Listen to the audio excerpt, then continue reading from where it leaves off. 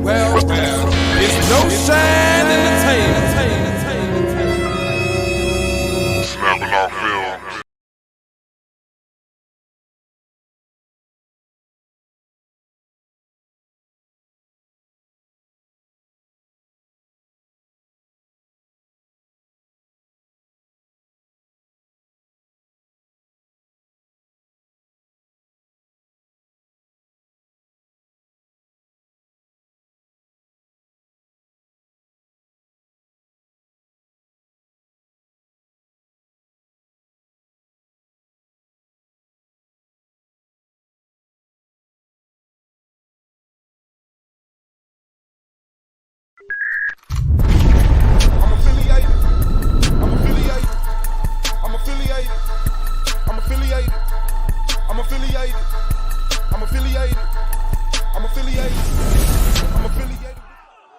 This video is under fair use. Copyright disclaimer under Section 107 of the Copyright Act in 1976. Allowance is made for fair use for purposes such as criticism, comment, news reporting, teaching, scholarship, and research. Fair use is a use permitted by copyright statute that might otherwise be infringing. Nonprofit, educational, or purpose use tips the balance in favor of fair use. All rights and credit go directly to its rightful owners. No copyright infringement intended. Enjoy. Oh yeah, on your way out, make sure you like, subscribe, and comment, man. This is the Argument League. Turn up.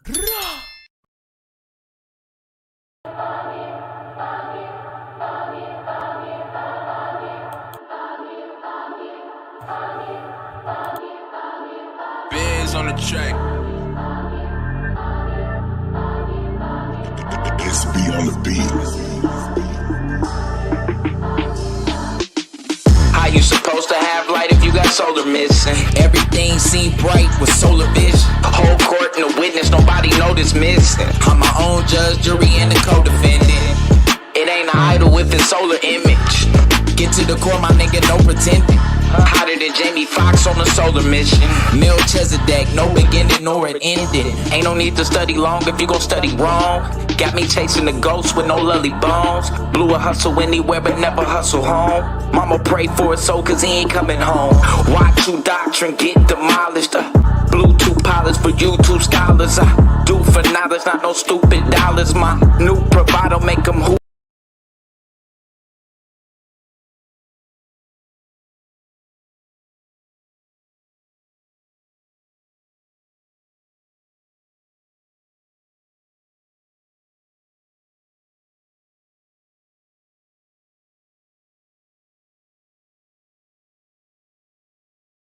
In the lead for the light bringers, Illuminati. You ain't doing nada, and blue ain't bother. Can't be rolling with you with no stupid MAGA. No Candace Owens, I don't do Kamala. Free flowing out this new Kabbalah. Lumen in the garden, hit a human olive. And you can get this stick with no soup and salad. Blue seek asylum on a Cuban island.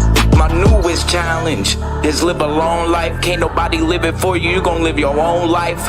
Right place, wrong time, I'm in the valley where the bones dry. I prophesy to the bones ride. How you supposed to have light if you got solar missing? Everything seem bright with solar vision. The whole court and the witness, nobody noticed missing. I'm my own judge, jury, and the co-defendant. It ain't an idol with its solar image. Get to the core, my nigga, no pretending. Hotter than Jamie Foxx on a solar mission. Melchizedek, no beginning nor an ending. Wake up, Jacob, tell him it's urgent. Identify me by the blessings, never the curses. Walk on water, but I never submerging. You a goon on Zoom, but never in person. My verses merge with the ancient letters. My rating's good, but my rank is better. You soft as Wayne and baby's leather. If I bring my best, you can't do better. Local natives, surrounded by the foreigners. The throne of David, the crown is Moorish. I can anoint the babies and crown the poorest. I'm rolling out, I found the forest. Lex told me keep a head and a leg up. Y'all rob with a tank at your head, bruh. Consul told Blue keep your bread up.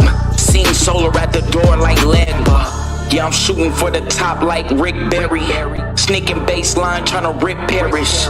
This is where your talking points get perished. Just to be a champion like Chris Harris. How you supposed to have light if you got solar missing? Everything seemed bright with solar vision. Whole court and a witness, nobody noticed missing. I'm my own judge, jury, and the co-defendant. It ain't an idol if it's solar image. Get to the core, my nigga, no pretending. Hotter than Jamie Foxx on a solar mission. Melchizedek, no beginning nor an ending.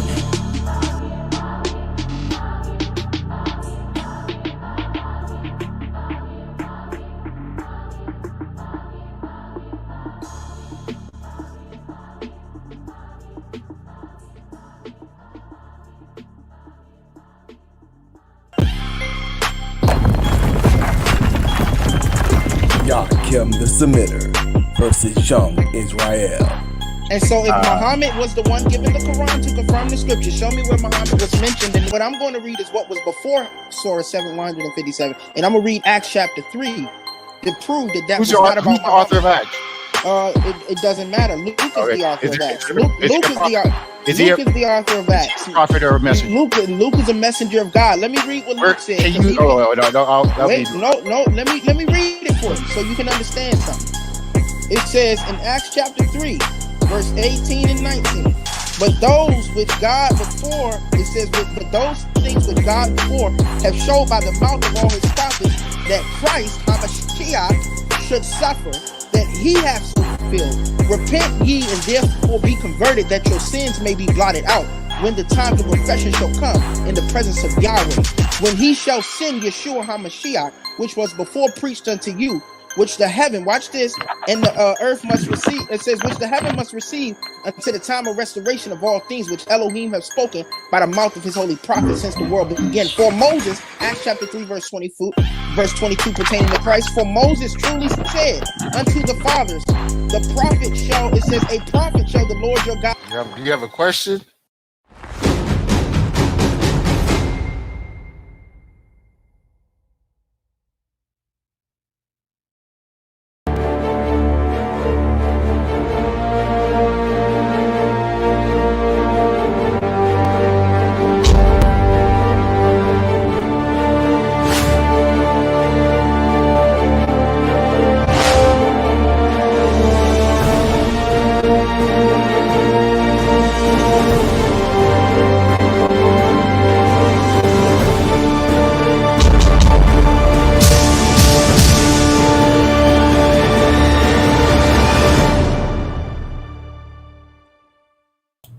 Peace. What's good, family?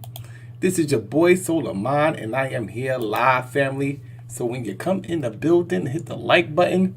Hit the like button when you come in the building, family. We got my man Suave in the building. And we got Judah Natsarah in the building as well. So this should be a very powerful debate. Marquee matchup, so get your pens and pads ready because it should be very informative. So I want to take a look before we bring the debaters on at the upcoming schedule that we have lined up for the people here on Solar Vision Debate League. Very powerful schedule we got lined up. Tomorrow we're going to have Cube. He will be back in the building. He will be squaring off against Azariah Nathan. Does God exist? Now you know with Azariah Nathan, he brings his sidekick. No, I want to say sidekick. I want to say the right thing. He brings his partner, Apariam, and they have the Shuttle Down crew. So it's a package deal with them brothers. So they're gonna come in and debate Q on Does God Exist? That'll be this Sunday, 9 p.m. Eastern Standard Time. And we're gonna on Monday, we're gonna have to reschedule that debate. I think I got a call from Amadan Kemet. He has to reschedule. But Tuesday, we definitely gonna have Chris Harris in the building. He will be squaring off against Anonymous Hebrew. And that's the much anticipated debate because it had to get rescheduled a couple times due to some unfortunate circumstances in one of the debater's family. So we give our condolences to that brother. That'd be Chris Harris. Wednesday, we're going to have Domo going up against Israel Doctrine. You know what I'm saying? So we know that that's a marquee matchup. It's some tension there. You know what I'm saying? Battle Axe will be going up against Amayan, and we know how Battle Axe did a couple days ago. So Battle Axe, I don't know, he may be getting that rookie of the year this year. I don't know. It's still early. We don't want to jump the gun. It is still early. So we don't want to, but it's looking pretty good thus far. Claim and Zadok will be capping the week off with a debate on Friday.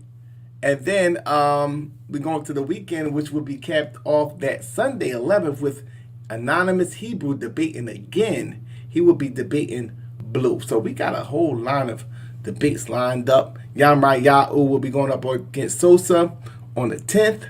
So if you're about that debate, like, this is where you want to be, family.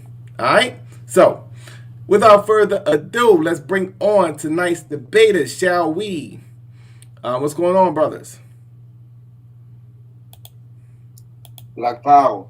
Y'all already know what it is, man. It's the boy Suave Boss, man. I just want to say I appreciate everybody in attendance, people, peers, judges, Solar, my opponent. I would like to take this opportunity to give honor to my mother and father who created me and their parents who created them so that they may create me, man. Good luck to my opponent. I'm ready to work. Meet these 10s and 9s tonight. All right. And we got Judah Natzara in the building. What's going on, Judah? Shalom. Thank you, brother, for having me on, brother Solomon. Shalom to the SBDO, debate league.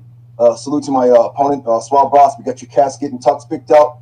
Let me give a big shout out to the Literati in SBDL, the Torah Knights Mafia. Shalom to everybody out there, the whole nation of Israel, everybody worldwide. Judah Nazar coming with the, with them Lonzo from our training day for our brother Suave Boss. We got his casket and tux picked out. Let's get it going. The guns is ready.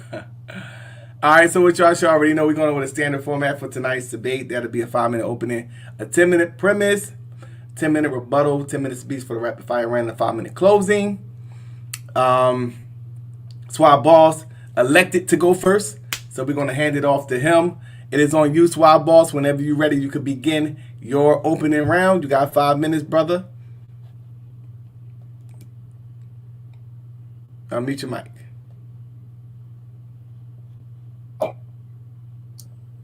Okay, here we go, man. Shout out to the people, man. You can start the time. Yes, tonight the debate is who's been more beneficial to the world, Israelites or Africans? Now, the way that this comes to be is that my brother Judah is an Israelite, and he, in my eyes, often go on these rants that are borderline to completely anti-African. Much of Africa is misunderstood. You know what I'm saying? Most outsiders look at it as like a dark continent, a jungle, a desert, a wildlife park where none but negativity happens. A country full of crazy people who do crazy things, ridden with war and disease, famine, ignorant, never did anything, just, evil, corrupted, they equated even the governments to like dictatorships and stuff like that, man. So a lot of people just got like this negative connotation about Africa. Well, I'm here to check the brother and let him know, put some respect on Africa's name, man, because the people there did some great things through our history. And just because the Western culture hasn't documented, just because that we haven't had the privilege of having access to the things that wasn't destroyed, then I don't think that we should take that as an advantage, especially coming from the perspective that he did, that they are Israelites and their story are so similar to ours. But I believe that there's conflict coming from the Bible. But I'm here to prove today that he can't really go on with the rhetoric that he speaks, because Africans did many great things, and it's documented and it's well known. And I just had to bring all the information together so that I can set it out to my people. I'm gonna touch on the rare things, but I'm just gonna run it down the middle. There's no trickery. There's no galling here. I heard my opponent's stream earlier. When I went back and watched it, and he talking about I'm gonna try to say that the Israelites was Africans and this, that, and the other. For this debate, I'm completely separating Israelites from Africans. In my I know that Israelites are Africans. That's what I believe because of the geological location of Israel. but I'm not trying to say the Israelites are African. So I don't even know where that came from. I'm here strictly to just bring the accomplishments and the contributions of the Africans throughout time, past, present, and paint a good picture for them in the future of why they've been more beneficial to the world than Israelites. I expect for my opponent to come with the accomplishments and the contributions of Israelites to the world from different certain periods. Other than that, I really wouldn't know what he was debating. This is not a biblical debate. This is not a belief debate on mysticism or nothing like that. So I'm just running it just like that, man. The black people have identified themselves in different sectors, and now that the Israelites are gaining ground and forming militaries and institutions of education, now they're turning on those who are connected to the African paradigm and feeling like that's legitimate. And so this is really what this debate is about. And especially after debates like EMAC, who shows depictions of blacks and Africans in such a negative light, I think that this league needs to see things like this and just be able to accept that we are brothers and sisters, of course, and in our differences, there's no reason to be rude or have this mentality that we must declare war on each other for any reason. Those in the ancient times, no matter what doctrine you go by, is in the ancient times. We have a more immediate, larger fight here. And so divisive stuff like this, when it seems like people are willing to accompany themselves, that latch on to the European or the Aryan and disconnect from the African and down them, I just don't get that logic and that mentality, man. And so hopefully the evidence that I bring here just weighs up against his and show like, hey, man, at the least, you got to show some respect for how long we've been here, what we have done, and our attitude toward the world, despite the fact that it seemed like the whole world agreed to, ride off in the sunset with our things and use that propaganda against us to steal the glory. So that's what I'm here for, man. I just want to wish my opponent, although he is my opponent, good luck, man. Try to get them high scores. Try to make this a classic debate. I hope he freaks out, yeah, but I want a good debate, man. So it's the boy Suave, B.O.S, man, standing up for the continent of Africa, man, and the people within and those who are connected to it through our heritage, compounded by the evidence that we've seen, man. Respect to Israel. This is not an anti-Israel debate. I'm only pro-African right here, man. Take it how you want it. But that's it, man. Black love, man. Black African power. Peace, global liberation, man. It's the boy Suave, B.O.S, man. All right. Shout out to Suave, B.O.S. We're gonna pass this thing now over to Judah Natsara. Whenever you're ready, brother, you can begin your opening. Can I share my screen for my opening? Or? So, can I share my screen for my opening? Okay. All righty.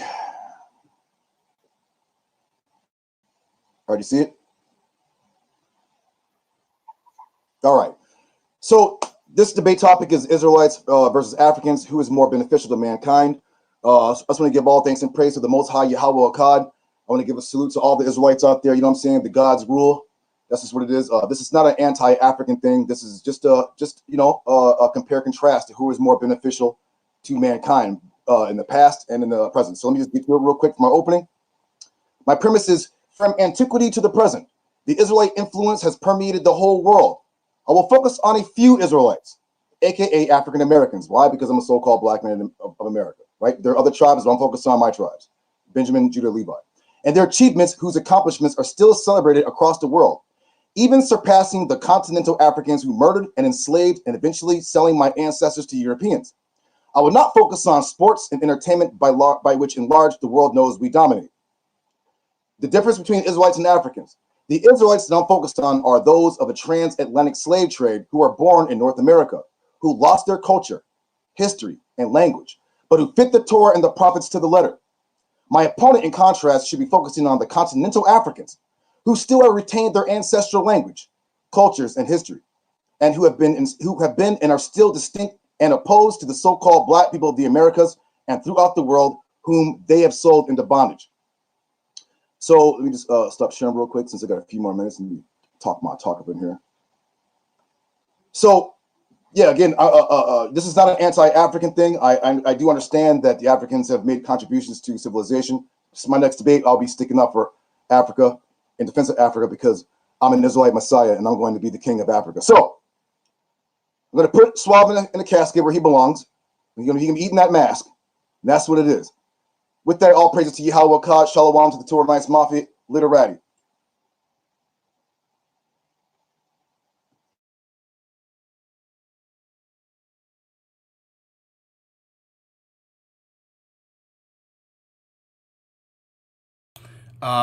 For that opening, we're going to take a brief intermission, family, and we're going to come back with the premise round. This is the Solar Vision Debate League.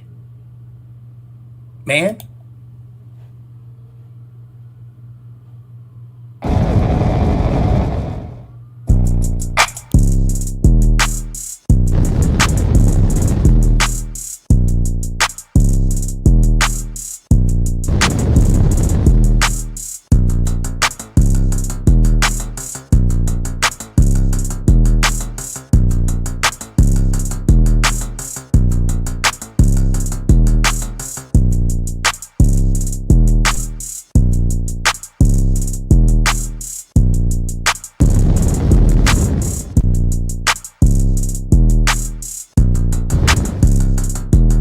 You're now rocking with the best. This is your boy Solar Mine, and guess what?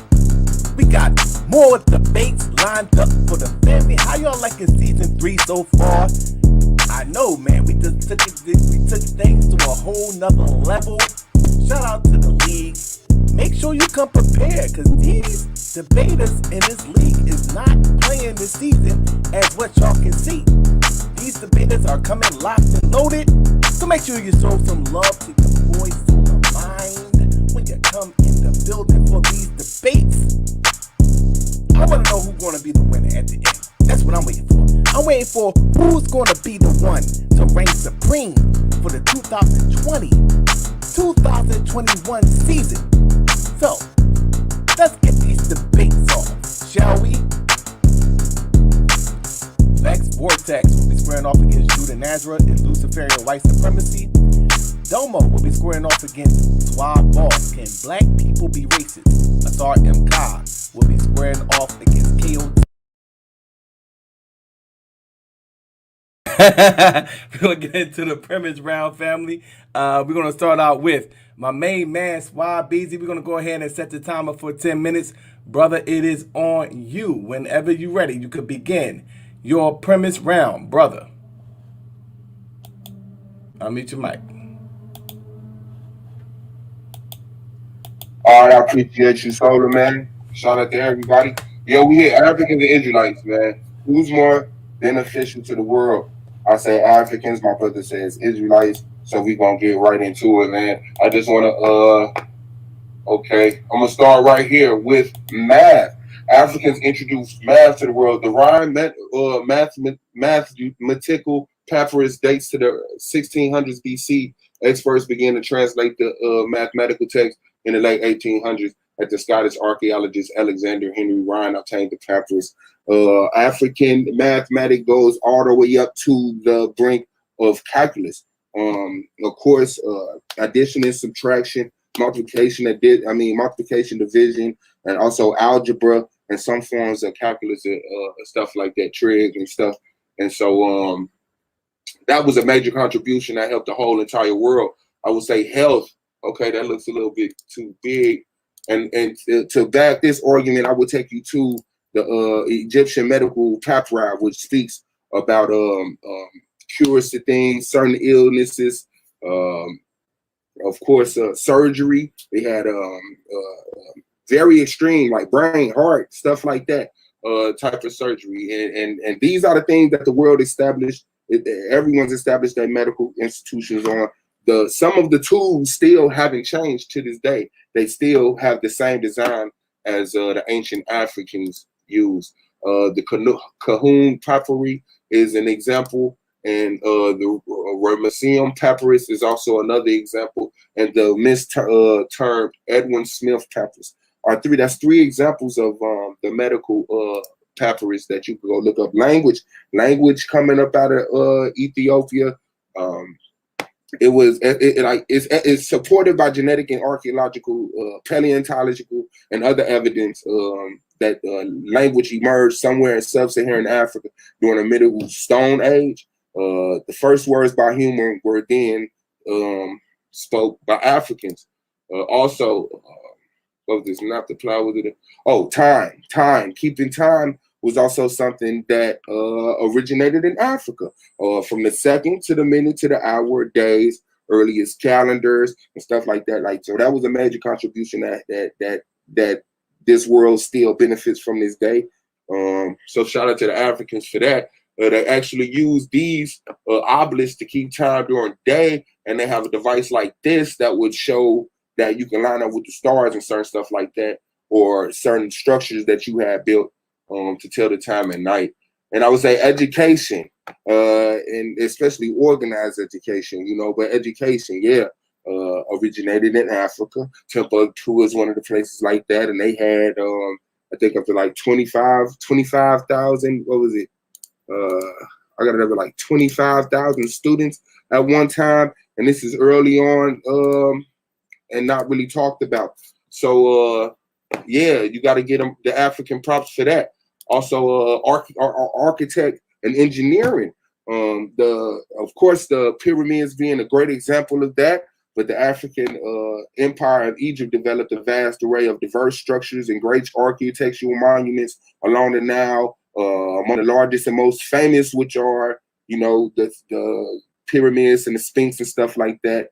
And there were hundreds of great cities in Zimbabwe and Mozambique made of massive stone complexes and huge cast-like compounds, like another hold on, what was we at?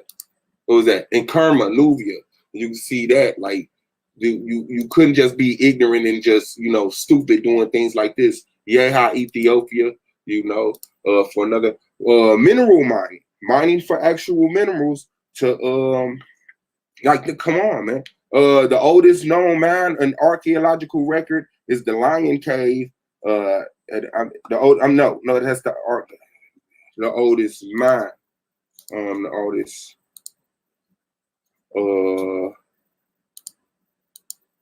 The oldest mineral mine, I'm sorry, dates from 40,000 to 20,000 years ago, and it's in southern Africa. So that's something that you'll have to give the Africans credit for. Mark that down.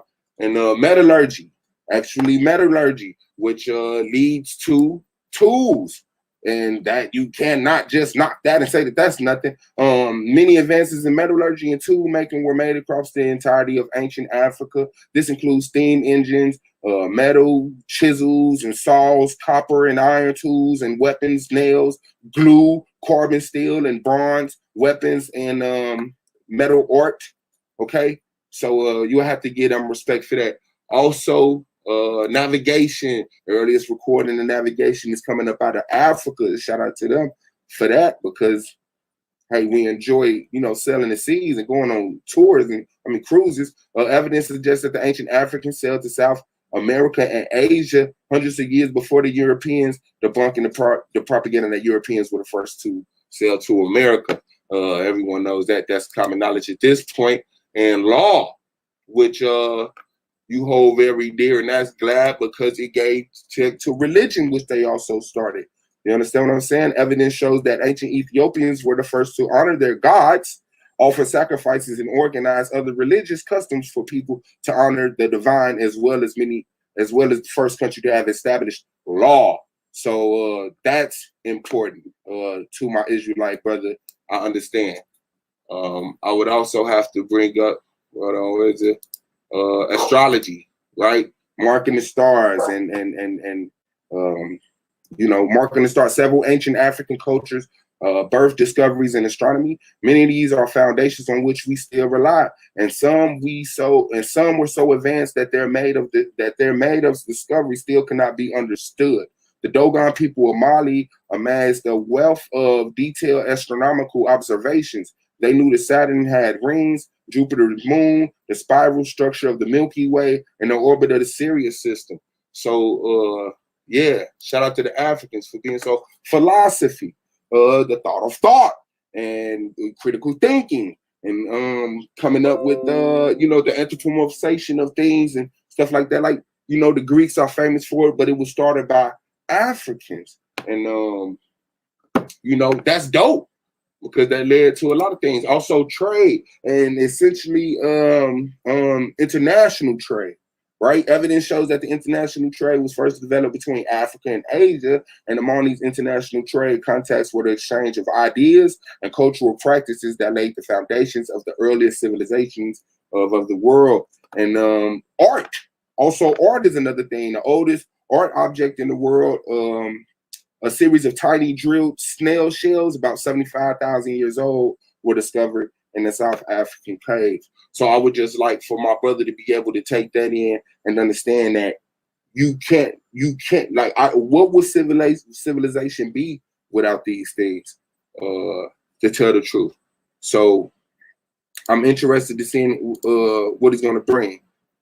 Sola, could you? Oh, no. I think it's on me. Let me share this screen right here.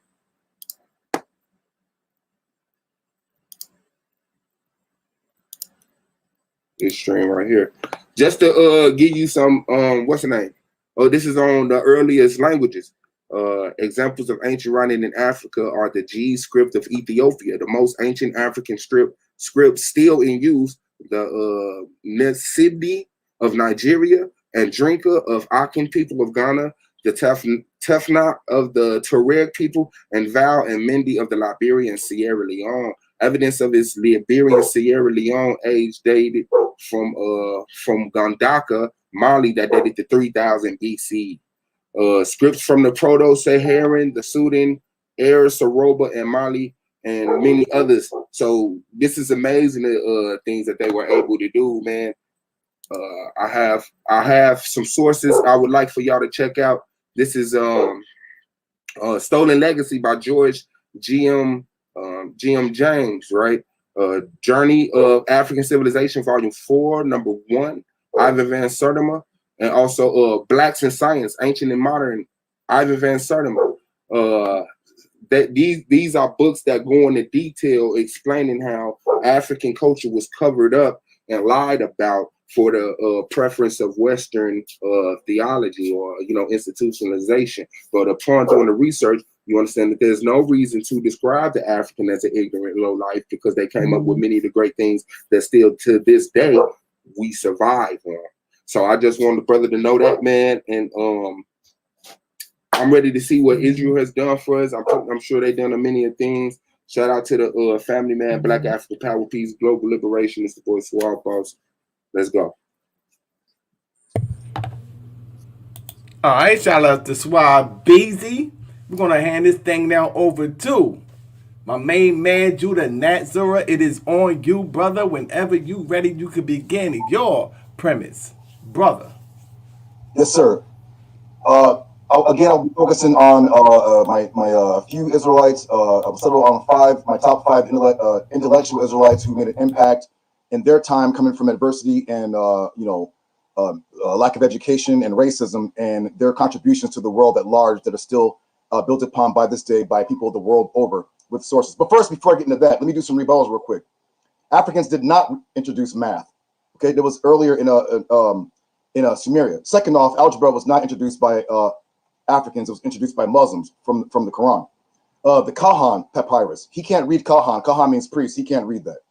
Timekeeping was not started by Africans. Sumeria, the word shamar actually means to observe. Egyptians did not build the pyramids of Giza. We know that. They lived in mud huts. Mineral mining date can't be confirmed. That's true. Tool making also in various countries, weapons, pottery, etc. He can't confirm that. The law of Kemet had no law, but the pharaoh. The sabbats or the scribes were based on. Oh, I got no problem. Yeah. I'm just right quick rebuttal, brother. And the Egyptian book is a funerary of magic, brother. That's not philosophy. And Akkadian is the oldest script. Now, let me get into my premise real quick after I just killed him with that. Okay, let me get to my thing real quick. Get him up out of here quick. All right. So I'll be focusing on my first. Can you see it, Solomon? All right. Round one. My top five Israelite intellectuals who impacted the world. We'll go to this real quick. We're going to start off with Garrett Morgan. It's from my sourcehistorychannel.com. Garrett Morgan, 1877 to 1963. With only an elementary school education, a black inventor and son of a slave, Garrett Morgan, look at his last name, Morgan, it's clearly European, which means he was a slave or an Israelite, came up with several significant inventions, including an improved sewing machine and the gas mask, which is, however, one of Morgan's most influential inventions was the improved traffic lighting signal in 1923. With this innovation, drivers across the nation would be directed by a two-light system, right? My sourcehistorychannel.com. Keep going.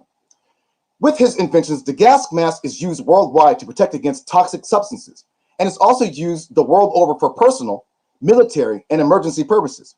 Garrett Morgan's inventions of the three-light street signal has saved millions of lives and is employed around the world until this present day by various peoples across the planet. Number 2, I'll start with Israelite. Charles Richard Drew, 1904 to 1950. Countless individuals owe their lives to Charles Richard Drew, the physician responsible for America's first major blood banks. During a postgraduate internship and residency, the young doctor studied transfusion medicine. And later, while studying at Columbia University, he refined key methods of collecting, processing, and storing plasma. My source, Kirsten Fawcett, 10 African-American inventors who changed the world. Get him out of here. Responsible for the first major blood banks and collection of plasma. What's plasma, Judah? Well, plasma is the yellow fluid in the blood that holds blood cells. It comprises 55% of the blood and is composed of water, salts, enzymes, antibodies, and proteins. Due to Dr. Drew's achievements, millions of lives have been saved the world over. Patients suffering from trauma, shock, liver disease, blood clots, and as recent as COVID-19 owe a great debt to this esteemed Israelite. Shout out to Elder Charles Richard Drew. All praise to Yahweh God. George Washington Carver, 1860s to 1943. Look at this, y'all. Adversity. George Washington Carver was born into slavery in Missouri. Carver received his undergraduate and master's degree in agricultural science at Iowa State Agricultural College.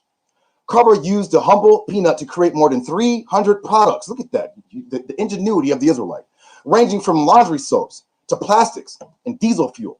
By 1940, it was the South's second largest cash crop. My source, Kirsten Fawcett, 10 African-American inventors who changed the world. Let's just expound a little bit more on George Washington Carver. Mr. Carver's genius of utilizing peanut oil for fuel or biodiesel resulted in a less toxic atmosphere, which in our time would reduce health issues such as cancer, respiratory irritation, nervous system problems, and birth defects in babies. So we owe a great debt to this genius Israelite who was born in slavery. His genius also developed in products such as flour, paste, insulation, wallboard, soap, shaving cream, skin lotion, insecticides, glue, medicines, and charcoal, which until this present day is utilized by all peoples worldwide. Let's get him out of here. Patricia Bath. Shalom to our late sister, Patricia Bath. Patricia Bath was born in Harlem and will go on to become a pioneer ophthalmologist, an inventor, and an academic who was known for inventing a tool and procedure for the removal of cataracts using a laser beam called laser phacoprobe. My source, Interesting Engineering, Changing the Face of Medicine. Let's go into more about our esteemed sister. The number of ophthalmologists in practice and training worldwide totals 7,360,000. Oh, I'm sorry. Wait. Oh, I get the wrong number here. I'm sorry. Let's just say 7 million worldwide. This is from the International Council of Ophthalmology. Mrs. Bath was an ophthalmologist, which is the study and treatment of disorders and diseases of the eye. She helped complete the procedure called, this is going to be hard for me, keratoprosthesis. This procedure is the replacement of a diseased cornea within the eyeball with an artificial one. Patients in over 213 countries have benefited from the achievements of Mrs. Bath, who just passed away last year. You see the ingenuity of Israel? All over the world. And to close it out for my first round, we'll focus on Leonidas Berry, 1902 to 1995. Leonidas Berry was a pioneer in gastroscopy, and endoscopy. I have a speech impediment, so it's hard for me. Just bear with me. I'm sorry. He invented the first direct vision instrument, better known as the gastroscopy scope, to remove diseased stomach tissue within the intestinal wall lining. Berry received his first bachelor's degree from Wilberforce University in 1924, at a time of Jim Crow and slavery and all sorts of stuff, but let's keep it going. He received his second bachelor's degree from the University of Chicago. Berry went on to get his MD from the Rush Medical College of the University of, from his MD from Rush Medical College of the University. In 1933, he got his MS degree in pathology from the University of Illinois Medical School. So you can see that Leonidas Berry was a very, very educated man in a time of racism and lack of education and all this, right? Oh, I'm sorry, my source, Medical Design and Outsourcing and the New York Times. A little bit more. Mr. Berry invented the device called the gastroscopy for the purpose of being able to see inside the digestive tract to see and remove diseased stomach tissue. Due to Mr. Berry's achievements in endoscopy, of which he wrote 84 articles and 12 books, of which the authoritative text is called Gastrointestinal Endoscopy, give rise and influence to others around the world with 21 centers of endoscopy from Belgium, Egypt, Tokyo, Hong Kong, and Rome, Italy, right? So you have 21 centers due to the achievements of Mr. Leonidas Berry. We're closing this out. Oh, I'm sorry. So my closing for round one is my top 5 Israelite intellectuals who impacted the world. Out of the many Israelites, also known as Black or African Americans, I chose 5 who, in my opinion, were leaders in intellect and left a lasting impression, imprint, and influence on the world. Due to their accomplishments, often in a climate of adversity such as racism, lack of education, and limited opportunity, despite whether or not these great individuals knew their identity as Israelites of the Torah and prophets, our scriptures state it is due to our God Yahweh that our people are gifted with talents for the benefit of our people, extending to the world at large. And with that, I'm closing my round for round one. All praises to Most High, Yahweh God. Shout out to the Torah Knights and then Literati. Thank you. All right. Shout out to Judah Nazareth. We're gonna take a brief intermission, and then we're gonna come back with the rebuttal round, family. So, this is the Solar Vision Debate League. Man, what's good, family? This is your boy Solar Mind, and we're going to be going over the top 5 defensive debaters in the Solar Vision Debate League. We swatting all that misinformation and hitting you with the cold, hard facts. They say defense wins championships. We'll see how true that is in the Solar Vision Debate League. So let's get to this top 5. Number 5, Anpu. Let me share my screen one more time. I want to show you guys something else. I want to be in and out with this one. In my presentation, right, I showed you guys Egyptian soldiers, and he said that I was showing Nubian soldiers. Well, guess what, family? In the same tomb, they have the Nubian soldiers. So what you can clearly see in the tomb of Machete from 2000 BCE, the Nubian soldiers are on the right and the Egyptian soldiers are on the left. What I showed in my presentation was the Egyptian soldiers on the left. And just because the Nubians may be depicted darker than the Egyptians does not mean that they are not both indigenous to the African continent with dark pigmentation of skin. Number 4, Minister Howe. This right here is from Biola University right here. Watch this now. And I'm providing you sources. Watch this now. These are people that wasn't Israelites that God used. And I'm just going to go down. Watch this now. Right here, I want to go to Caleb. Did you know Caleb was not an Israelite? That he was a Kenizzite? He was one of the Canaanite tribes, but God used him to bring salvation. What about Rahab? She was a Canaanite prostitute, but God used her to save them when they came looking for him. Did you know that? Number 3, Domo. I just want to reiterate, my position is that black people cannot be racist. Race is a unilateral social hierarchy. A lot of the confusion that Suave is dealing with and understanding my position is the fact that he hasn't addressed my position in no way, shape, or form. When I say that race is a unilateral social hierarchy, I am making the argument that it is a system that only flows one way, and that's white over black. That means that there is no forms of individual racism because the way that racism functions is white over black. Race functions as white over black. Guess what you ain't heard? There's been no refutation of that. He has not made any argument saying whether or not that's not true. Number 2, Judah Nazareth. First off, I'm quoting from if you can see it, it's called the Scottish Rite Masonry, not Wiki. Okay, so right there, that's 2 headshots. I'm kicking a dead body right now. Okay, and let's see what they say in their own book. See, I don't play games with these dudes. Get these dudes out of here. And bear in mind, everybody he named was white. White. Why are they all white? That's all I want to know. Anyway, let's keep it going real quick. And the number 1 defensive debater in the Solar Vision Debate League is none other than Chris MVP Harris.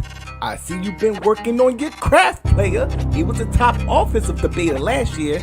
Now he is the top defensive debater so far in the Solar Vision Debate League. Shout out to Chris Harris, the top defensive debater of SVDL. I mean, everybody hears what has happened in this debate here with these 2 gentlemen here.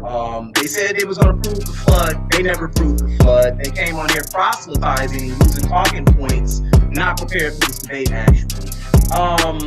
They said they was going to use science, and they never used any science. They said they was going to use math, and they never used any math. They never showed how the boat navigated. They never showed did Noah build a rudder on the boat. Not to mention he was 600 years old. Not to mention how did he put the boat together.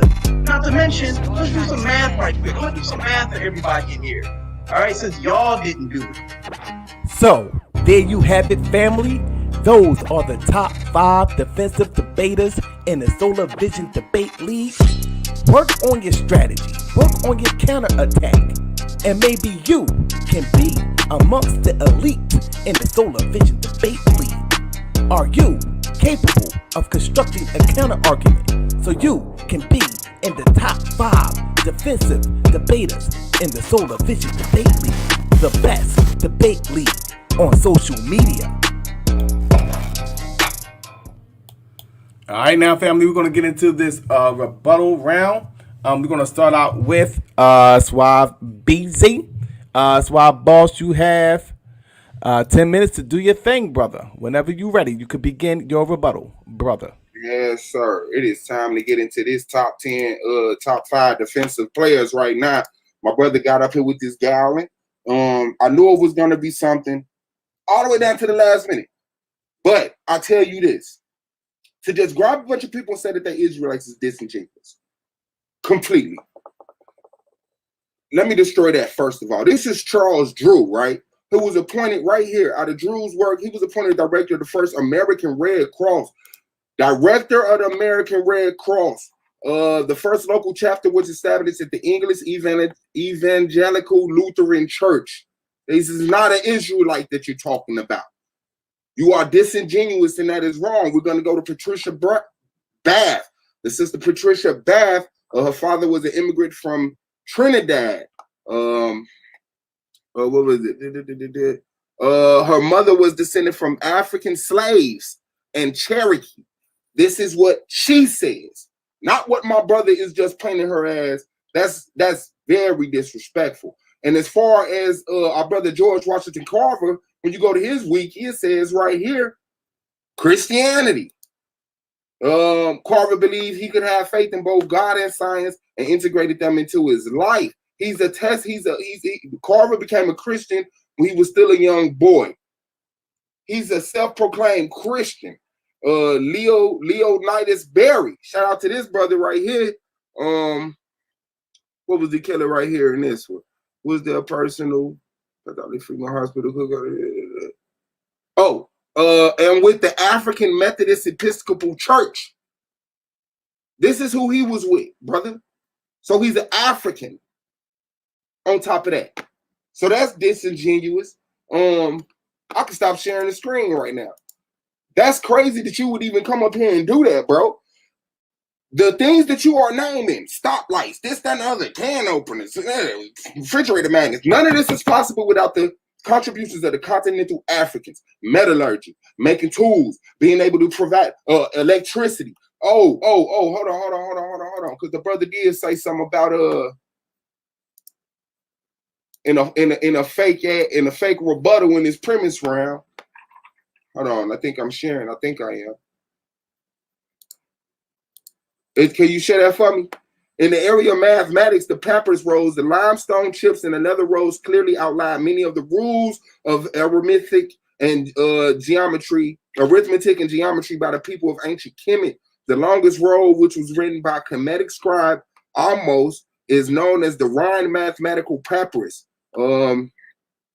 Long before the Amos papyrus was written, Kemetic mathematicians were already guiding the construction of pyramids and measuring the content. And then he says the pyramids weren't built by the Egyptians, they were built by Africans. They were built by Africans. Are you going to show me who came in and built the pyramids? When you go into the records of Herodotus, he says that Egyptians built the pyramids. And then you just come up here and speak from your heart. These are things that you come on, electricity. You're not getting a stoplight without electricity. Steam engines. You're not getting the development of engines without the Africans coming up with the propulsion system. This is ridiculous. Okay, I can stop again, man. I want you to see my face, fam. So I'm letting you know now, man, you are coming with a false doctrine. This is incredibly stupid. You talked all of this stuff about the Africans and came with no evidence to even debunk. None to even debunk.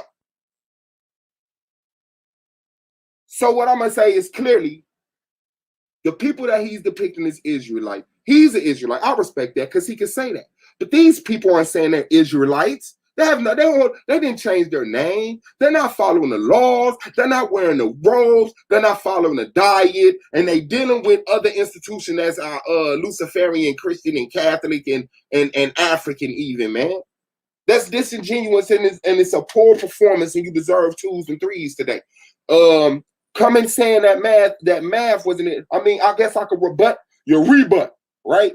Well, but that's a negative. I've already showed the trade route, medicine, language, architect and engineering, mining for minerals, metallurgy, being able to create tools, constellation recordation in astrology, cosmology, navigation, law, religion, philosophy, and art. All of these things predate all these things that you're talking about and need them to exist.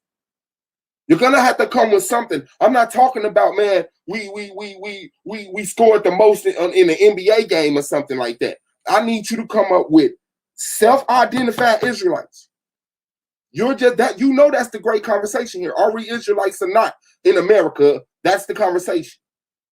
You say you're Israelite, other brothers say they're Israelites, and I respect them for that, and I identify them as that. But you cannot falsely go around and just identify people of African descent who openly admit they're of African descent and paint them as Israelites just because you have nothing recorded that beats these accomplishments. That's sad, brother. You're supposed to be Judah. You putting that little skinny old arm up there. You should have been putting some information together on a PowerPoint based off of Israelites. That's what you should have been doing, bro.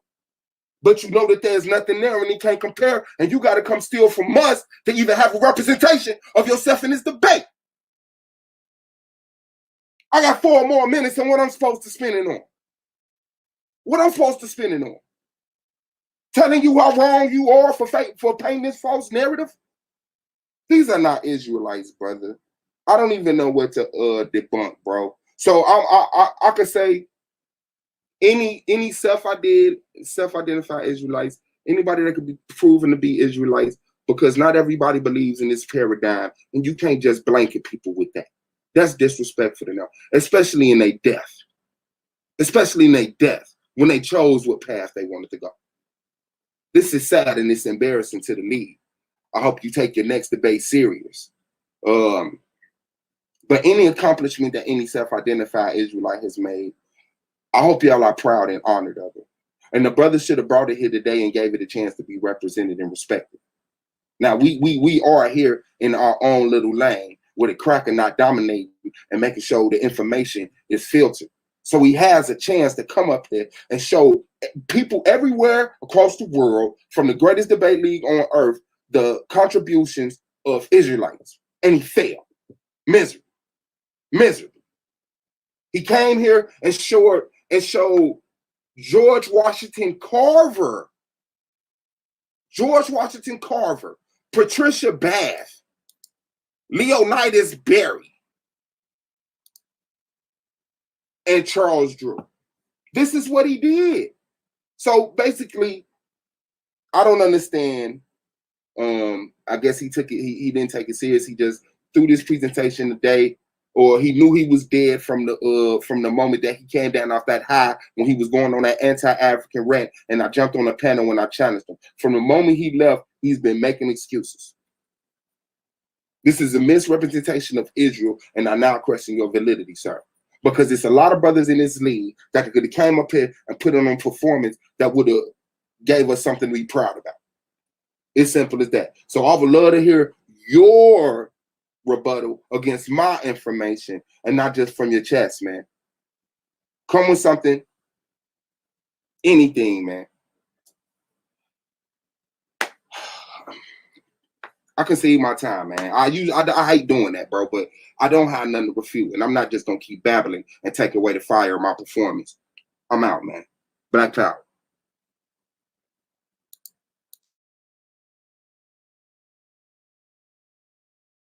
It's on you, Judah Nazareth. You got 10 minutes to do your thing, brother. So whenever you're ready, you could begin your rebuttal, family. Whenever you're ready, bro. Okay. As y'all clearly saw, Suave Boss did a dive into the casket and landed on his neck. Didn't even land in the casket. He landed off the casket. Now, this debate is not on a biblical debate. So with that, let me just share my screen. I'm going to rebuttal him. Then I'm going to go back to my second round of beating on his skull. Because this is what Judah Naz does. Get these dudes up out of here. You see them about to cry. Oh, I know it hurts, bro. It hurts. I'm sorry. It hurts. I got to do it to you, bro. Got to do it to you. Can you see my screen, Solomon? All right, so make a quick little rebuttal. You see here Hebrew communities in ancient West Africa. Okay, you see here two French travelers in the 18th century, Conrad Malty-Brune and James Gates Percival, traveled around Africa during the time of the slave trade. Get up out of here, bro, and documented tribes in Africa. While traveling through the kingdom of Wango, which is present-day Congo, they came across black Jews. Okay, so we have these black Jews in Africa. Here's the book here. Source, get up out of here, bro. I know it hurts, bro. That's what you get when you mess with Judah Nazareth. The kingdom of Wango contains black Jews scattered throughout the country. They are despised by Negroes who do not even deign to eat with them. So Africans wasn't even like dealing with our people during the time of the slave trade. Black Jews, get up out of here, bro. They're occupied in trade and keep the Sabbath. Let's keep going, right? Here's another source. The European Jewish newspaper known as Haaretz, hold on, let me get this real quick, published documents from a Portuguese traveler who wrote about what he saw in Senegal, another African country, during the time of the slave trade. Get up out of here, bro. Who witnessed slavery? My ancestors. Who did the enslaving? Your people. Let's keep it going. It says, the Portuguese writer writes, in this land there are Jews known as Gauls, and they are black like the rest of the inhabitants, but they have no synagogues and do not conduct Jewish ceremonies, but they call it Jewish. So my Israelite ancestors were in Africa and had lost their way. So you can't say because our people in America didn't know who they were, that they weren't Israelites. Just like our Torah says, they would be removed from their heritage, right? Which is the Torah, Deuteronomy 33, verse 4. But this is not a biblical debate. This is a murder. Here we go. They do not live with other blacks. So there's a clear distinction between Africans and Israelites, but separately. Because they do not dare in the villages, they locate themselves behind the house of the ruler of the village, and at dawn they sing his praises until he grants them a portion of millet or corn. And then they go. If they didn't do so, the rest of the blacks would not tolerate them, so great is their hatred for them. Well, where are these black Jews now during the slave trade? Where they wind up at? America, get up out of here, bro. Okay, let's go to this real quick because it's my rebuttal. Okay, rebuttal game nasty. This is what you get, bro. We step in with you in Nazareth, you get your head cracked. Let's get off of that. Hold on. Okay, we can see here real quick. As you can see here, Leontopolis, Tel El Yehuda in Egypt. Wait a minute. So, like, where did these Israelites in Egypt go? They spread out through Africa. They went east, west, south, all up in Africa. Well, as you can see this here. Okay, Josephus. Okay, wait, hold on. So we get down here real quick. Get him up out of here, bro. Okay, you see here, King Ptolemy and Queen Cleopatra to Onias IV send greeting. This is your Greek Egyptian rulers talking to my ancestor, Onias IV. We have read thy petition where you desire to leave and give the purge that the temple which is fallen at Leontopolis and the Nomus of Heliopolis, right? So my ancestors were building up temples in Egypt, right? The place that you love so much. As you can see this excavation doing here. Get up out of here, bro. Okay, wait a minute. Here's another article. Let's check the source real quick. The article is called "It's Time to Face the Whole Truth About the Atlantic Slave Trade." Okay, we didn't got to read all of that. Who's authored by Sheldon M. Stern. Let's keep it going real quick. Okay. Get these dudes up out of here with the foolishness. Okay. As you see here, it says Nigerians who he loves, for example, explicitly teach about their own role in the slave trade. Okay, so we got Africans selling Israelites. They just called them Africans, a blanket term, but Africa, that term didn't come until Rome. I still have my second round to go, but I gotta do rebuttal. These Nigerian middlemen moved to the interior where they captured other Nigerians, clearly of other people, who belong to other communities. Get up out of here. Okay, let's keep it going. Okay, Israelite. Let's go to Ghana. In Ghana, politician and educator Samuel Suleimani acknowledged that his Asante ancestors accumulated great wealth.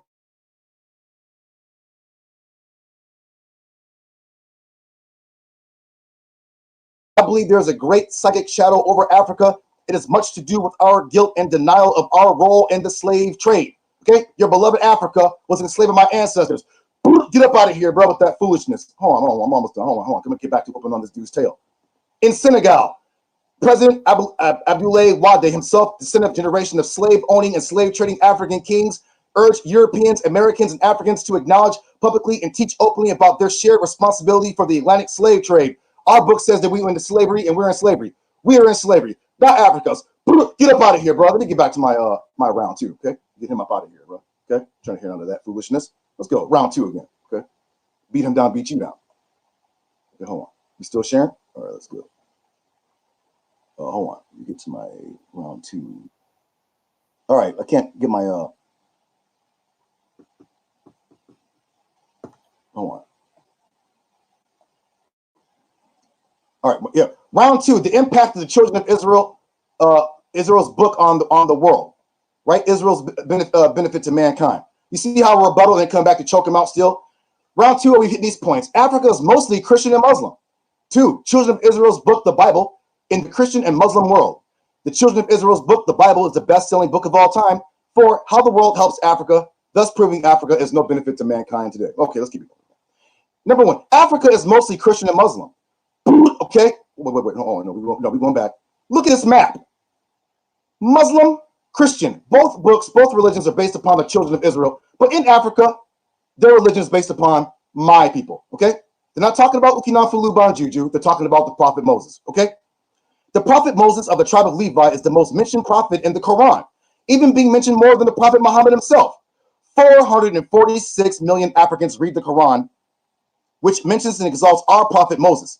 Africans are not exalting African prophets, but Israelites. How then can Africans be a benefit to mankind? Well, yeah, I know it hurts, but this is not anti-African. This is just called the truth. Hold on, let me get to my hold on, into my second. Hold on. My computer.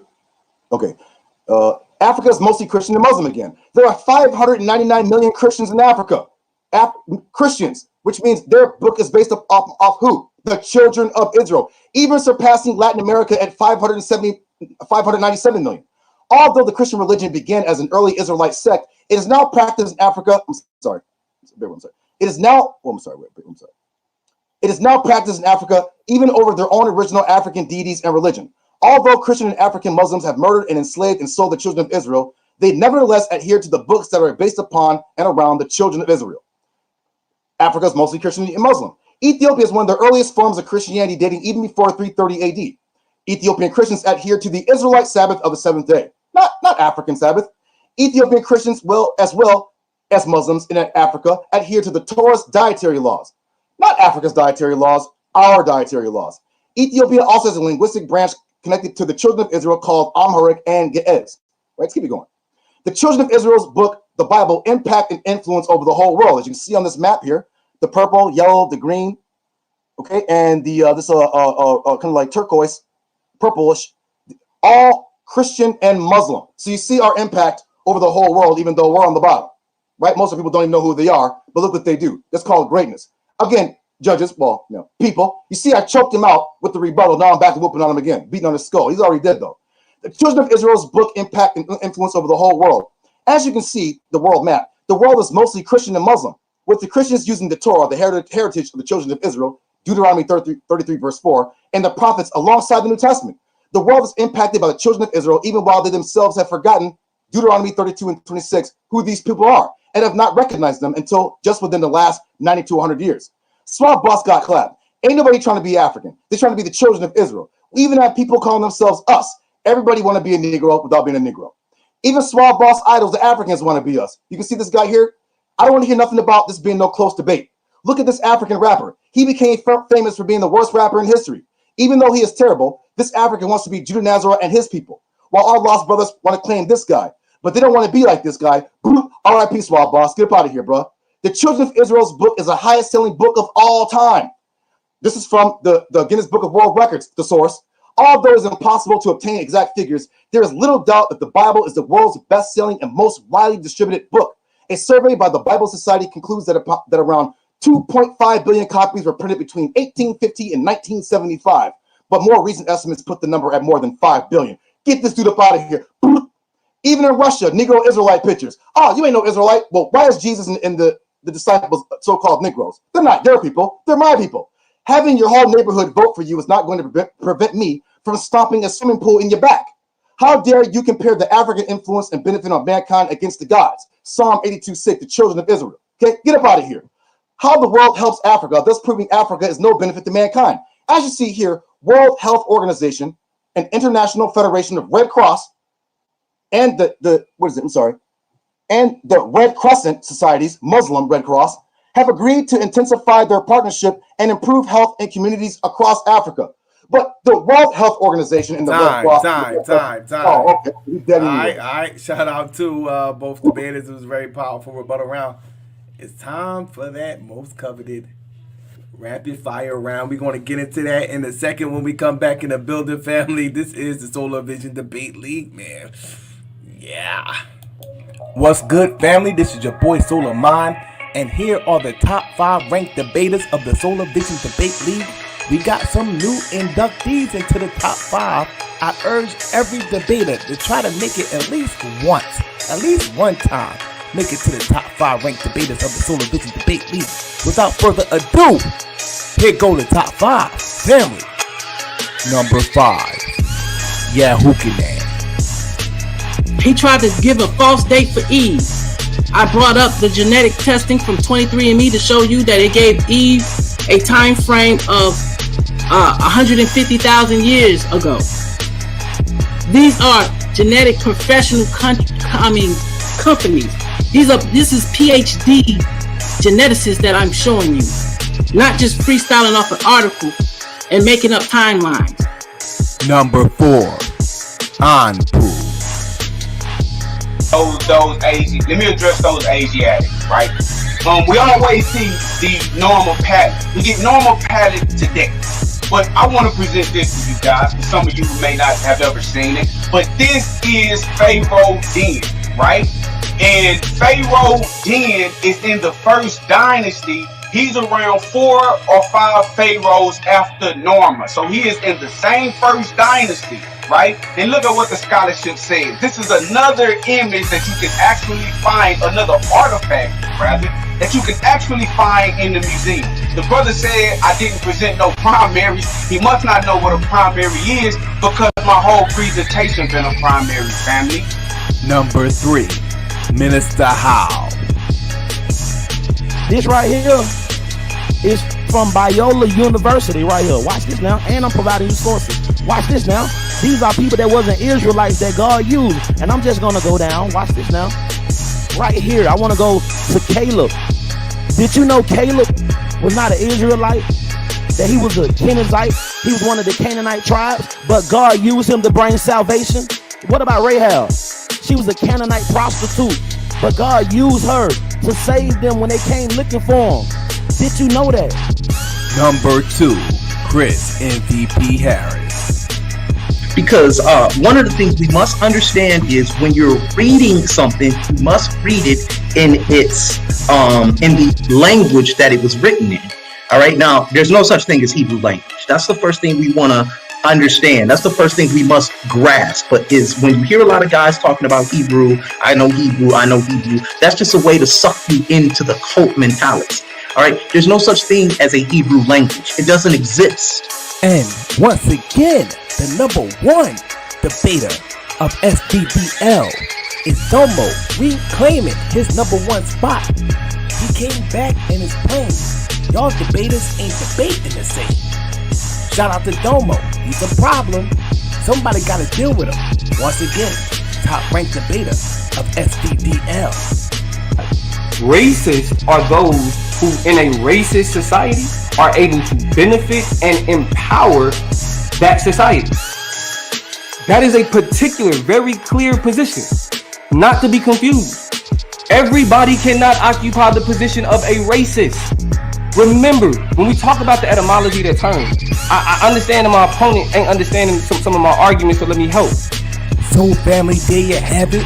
Those are the top ranked debaters in the Solar Vision Debate League. My advice to you guys that didn't make it yet, work on your PowerPoint. Step your delivery game up. God damn it, do some damn studying.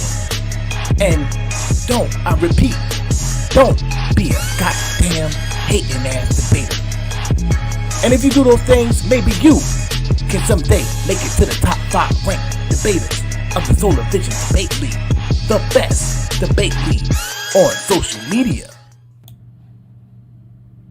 Alright, family, it's time to get to that rebuttal round, family. We're gonna start out with Suave Boss. We're gonna start out with Suave Boss, and we're gonna set this timer for 10 minutes. It is on you, Suave Beezy. Cameras are on at this time, family. So,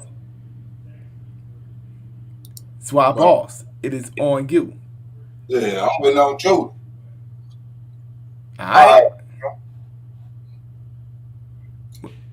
Whenever you're ready, brother. Ready. Okay, Judah. Yes, sir. Am I African or am I Israelite? You're an Israelite. Okay, what distinguishes an African from an Israelite? Africans are still on their continent. They sold your ancestors and murdered them. Sold them to the white man. And you have a last name of a European, not an African. Okay, so that's how you identify Israelites, as people that's not in the continent of Africa. And the descendant of slaves sold by the Africans to the white man. Okay, did any Africans get sold by Africans? I'm sure some got crept in there, yeah. No, the source that you showed said Africans sold Africans. Okay. Okay then. So why would you say you think so when you showed the source that says Africans? You still haven't showed the source that said Africans sold Israelites. Do you notice that? Yeah, just like I said, that our book says that the Israelites were forgotten through time. And African is a new word. So hold on. African is a new word, sir. Let's not play word games. Keep it going. Millions of Muslims and Christians in Africa. Are they Israelites? Some of them are. No. Are the Christians, listen to the question, are the Christians and the Muslims Israelites? There are some Israelites who are practicing both religions. How do you determine those people to be Israelites if they still in the continent of Africa? Because we're spread throughout the 4 corners of the earth. Okay, but when I asked you how do you separate African and Israelites over here, what Africans and Israelites was, you said Africans are still on the continent and Israelites have been dispersed. So these people are Israelites even though they ain't been dispersed. You just claiming them Israelites too. Okay, that's cool. I'm sorry. No, I didn't say that. No. They're still in Africa, being oppressed by your people or who you want to idolize. All night. Go ahead, sir. All night. Okay, ahead, you showed a source from a Portuguese cracker, right? That was talking about a group of Africans, and you mislabeled them as Israelites because they characteristics showed that they were a different type of African. Okay, they said in that what you read said they locate themselves behind the houses of the rulers of the villages at dawn and seeing the village ruler praises. Can you show me where that's an Israelite tradition? No. They were. Is that an Israelite tradition? Sir, can I answer the question? Is that Israelite? Israelites were in your idols' countries getting abused. Is that an Israelite tradition? Getting oppressed by people? Yes. No. Singing praise the village ruler. Okay, so you're gonna ignore it. Yeah. See? Okay. Can I tell you? Yeah, they get oppressed by everybody. Go ahead. Okay. Was George Washington Carver? Did George Washington Carver say he was a Christian or Israelite? He was in this. He lost his heritage. He said he was a Christian. No, can you listen to what I'm saying? Did George Washington Carver testify that he was an Israelite or a Christian? He was in the religion of Christianity. Okay, thank you. Patricia, what's the sister name? No, hold on, my curse set. I know. The Israelite is buried. Did he self-identify as a Christian or an Israelite? A Christian. He was in the religion of Christianity. Thank you, brother. Right. Nationality and religion are different. But go on. Patricia Bath. Was this sister self-identified as an Israelite or a Christian, brother? She was in the religion of Christianity. Okay. She didn't have nationality. Look, you dying over here. Keep it going, though. You dying over here. And the brother Charles R. Drew, that you misidentified as an Israelite. Was he an Israelite or a Christian, brother? He was a Christian in the Christian religion. Okay, thank you. I hope you paid attention to that. That was I did. Yeah, attention, y'all. Okay, so can you tell me any type of tangible thing that an Israelite contributed to the world, sir? I just listed 5. Hold on, I'm sorry. Because I see your style, you just claim people to be Israelite against their own self-identification. But can you show me a self-identified Israelite, anything tangible created or contributed to the world? Can I show you now? I'm in Japan, but I can give you references. You want a reference of somebody? Can you reference or source any self-identified Israelite and what they contributed to the world? Let's say Yahweh. No. I'm sorry. What's the brother's name? From Demona. No, I'll say. You know what? General Yohana. No. Elder Tahar from Great Millstone. Now what? Did you just say General Yohana, bro? No. I said Tahar from Great Millstone. Did you say General Yohana, bro? Well, you know what? I'll say General Yohana. Okay, General Yohana. I'll say One West. What did Yohana contribute to the world? One West Israelites. And what have they contributed to the world, bro?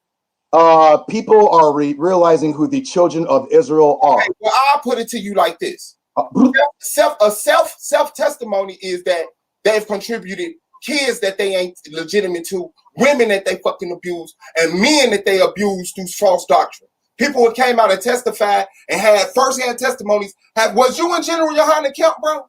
No. Have you seen the testimonies of the S1 or the X1 West camps, bro? Yes. Are they positive or negative, bro? Some are positive, some are negative. Okay, so these negative ones, do they have any validity or credit? I wouldn't know. I don't bear false witness. Okay, so not only is you bringing up an Israelite who haven't contributed nothing to the world, but you're bringing out one who also has hurt and sinned by your book, right? Okay, could you show me anything other? Could you show me anything other earlier than the medical papers? No. Let me ask you this first. Was medicine introduced by the Africans? No. Okay, can you show me anything earlier than the medical papers that shows? So herbs of medicine. People have been eating herbs for millennia. You just saying that from your mouth, or do you have any sources? People in Japan have been eating herbs for thousands of years. That's medicine. Herbs and plants and things are medicine. Okay, bro. Stop playing games. Bro. Africans introduced law and religion? No. Okay, can you show me or source me or reference me anything earlier than the religious scripts of Egypt? Go. Sumeria. You know, Shamar, observe the stars and the planets and the sun and the moon.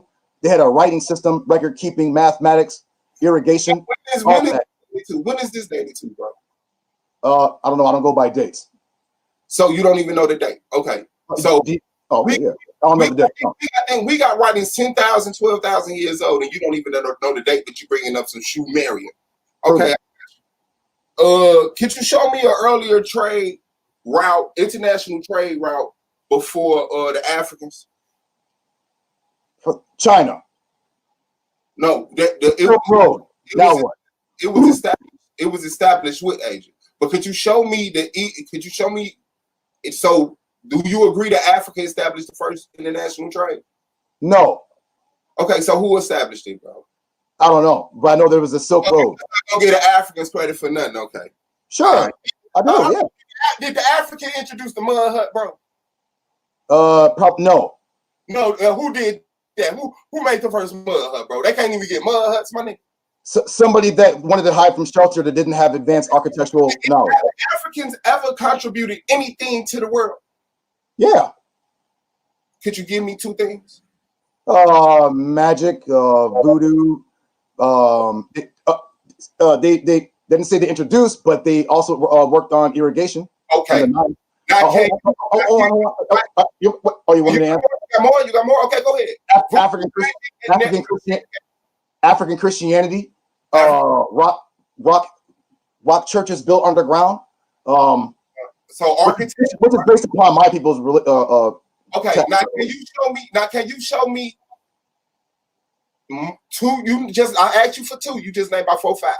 Can you show me two things that the Israelites contributed and built? Yeah. What? The Bible that one people are reading, the Quran, which is based upon the Israelites. Oh, I'm not done, brother. Wait a minute, brother. Mathematics. No. I want to go source by source. You said the Bible.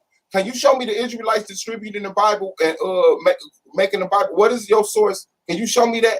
Because to my records, the Bible was mass produced after the press was made, right? And that dude wasn't an Israelite, right?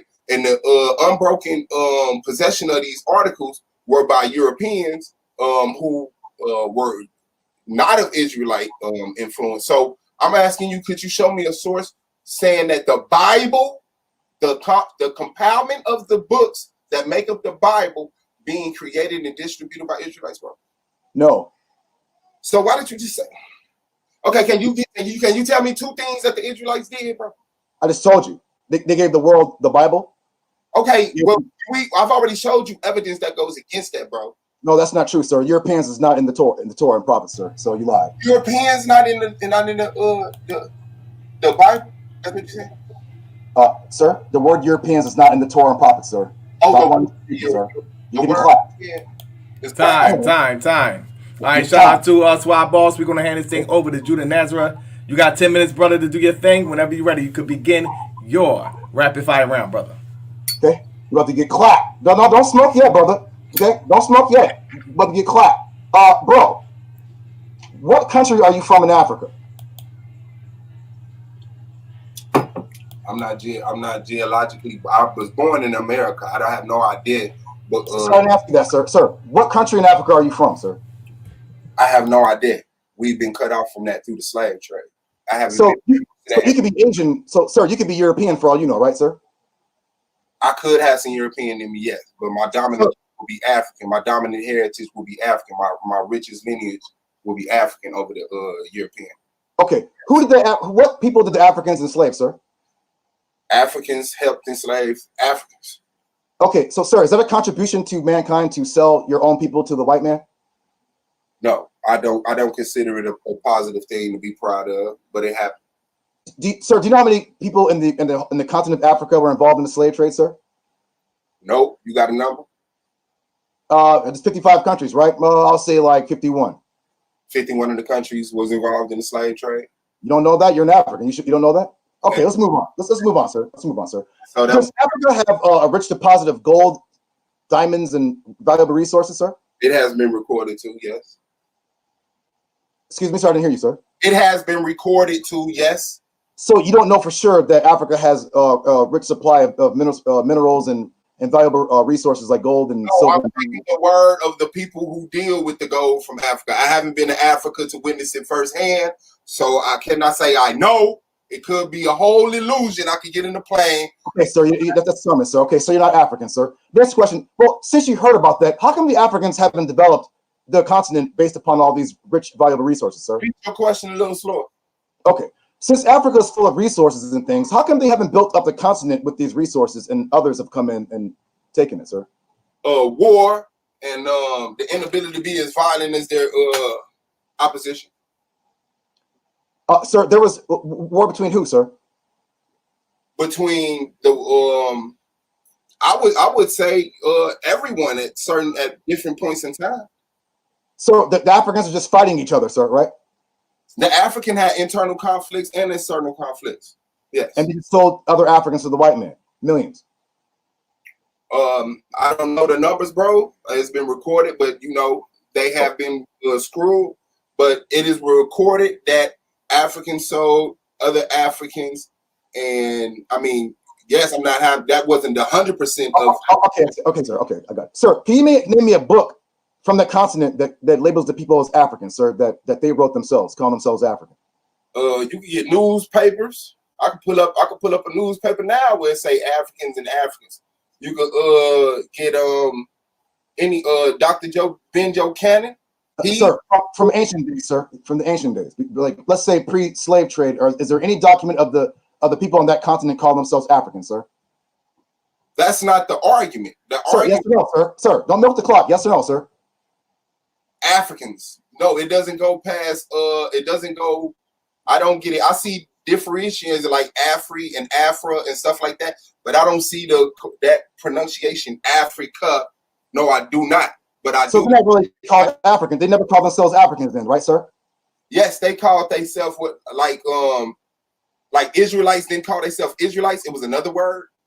But sir, now it's known as sir, is there a document? Sir, is there a book of the people on that continent call themselves Africans, sir? The destruction of this of black civilization by but he went over there firsthand. It took him 17 years, and those Africans who sir, I need a book. I need an ancient book, sir. You're milking the clock, sir.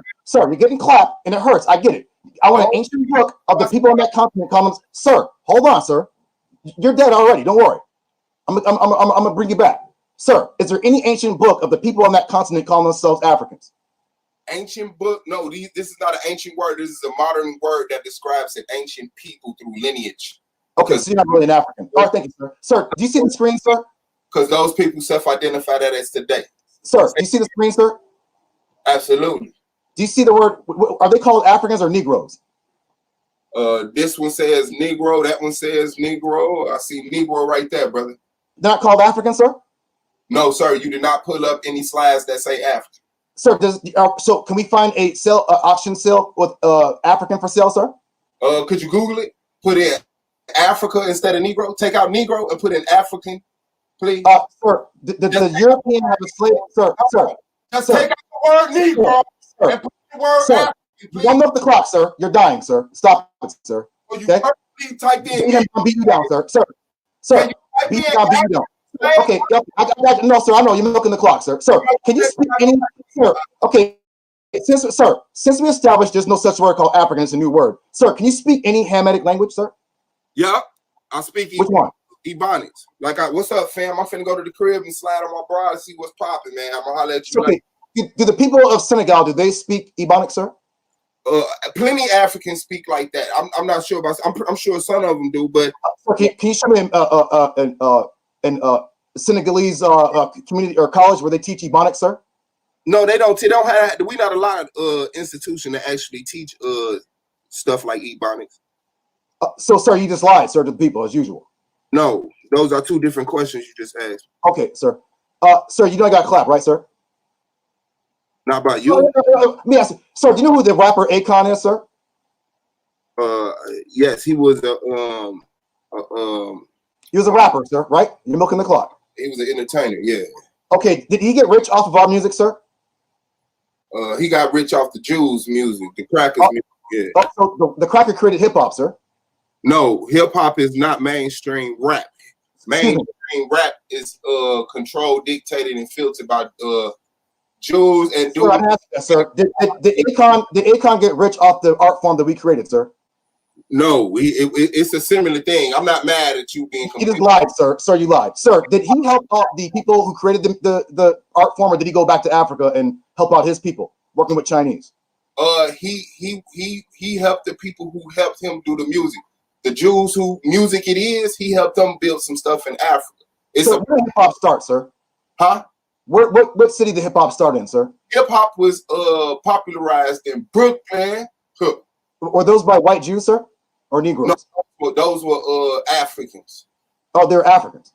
What country were they from in Africa, sir? They were cut off from their heritage and haven't found or been privileged to any records to help them figure that out yet. So you agree with the Torah then, sir, right? On what? They got cut off from their heritage, sir. That's Deuteronomy 33, verse 4, sir. Oh, I believe they wouldn't know who they were, sir. You're agreeing with me. You do know that, right? No, the Torah is a fictitious book who steal the lineage. Okay, I didn't ask you about the Torah, sir. I said the people who created hip hop, what country were they from in Africa, sir? We haven't been privileged that information. Okay, well, you got clapped, sir. With that, I yield my time. All praise to Yahweh God. I don't want to see no close debate, nothing. Dude got clapped, I rebutted, and then choked him out. I rocked the mic with the right hand, choked him with the left. All praise to Yahweh God. Torah Dance Mafia, literati, get him up out of here. All right, man. Yeah.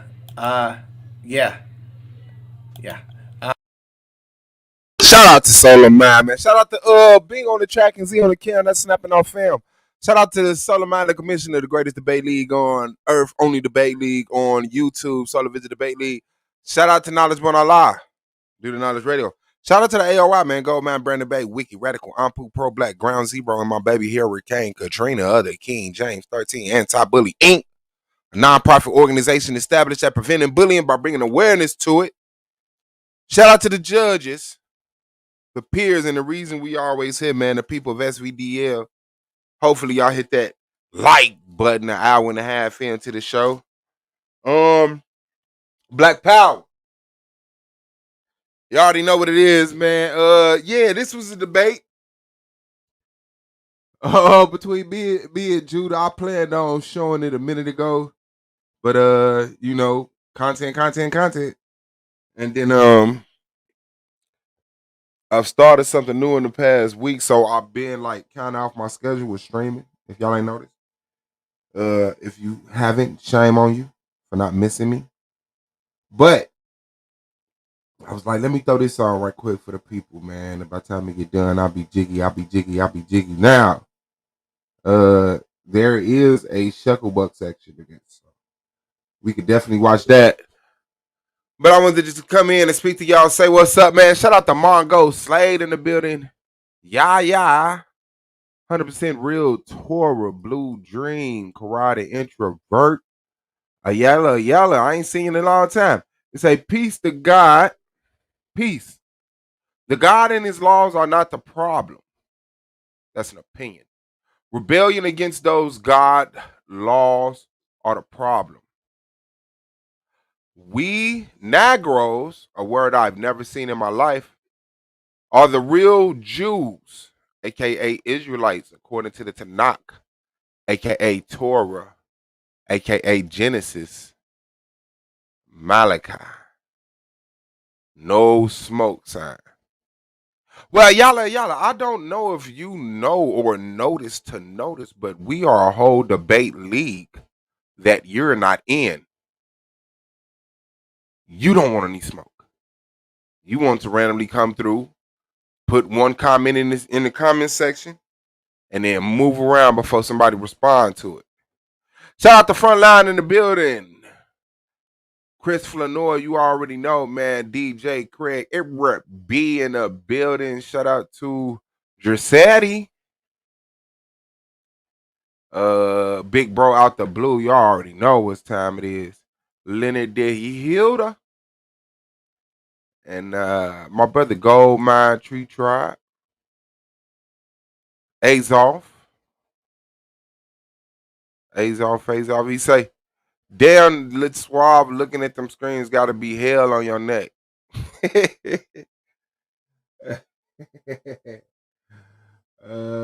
that nigga brought area Tubman. You damn right, man. These YouTube streets. I'm so glad these little boys have given me even more patience because Lord, if not, I might pop as Suave giving me these type of body shots. That's fucked up. Oh, it get rough when you get in that ring. Yeah, man. You know, especially if that argument coming with that whomp. Shout out to Holly, man. These YouTube streets.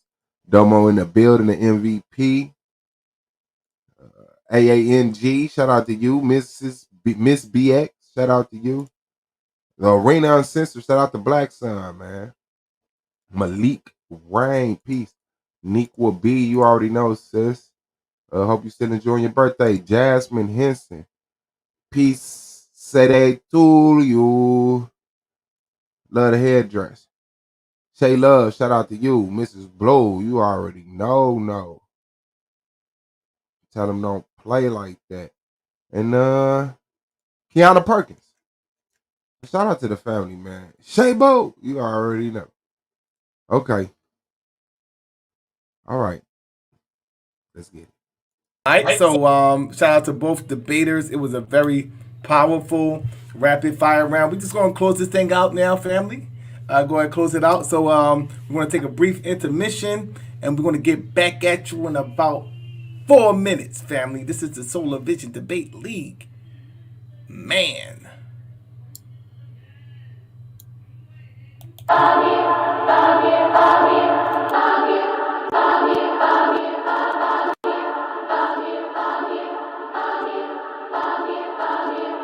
Bands on the track. It's beat on the beat.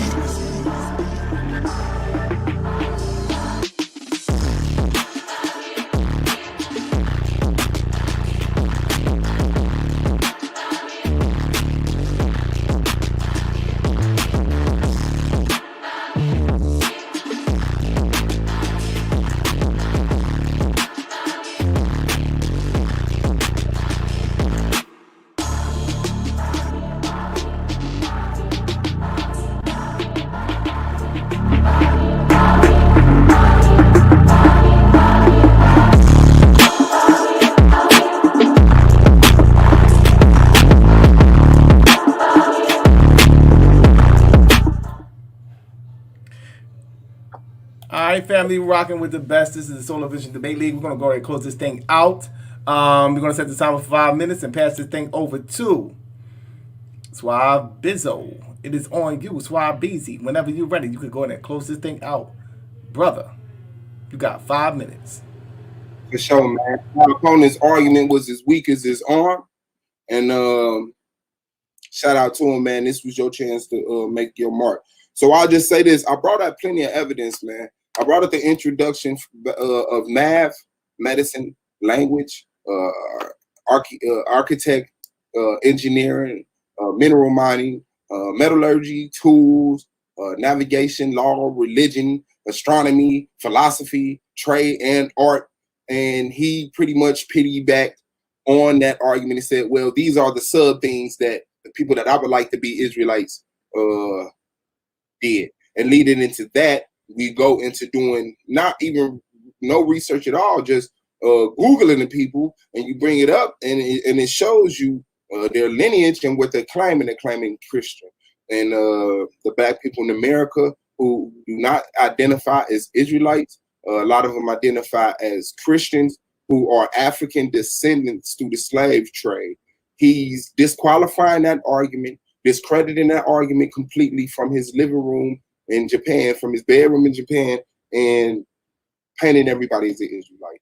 But once again, he gave me nothing to rebut but his misrepresentation of these people and false claims that the stuff that I brought out wasn't true and didn't show any evidence, and I reiterated the evidence. The brother referenced General Yohana for some strange reason as someone who has contributed to the world. And I would say if that's where you're starting at, your bar is in the ground, brother. It's not even low. It's buried. So he could have easily came up here and put in some work and let the people be the judge. This is what the Israelites did. Now, they didn't do metallurgy. They didn't do this. But you know what? They brought the Torah. They did this. I have no idea. But he could have did something. He could have did something.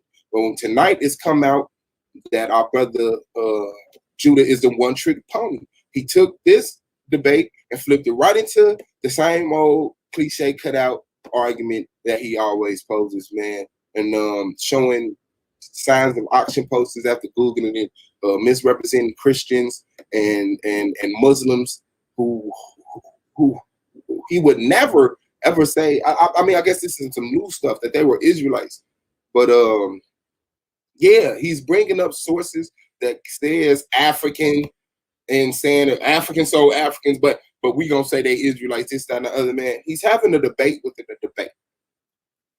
Now, I have no problem with recognizing General Yohana and Judah and any other brothers who standing on their heritage and their nationality of being Israelites. I just respect the ones who do it better than this, with more integrity than this. But you cannot take away from the accomplishments of what Africans have done. Continental African, and then you could even go into the diverse people who we know are African that got dispersed throughout the slave trade. You can't ignore that. You can't ignore that at all. So I hope everybody, was edified, at least on my behalf. And I mean, I hope y'all see this the same way that I do. This was sad. He came into his opening round, and I mean his premise round, and rebutted. To the point Sola had to say something, pull him out the water, man. What are you doing? Then he comes into his closing. I mean his what was it? Interrogation. I don't even know what round it was. What round was that? With a premise. His rebuttal. He rebutted in his premise and put a premise in his rebuttal, bro. That was crazy. So there it is, cut and dry, people. The things that self-identified Africans have done. I have more about the present and the future and this, that, but 10 minutes ain't nothing. So that right there just clarifies it. If we did all of that, anything that come up out of that, you got to contribute to us in some type of manner. Now, if you did it, we would have paid you that same respect, but you didn't. And if it was anything you did, you could have showed it, came up here and represented it today. So I have no idea what you're going to say in your closing other than clown a little bit more and try to stay relevant due to your performance, but it's just not entertainment, bro. You actually got to have some scholastic integrity, bro. This was ridiculous, and I would ask anybody who's considering booking a debate with him to take that into consideration, right? So there it is, man. From math to navigation to astronomy to medicine, man. The Africans have been putting in work and putting their game in for a long time, and the brother came up here and misidentified self-proclaimed Christians as Israelites, taken away from people who say they were African. They're saying they're Africans that came over here through the slave trade and adopted the Christian culture. This is time. All right. Shout out to Suave. We're going to hand this thing over to Judah Nazara. You have 10 minutes to close this thing out, family, whenever you're ready. All right, y'all. Now, we know there's a bunch of Bible haters out there, and it's okay. That's why we rule over y'all. Now, my opponent made a whole bunch of claims that he didn't prove. He didn't source nothing. He just threw out claims. Oh, the ancient Egyptians flew to Mars. Bro, anybody can say that. Prove it. I came with sources. He's complaining about me rebutting am I around? Oh, yeah, because I'm skilled like that. Don't take that as a weakness. I can do that, right? I can dribble. I can shoot. I can dunk. I can do all that, right? He is a one-trick pony. I rebutted and still beat on his skull and tossed him in that casket where he belongs. Israelite is not a religion. It is a nationality. Our Torah states that our people would lose their remembrance of themselves and nationality, but they'll remember themselves in their captivity and slavery. My opponent here doesn't even know where he comes from in Africa. He claims to be an African. My opponent admitted that the word Africa is a new word. So he's a new people, right? He can't cite any ancient book of quote-unquote Africans calling themselves Africans. He can't do it. You heard it himself. So he killed himself with that.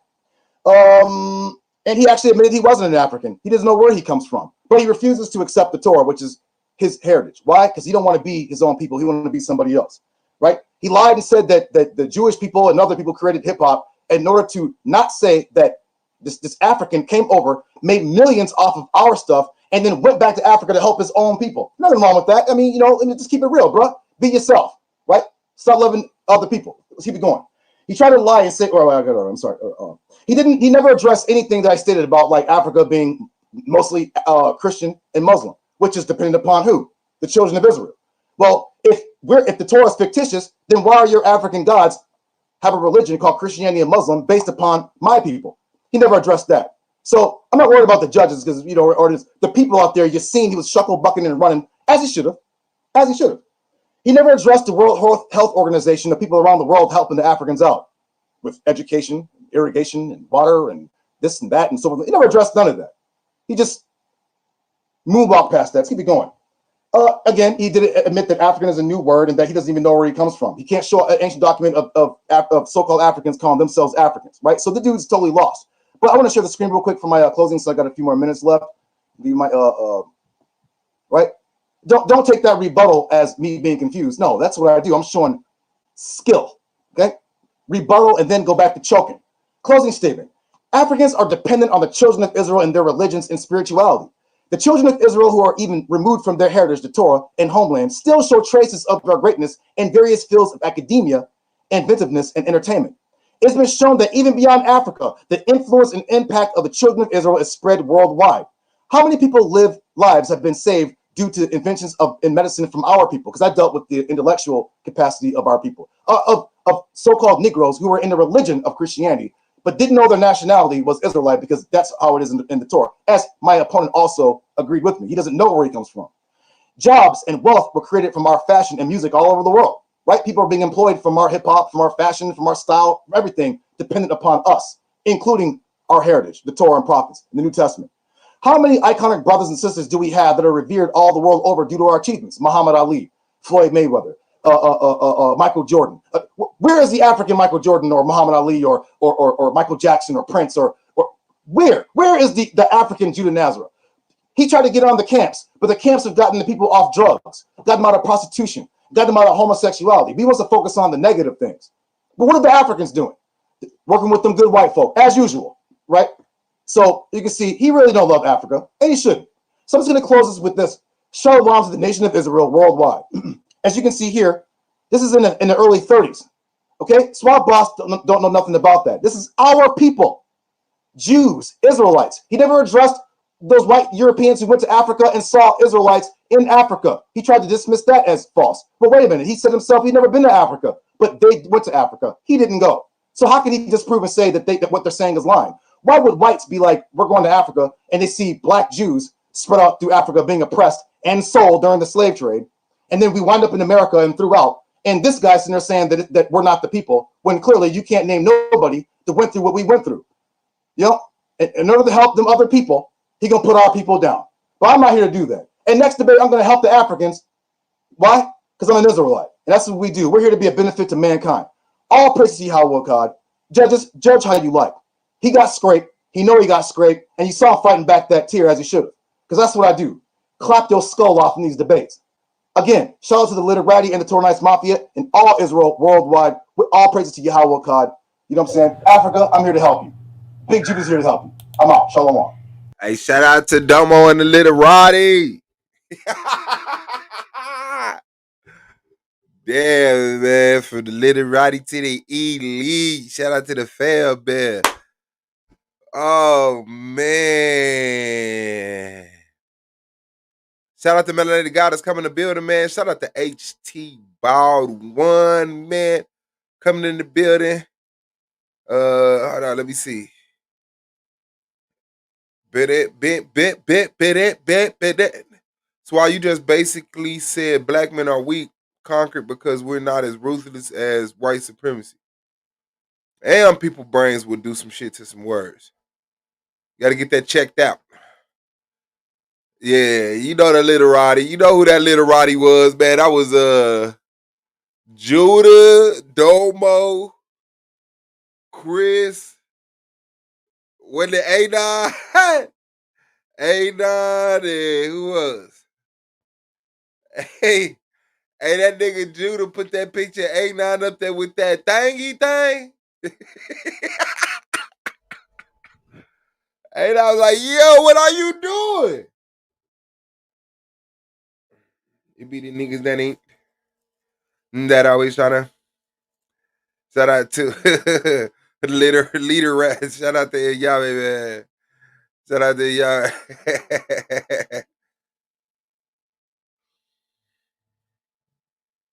Why you put her down so much? It's supposed to saw your side a little bit.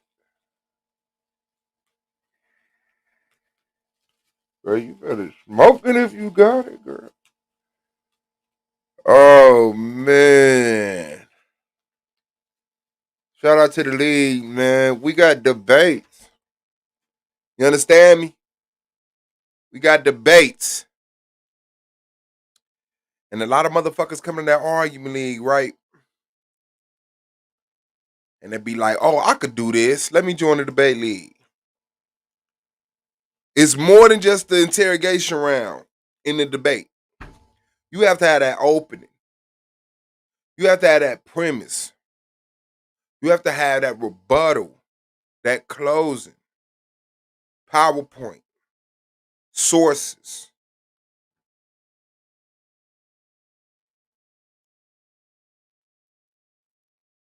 Y'all gotta stop, man. All right. Shout out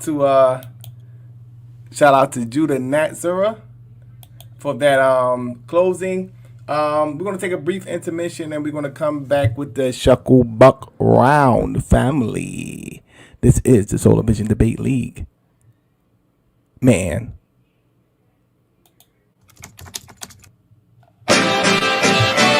Yeah. Van Glorious, Vanguard. Knowledge ball.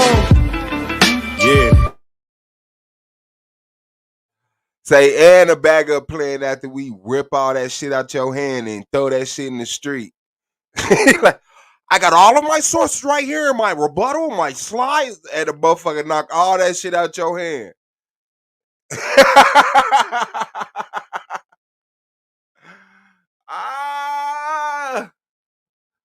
What y'all want to do? You want to be ballers, shot callers? Media, not areas of people activity. A mix that don't lose ethnicity. Tightness that don't lose elasticity. Explicitly, this isn't where we give the novice regard. Nah, this is where knowledge is born. Last time that I checked, I'm undefeated. Deliver edicts, can't resist when the gods build and manifest freedom. When lines get crossed, they may push a loss, cause they get handed a check. We kick the can and cancel your cancerous gestures. A prophet vision, precision, the prescription for the sickness is to inoculate your fate with the winning. Arrogant beginnings turn to humble endings. And UF with KBA is a win-win. 1K. All right, family. We're gonna now get into the Shuckle Buck Round family. Any questions from the chat? We're gonna start out with Suave Boss. We taking questions from the chat.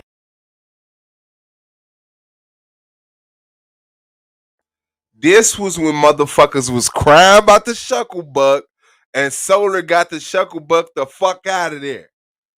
And guess what happened? Motherfuckers was crying about the Shuckle fucking Buck. Solar got it the fuck out of there. They said, well, we gonna let the chat ask questions. So, any questions that you have for Suave Boss? Suave Boss. Ask them now. Alright? So I don't want to see no questions from Judah yet. Not yet. We want questions for Suave Boss. Alright? So, ask them now. You know? I give y'all time. You know, there's a lag on the internet. And then on top of that, y'all niggas is a little slow. Alright? So, gotta multiply the lag times 2 with you niggas. Alright? So,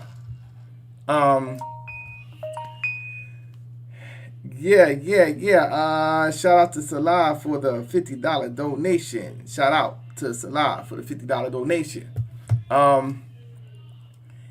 Yeah. So, questions. Alright.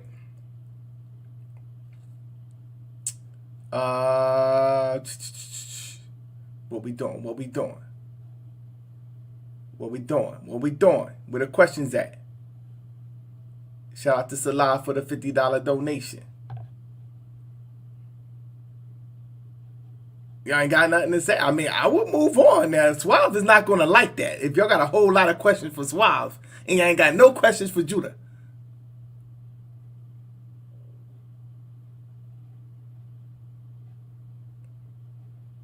What we doing? What we doing?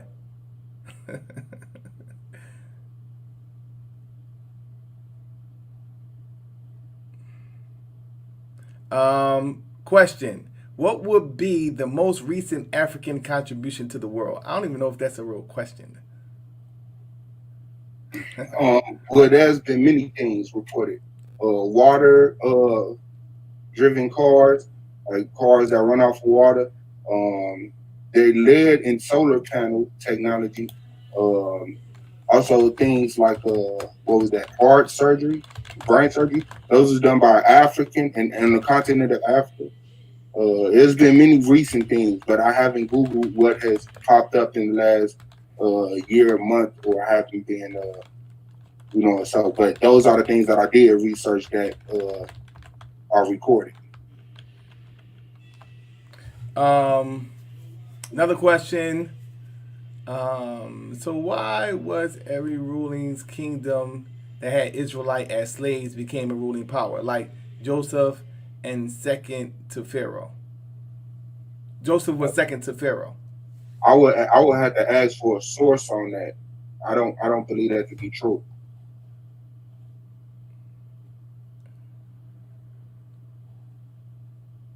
All right. So, if most of us are African, why didn't they barter for our release? Well, a lot of Africans look at the blacks in America not as their brothers and sisters as we do them, and a lot of the times, the people who want to do something are not the privileged ones with the resources. So, although we are the same people, the slave trade, the Arab slave trade, and the transatlantic slave trade did a horrendous job on our culture, and so we are disconnected in those ways. But a lot of them have come and repatriated us. Like what was that? Sierra Leone or one of them places. But yeah, plenty of times Africans, like Ghana said, they are returning and stuff like that.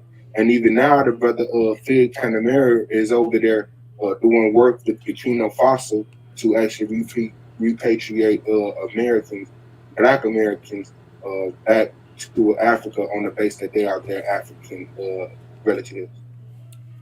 All right. Is a Benjamite only mixing with Judah in history? I don't really understand the reference to those terminologies. They sound biblical, and I don't stand on the historicity of the Bible at all times to be accurate. Majority of the time. So I would have to ask for them to. That would be too much to even source and stuff. But if that's completely biblical, I disagree with the majority of historicity of the Bible. All right. Why don't Africans claim us today? That's basically the same question that I just answered. The slave trade, the Arab slave trade, and the transatlantic slave trade did a horrendous job on our heritage and our culture and our relationship with each other, and we are disconnected with each other. Now, although a lot of us have adopted the story of the Bible, whether it's true or not, a lot of us still recognize that we are the African people who were taken from the continent of Africa, and 500 years doesn't make us not what we are, what we will forever be, are those people. So at this point in time, there's many reasons why they disconnect, but there are people who are of the continent of Africa who has made successful attempts at repatriating Black people back to Africa on the basis that they are their African relatives. All right, so are there Israelites in Africa today? Yes.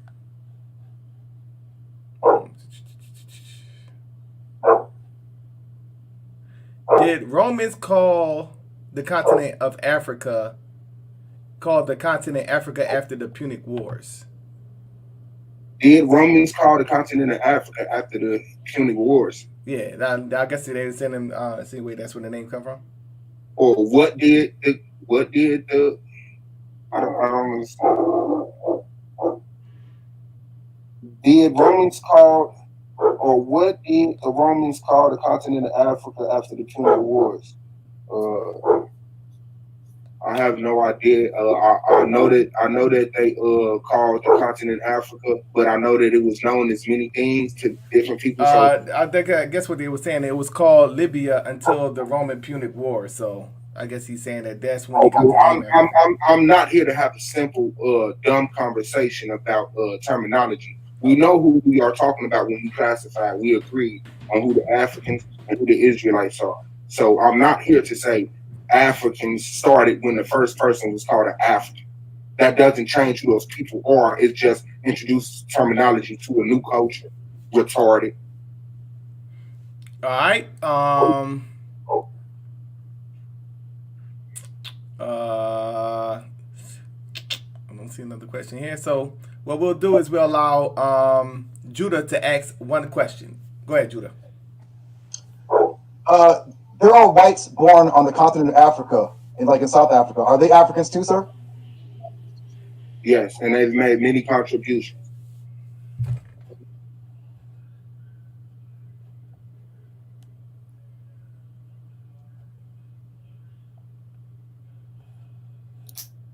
All right, so we'll go and we'll swing this over to Judah Nazareth. Any questions for Judah? Judah. Any questions for Judah? Ask them now, family. Ask them now, family. This is the Solar Vision Debate League. Questions, questions, questions. You got a lot of questions, but not enough goddamn answers. You know? Too many of y'all in the chat room bullshitting all the goddamn time. Ask the damn question. Got side chats going on over there and niggas putting scratch over there. We don't want to know what you're scratching, bro. You know? Ask the goddamn question. That's all we're asking from you. And y'all may ask, Judah, what evidence does he have that Negroes in America are from the tribe of Judah and Benjamin? What evidence do you have? We have the communities in Egypt, Alexandria, Elephantine, and Leontopolis. They didn't stay in Egypt; they spread throughout Africa, and they were the southern tribes of Judah, Benjamin, and Levi.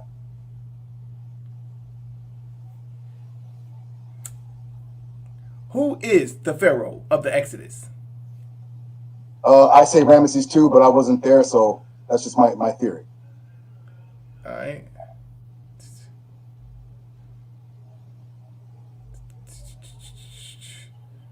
Does Judah have any scientific proof that confirms he is not one of the Africans that was snatched and shipped into slavery? Yes. Science means knowledge. I speak our ancient language without any training. How did that happen? Well, he's not going to answer that, but yeah.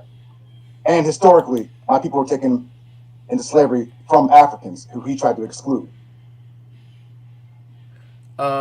Did African Americans contribute to the development of North America? Well, yes, they did. We built it on our back through pain, death, blood, sweat, and grief. I thought you said the Israelites. Those were the Israelites. But right. The next question is, if all African Americans are not Israelites, how does Judah know that the people in his presentation were Israelites and not other nationalities? They're clearly so-called Negroes with European last names, which is indicative of being descendants of slaves. Many of those people I came from came out of slavery. Or foreparents or parents, direct parents were in slavery or during the time of slavery. All right. More questions.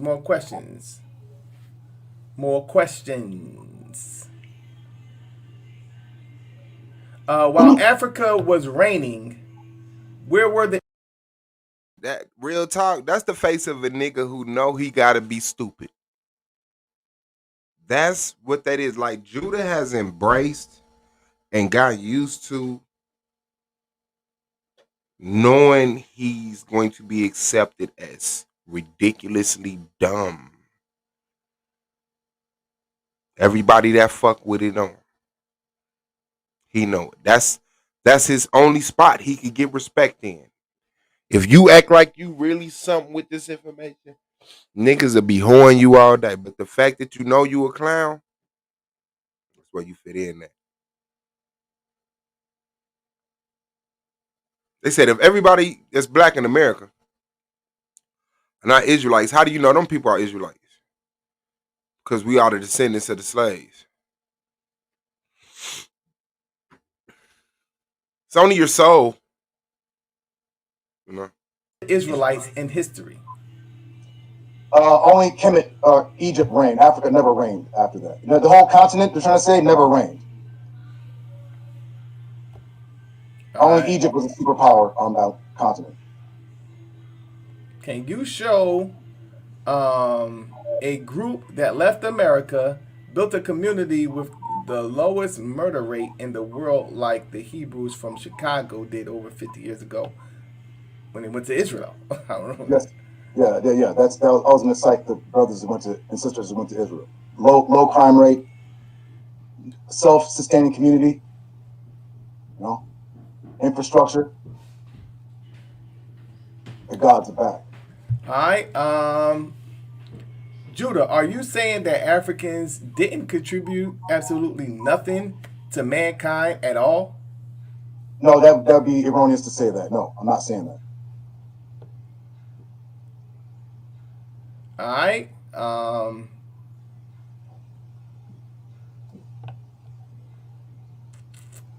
Is slavery the only way the majority of us have European names?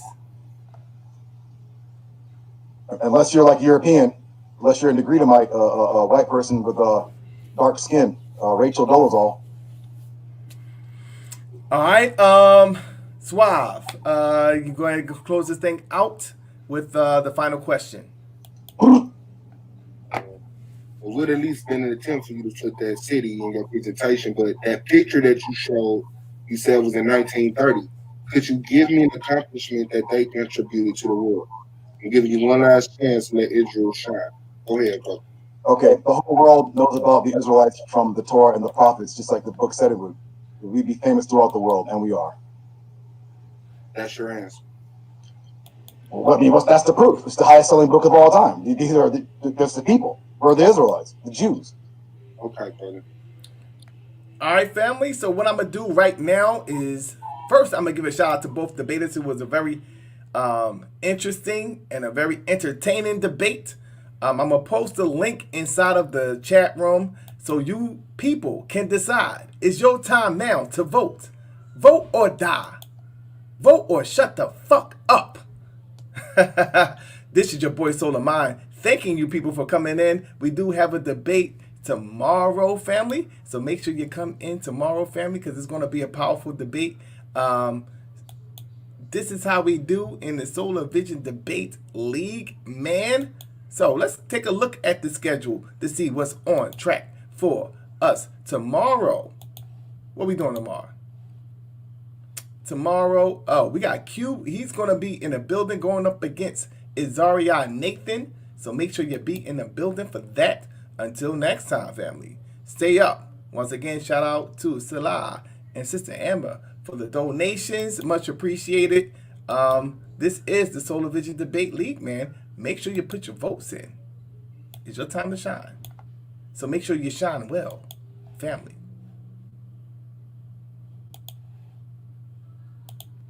What's good? What's good? What's good, family? This is your boy Solar Mind, and we're going to be going over the top 5 defensive debaters in the Solar Vision Debate League. We swatting all that misinformation and hitting you with the cold, hard facts. They say defense wins championships. We'll see. Yeah, man. We got down, man. This one was released October 2020. So season 3 is the middle. Or was it the end of season 2? Whatever. Okay, baby. I love you. I should get you though.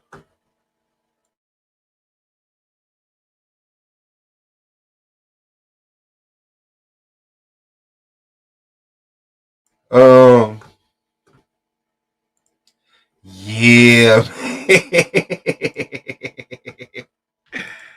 Yeah, man. That was a cool little debate, man. Let me see. What else, man? What else might be worth it to you?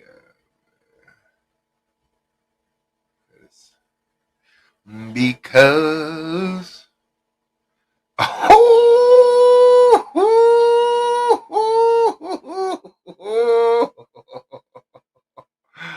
oh yeah, I might hit with that was the beginning of the season 3. Okay, yeah, I might hit with that one. I might hit with that one wood.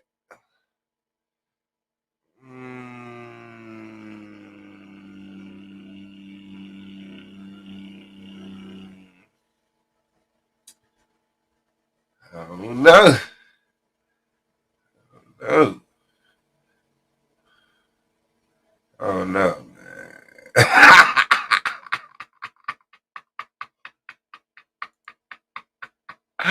Hey, I don't know what. And then they gonna be shitty. I play that. Hey. And then they gonna be shitty. Let me see. Let me see. Let me download that right there. Hold on.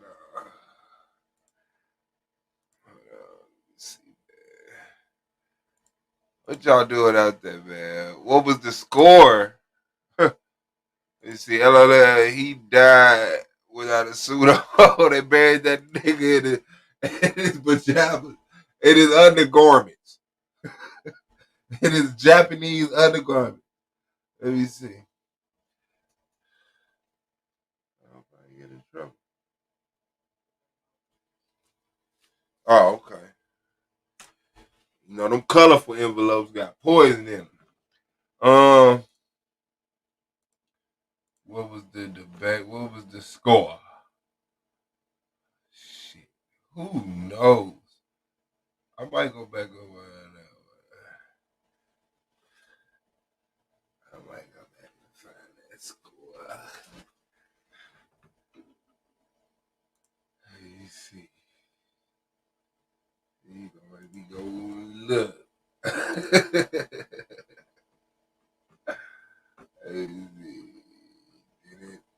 Did it? And I hope everybody doing jiggy out there, man. Appreciate everybody's presence, man. Thank y'all for fucking with us. For real.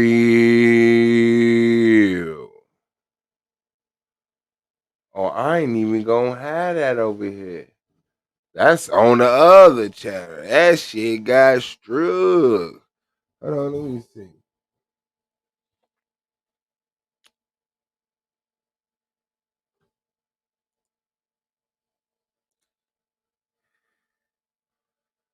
I don't know.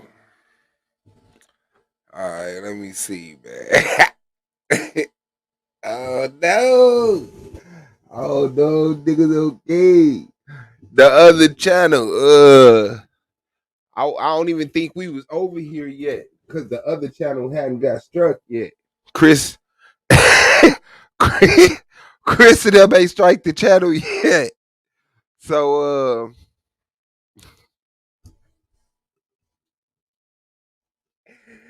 whose life is that? Is that your life? Is that your life? Is that really your life, man? My bag, man. I don't mean to talk no shit for real, cause I know. People have reputations, and I don't know the sensitive excuses niggas use why they don't like people talking about them. You know, motherfuckers say whatever they want about me. Whatever they want about me, but then I ain't gotta be like, hold on.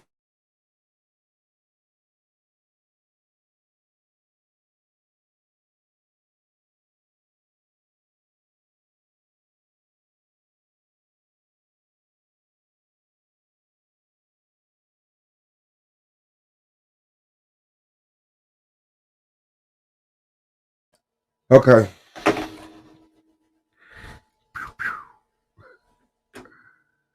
All right, man.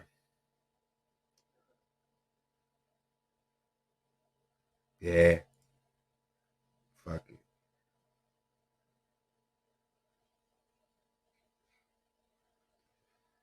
I don't know. What's up with y'all, man? What y'all on, fam? Since I can't talk about nobody. Challenge. The brother Scheme had a challenge. And they shot him down out of 2 out of 3. I think it was 3 things he was trying to address. He wanted something challenged on his opponent's side, and then he had 2 rounds of his own. Well, running around there, awarded him some points. And yeah, you feel me? And the other ones they kept straight, you know. But congratulations to him on them points.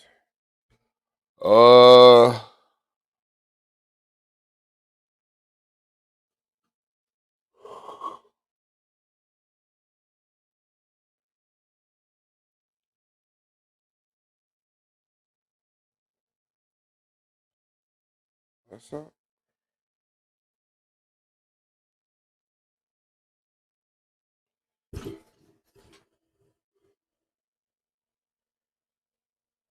Yeah, so shit. What is who scoring now? Hold on. I forgot what I was just talking about.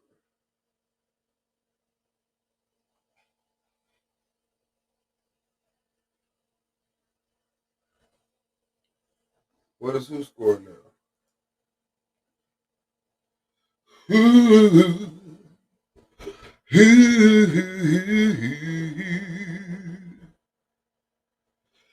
I feel like going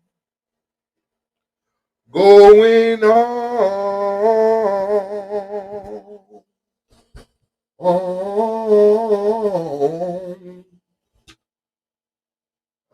I ain't gonna play that one.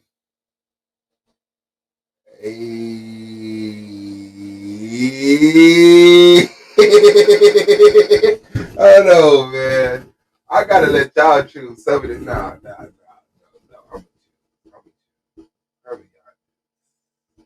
Don't give a fuck.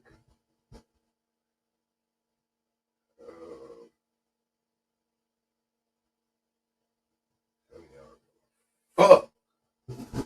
Yeah. Uh-oh.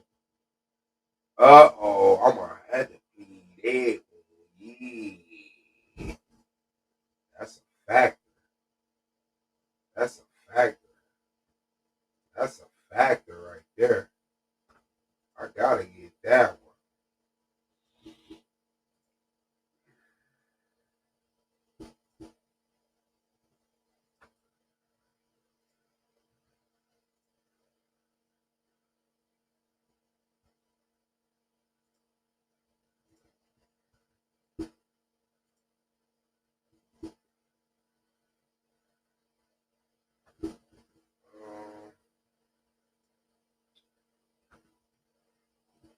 I feel like going on.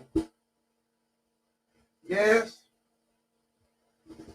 I feel going. Oh, Scheme score. Oh, okay. I see.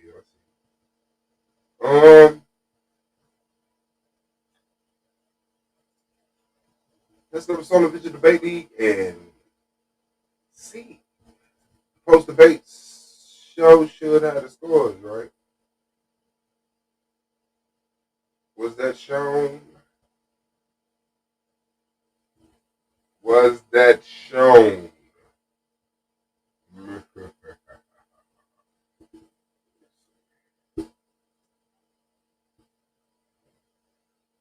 That nigga trash.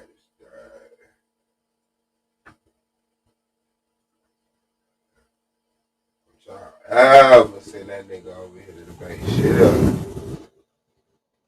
is 10 for the opening round. Rebuttal 10 and 9 is for Suave Balls. Oh Supremacy is a 10 and a 9. 8. 10 and a 10 for the Man, I tried to serve me. This is TKO. A 4 and an 8 for TKO. Damn, he got a 4 and an 8 on the award. nigga. 36. TKO. 100. Shout out to the league. We'll talk about this in the post-debate show, family. Then that nigga TKO died. Didn't even try. Show the leaderboard on the post-debate show or the at the end of the debate. And that was the last debate, so maybe he'll show it between me and Nandy on the 14th, Suave Boss versus Sister Nandi. On the conversation of which was worser, the Arab slave trade or the transatlantic slave trade. So we will be in a building trying to rattle each other. What? Flesh torn,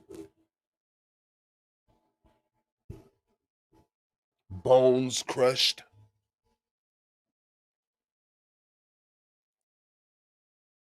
We should not display the same features afterwards as if prior. Shout out to Pro Black, man. Y'all already know what it is, man. Oh, man. That's what I should do, play one of them Pro Blacks. Let him see himself. He'd be like, man, I could have been there.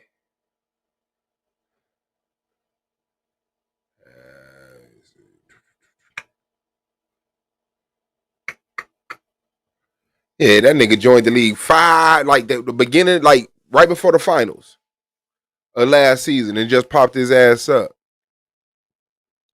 Said, man, fam, what's up with you, man? Don't nobody give a fuck. Don't nobody give a fuck. Do do do do do do do do do do do do do do do do do do do.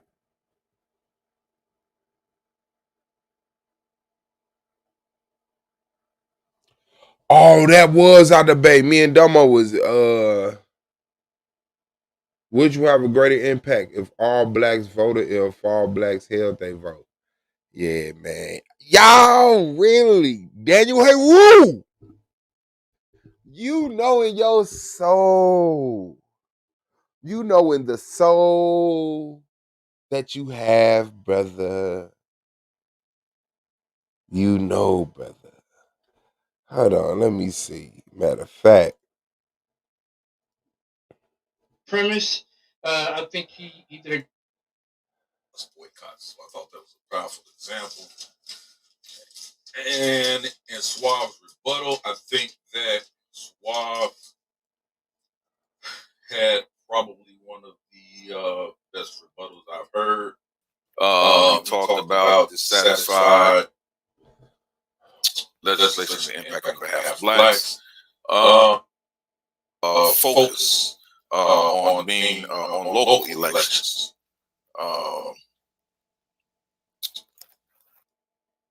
Definitely said what he was trying to present and how he was going to present it. His premise argument was strong. I would have liked to see him kind of have an argument that was kind of on the same level. It wasn't necessarily because, Domo's argument was basically on a local level as far as impact in voting. And Suave's argument was on a much broader scale, which says this is how you're going to get more impact. But both continue to have good arguments. In his rebuttal, I think Suave started to turn up. He really started to turn up in his rebuttal. when his line of questioning, directing, clearing up some things that he said he didn't say, or his words was misrepresented. He also talked. Go back here to my notes where he was calling. He was also calling about how the impact of all people voting versus not all people voting. Kept trying to clarify, like Domo's trying to reposition his argument, and this is what we're talking about. I thought that the rapid fire was pretty good. I thought in the rapid fire he was really trying to hone in on Domo in his argument.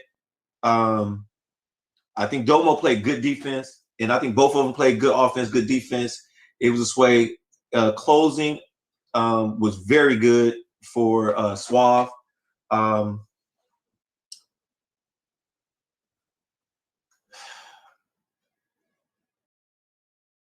This was the ruling for me and Domo debate in the playoffs, season 3. Hold on one second, because this is some shit you don't want to get wrong. You don't want to get this one wrong at all. Very, very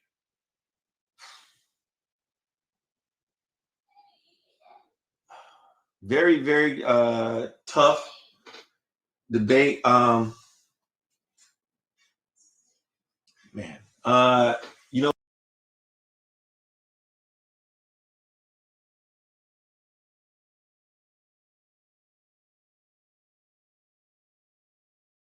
listen to the bro, man. Listen to the bro, man. Like, and Yara said it like after the debate. It was a stream or whatever the fuck, but he was like, man, hey, Rue, I thought he was finna pass out. Bro. I would have liked to see them bro. Hold on, man. Hold on.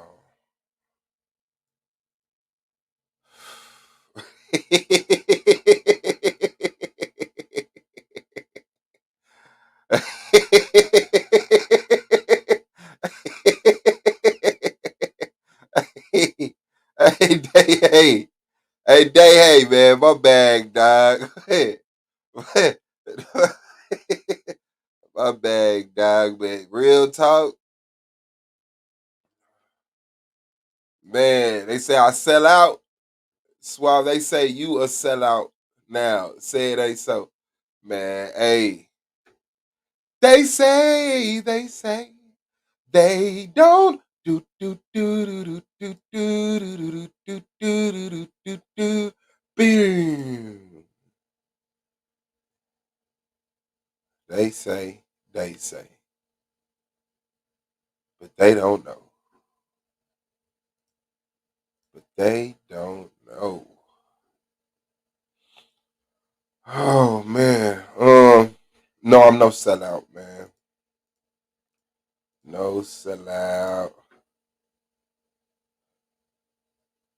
Tell the nigga come to the Hold on.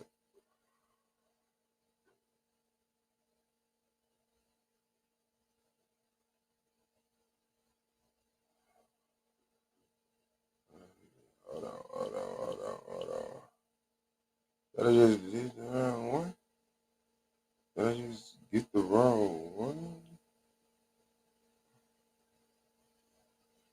Yeah, I think I did.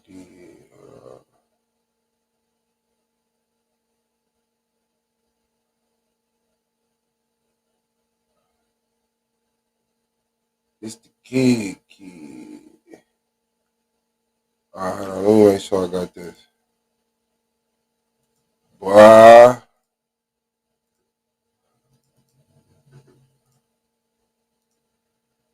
Boy. Alright, there you go.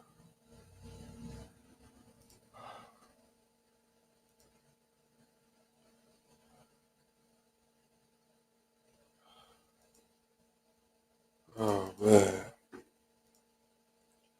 Hey, it don't matter, man. Shit. Who is they? I'm live every day.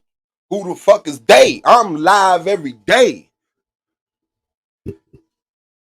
Who the fuck is they? I'm live every day. Tell them niggas come see me if they got something to say.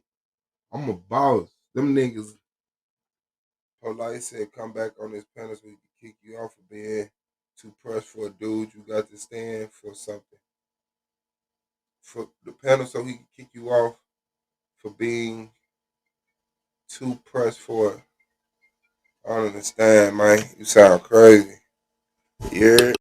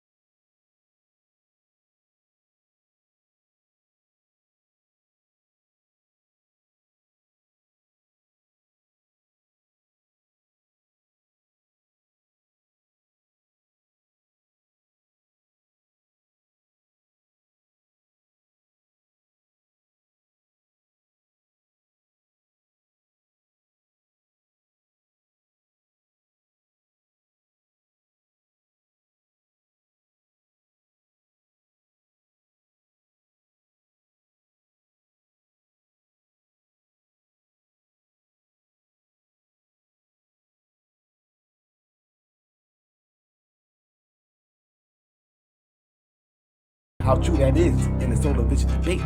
So let's get to this top 5. Number 5. I'm Pooh. Let me share my screen one more time. I want to show you guys. Also, thing like that. Judge's decision. Yes, family, this is the Solar Vision Debate League, and we are at the judges round. So we're going to put the debaters in the back, and we're going to bring the judges on. All right. So let me go ahead and bring the judges on, and okay, let me see. We gotta find Yara.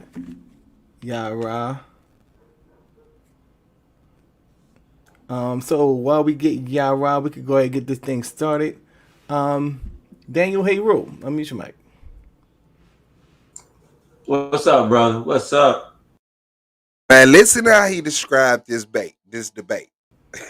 You need to give us more time, man. This debate was it was a lot more difficult than what it seemed to judge. And just going through the notes, man. Just start off, with Domo. Domo had a very strong. I think he had a very strong opening. Very strong opening. I think his premise was also strong. There was a couple things that he said in his premise that that I kind of spotted that he said later on that may kind of went not I won't say a contradiction, but it was definitely alluding to something that he went one way and then he went against it at the same time. Like he was kind of walking the fence, but it wasn't that. I don't want to say exactly what it was. It was just, well, I will say it was. It was when he said franchise. He said one minute he said when Suave just brought up about being disfranchised, he said we're already disfranchised. It was a point, but I don't. It's not a big enough point to swing it like several points or anything like that. I thought his rebuttal was very good. Domo was very clean in his question. He's very focused. His line of questioning was very direct for a specific point. On his rebuttal, his rapid fire continued the same way, and of course, he had a very strong closing. When we got Suave, I thought Suave in his opening. It was once again very good opening round. He definitely said what he was trying to present and how he was going to present it. His premise argument was strong. I would have liked to see him kind of have a argument that was kind of on the same level. It wasn't necessarily because Domo's argument was basically on a local level as far as an impact in voting, and Suave's argument was on a much broader scale, which says this is how you're going to get more impact. But both continue to have good arguments. In his rebuttal, I think Suave started to turn up. He really started to turn up in his rebuttal. When his line of questioning, directing, clearing up some things that he said he didn't say, or his words was misrepresented. He also talked. Let me go back here to my notes where he was calling. He was also calling about how the impact of all people voting versus not all people voting. Kept trying to clarify, Domo's trying to reposition his argument, and this is what we're talking about. I thought that the rapid fire was pretty good. I thought in the rapid fire he was really trying to hone in on Domo in his argument. I think Domo played good defense. And I think both of them played good offense, good defense. It was a sway. Closing was very good for Suave.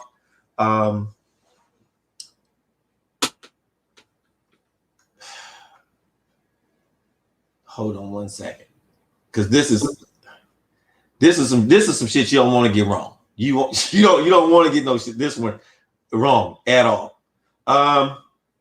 Very, very.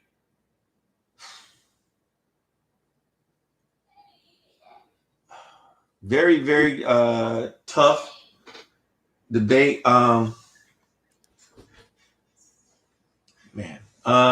you know what? Based on the debate, the position, the argument, I gotta give it. I gotta give it to Domo.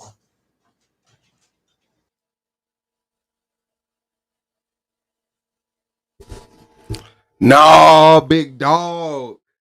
No, big dog. No, big dog. No, big dog. Strong opening. Suave. I mean, Domo. Good opening. Suave. Strong premise. Domo. Domo says something that later on It's a contradiction. Suave premise, strong. Rebuttal turned up.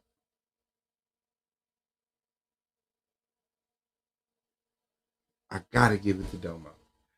Just wasn't ready to tell Domo you lost to a nigga like Suave. It happened, bro. It happened. You came, the argument was, which would have a greater impact? If all black people held their vote, if all black people voted. Like Domo, he take the title and he run off. Fuck your premise. So when we came to debate, he debated if all black people in America held their vote in the presidential, voted in the presidential, election. And mine was if all black people globally held their vote in whatever political system they're in, which one will have a greater impact?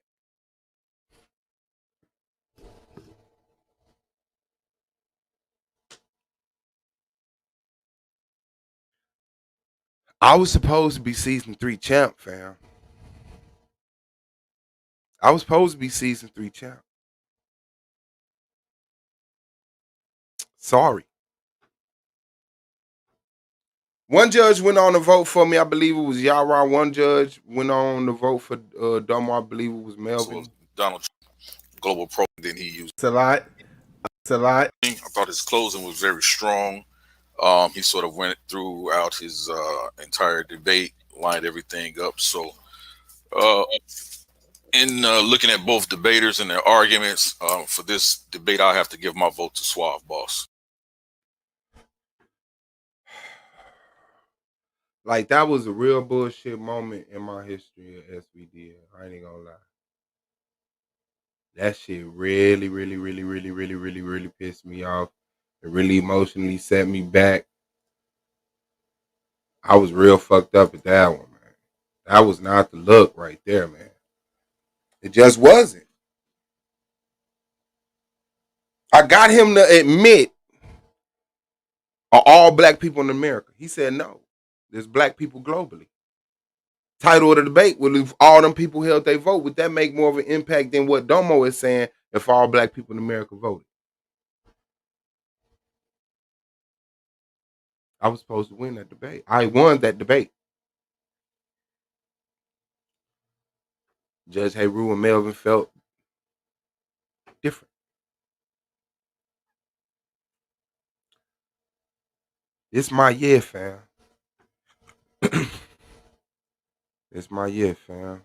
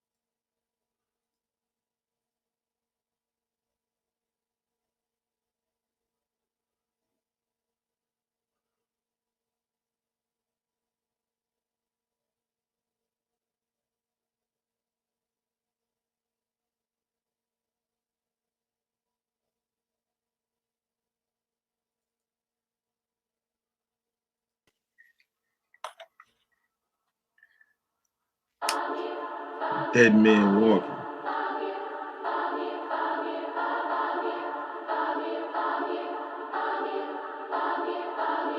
Bands on the track. It's B on the beat. How you supposed to have light if you got solar missing? Everything seemed bright with solar vision. A whole court and a witness, nobody know this missing. I'm my own judge, jury, and the co-defendant. It ain't an idol with its solar image. Get to the core, my nigga, no pretending. Hotter than Jamie Foxx on a solar mission. Melchizedek, no beginning nor an ending. Ain't no need to study long if you gon' study wrong. Got me chasing the ghost with no lully bones. Blew a hustle anywhere but never hustle home. Mama prayed for his soul cause he ain't coming home.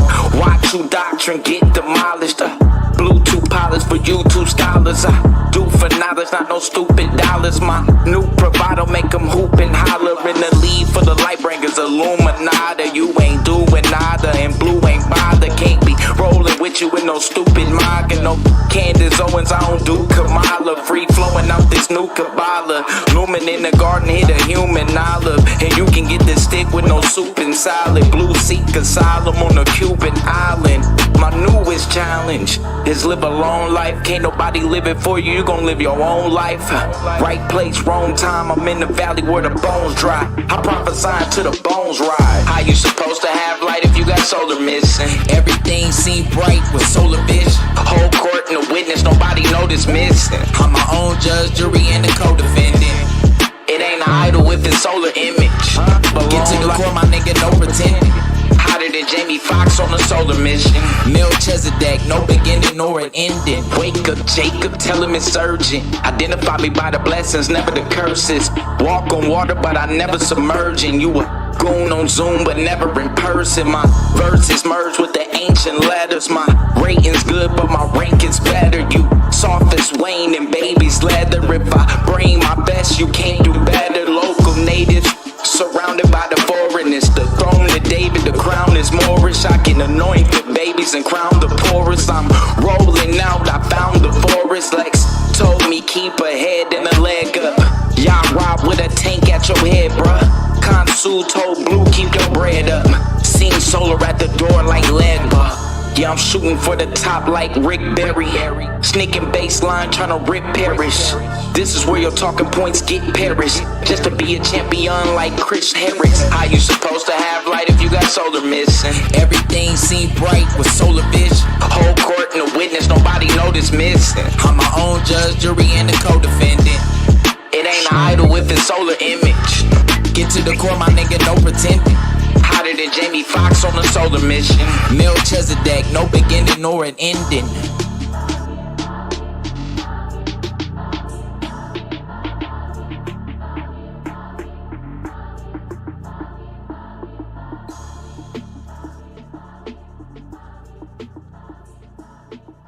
MJ in a building, nobody in a building.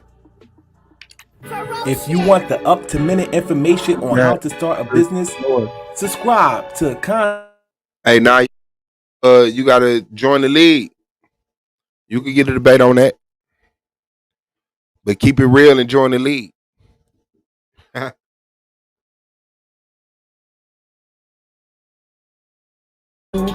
Seshmu Aman on YouTube. In fact, I'll make it easy for you. Just hit the link located in the description box on this page.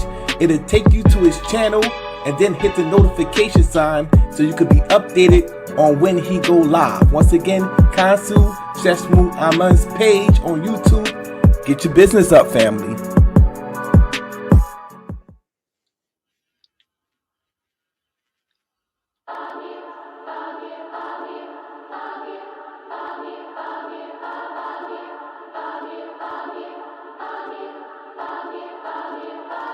On the track. It's B on the beat.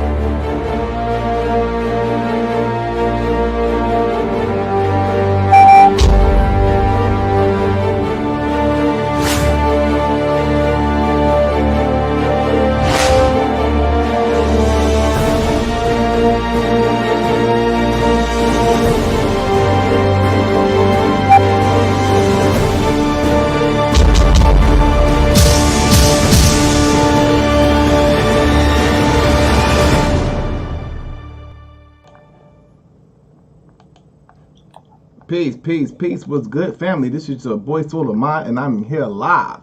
So when you come in the building, hit the like button. Hit that like button when you come in the building. We got a very powerful debate tonight, family. Suave is in the building, along with Lex Nimrod. The much anticipated debate between these two brothers.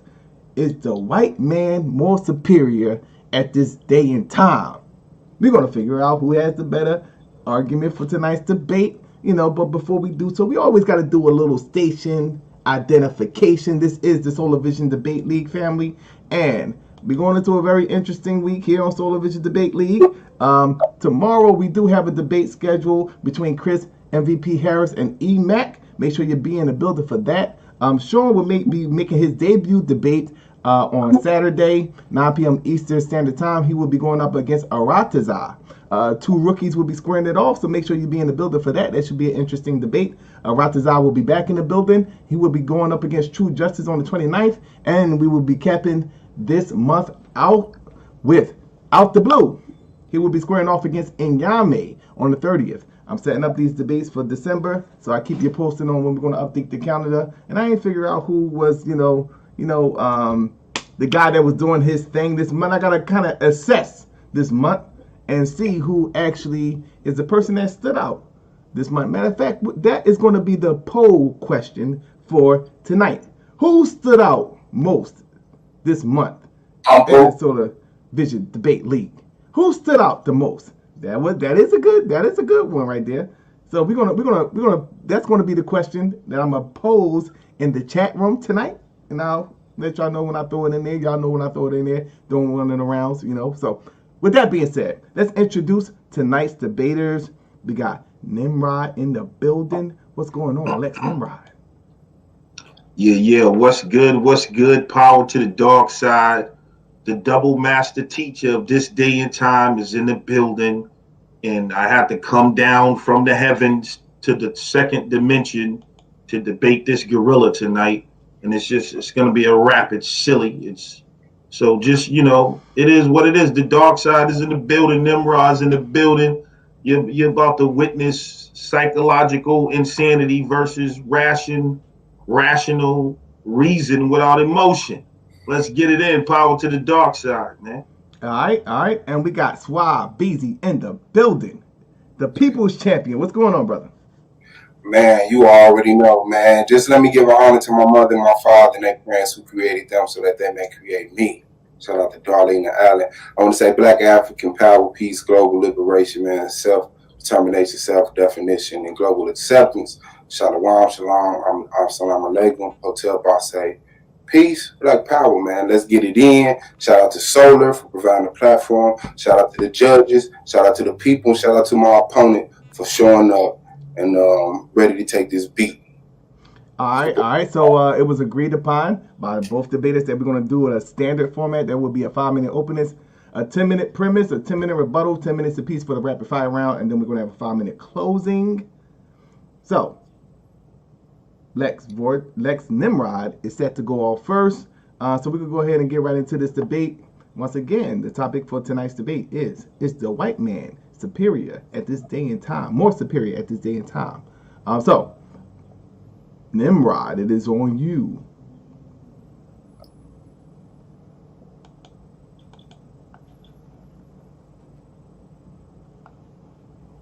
Yeah, let me know how my screen is shared.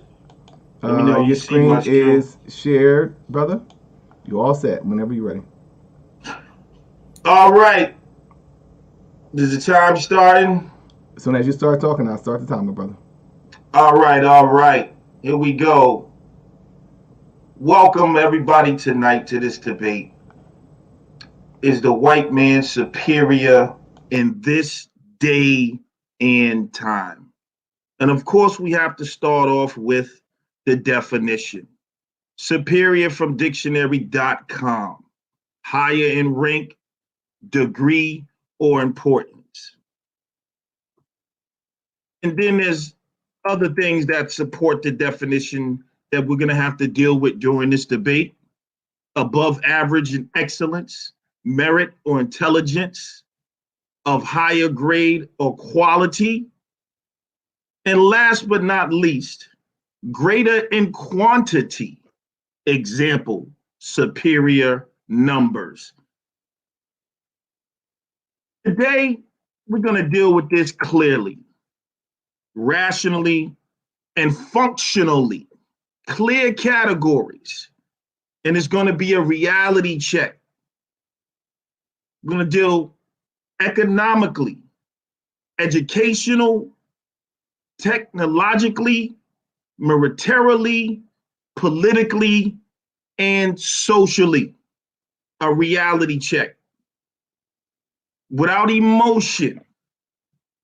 These are functional things in society and in civilization. Major aspects of how every nation lives today. We're going to deal with facts and numbers and not emotions. Facts, numbers, and statistics.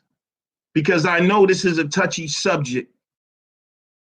So I must ask the judges to remove their emotions aside and deal with the facts, numbers, and statistics. I know people are feeling charged because they're hearing are white people superior to black people.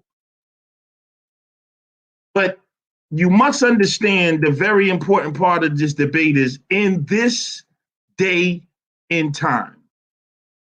I'm not arguing today, are white people inherently superior? That's something different. Are they superior in this day and time, in this moment? So know the difference between superior now and inherent. Inherent means existing in something as permanent, essential, a characteristic attribute. So I'm not saying that white people are born superior somehow. They're just God made them superior, or that this superior where they are right now will even remain forever. Right now, white people are superior. And we're going to show that in the premise with those categories that I showed. In this day and time, from Grammarly.com, this is a term that means something. It means now. It means current. As opposed to a different time period, such as the Dark Ages or the Middle Ages, or when the Egyptians built the pyramids. This day and time. Not talking about when King Tut lived, or when the Moors ruled Spain, or when black people were making spaceships in some other dimension during another time. This day and time. Suave's inferior approach will support my argument. The nigga mind will come out tonight and prove the inferiority just through his own words. I have a feeling what he's going to do, he's going to make excuses to why the numbers and facts show superiority, rationalizing and explaining away the harsh reality.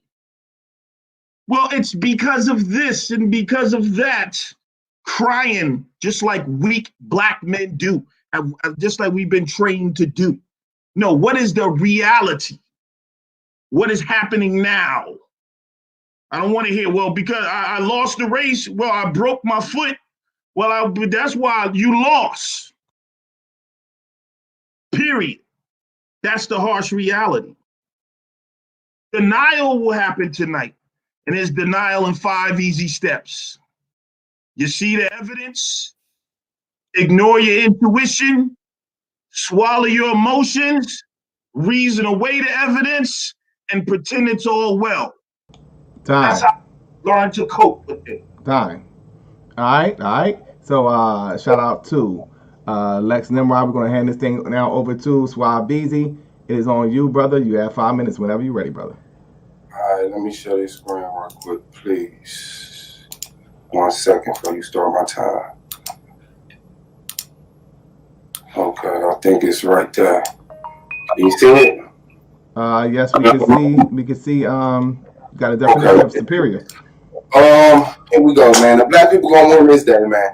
The word superior, right? Higher in rank, status, quality. He showed something that was similar to it. I would need for him to show us what rank, what status, or what quality that white people are superior in. It's simple as that. I want to talk about white supremacy because this is a classic case of. White supremacy is the belief that white people are superior to those of all other races, especially the black race, and should therefore dominate society. So I'm emphasizing on the part that the belief that white people are superior, this is what they push through propaganda, information, especially of bias or misleading nature, used to promote or publicize a particular political cause or point of view. That is what's going on. The white supremacist propaganda is what he's falling victim to. Indoctrinate, to teach, to accept a set of beliefs uncritically, and that's what he's done. So he's fallen victim to white supremacy propaganda, indoctrination. This is what's wrong with the brother's mind and why he cannot comprehend. I want to take you to this is a case. These are examples of how the propaganda work, right? Things are done, and in the dominant society, which we are in America, so it's the dominant society, they put it out there as if, to exploit it. And one case is Picasso, right? And African art. A lot of people, when they closed the African art, Picasso took advantage of that and became famous for depicting it. Shows like Friends, right? Who was stolen from Living Single, and then they pushed to believe that white TV shows are the best. Led Zeppelin, stolen from him to give you the illusion that they have a superior guitar player. A lot of different cases, comedy. Elvis Presley stealing from us. But one that I want to home on right here, shout out to Chuck Berry, Jack Daniel whiskey, is Onesimus. If I'm apologize if I'm not saying it right, but in 1760, when Onesimus, an enslaved African, purchased by a notable Puritan minister, Cotton Mather, told his master an incredible story. Mather already thought Onesimus was wicked and thievish because of his slave intelligence. Maybe it was because the slaves still practiced African traditions. Maybe it was the smallpox epidemic that was killing thousands. At any rate, Cotton Mather didn't trust Onesimus, especially when the slave master told that was something possible to leave. So now smallpox breaks out. Then this guy tells his master that where he's from, his mother would cut his skin and put some of the pus from smallpox in the womb, and that would make him immune. Of course, the dude didn't believe him, but after so many people died, he brought it up again because a lot of when he did say something, he agreed. They joked that he was crazy, but they actually tried it, and it says that one out of every 40 people died. It said, and then in 1721, smallpox killed 14% of Boston's population. Mather convinced the doctor friend to try Simeon's methods, inoculating his slaves, his friends, and families. That year, 1 out of every 7 people in Boston died from smallpox. Of the 242 people inoculated by Mather's friends, only 6 died, 1 in 4. And so this is how the propaganda works. And this stems from, this is a study, right? A genetic study, genotype, haplotype, and copy number variation of worldwide human populations. A bunch of terms that I'm not familiar with, but Fox News did a study on it. And they titled it, Whites Genetically Weaker Than Blacks. Studies find. And so this is where it comes from. Attitude of people like this. This is an excerpt from a white American giving these sentiments right here. This is actually from National Vanguard, right? Bradford Hanson, September 2 years ago. He expresses, whites have evolved out of non-whites that came before us as they evolved out of less evolved kinds that were before them. And the chain goes all the way back to the first molecule of RNA or DNA. The greatest danger to whites is miscegenation, right? And so I didn't know what that was. I went and looked what it was. It says the interbreeding of people considering to be a different racial types. And so this is the extremity that they have to go through. And he expresses in his letter how it's important to keep them white and keep the line, because the one thing, like, all we got to do is breed with non-white and we're gone. So this is showing where the inferiority complex come from them to try to stem white supremacy, the illusion, the delusion that they are great by having material things or having dominance. So I want the brother to know that this is what he's suffering from.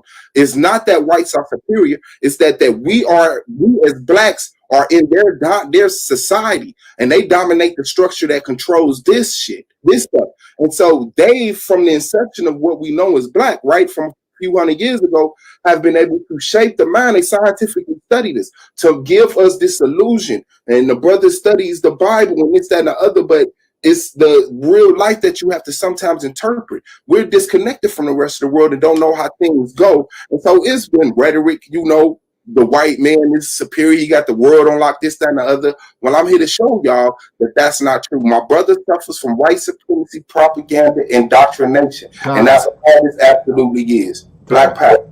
All right. Shout out to both debaters. We about to get into this premise, man. So, brief intermission. We'll be right back. This is the Solar Vision Debate League. If you want to stay abreast with current political and entertainment news, chop it up with it's a replay. Conscious Lee, and Domo the Political Plug on the Chop Up Show. I'm telling you. Subscribe to that Chop Up Show, man. Yeah. This a replay.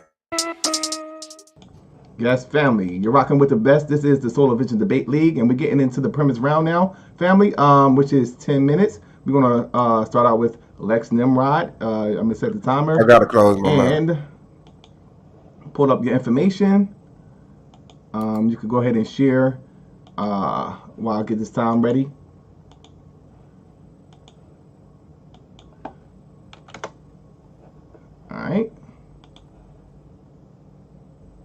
All right, so let me go ahead and share screen. Nimrod, it is on you whenever you're ready.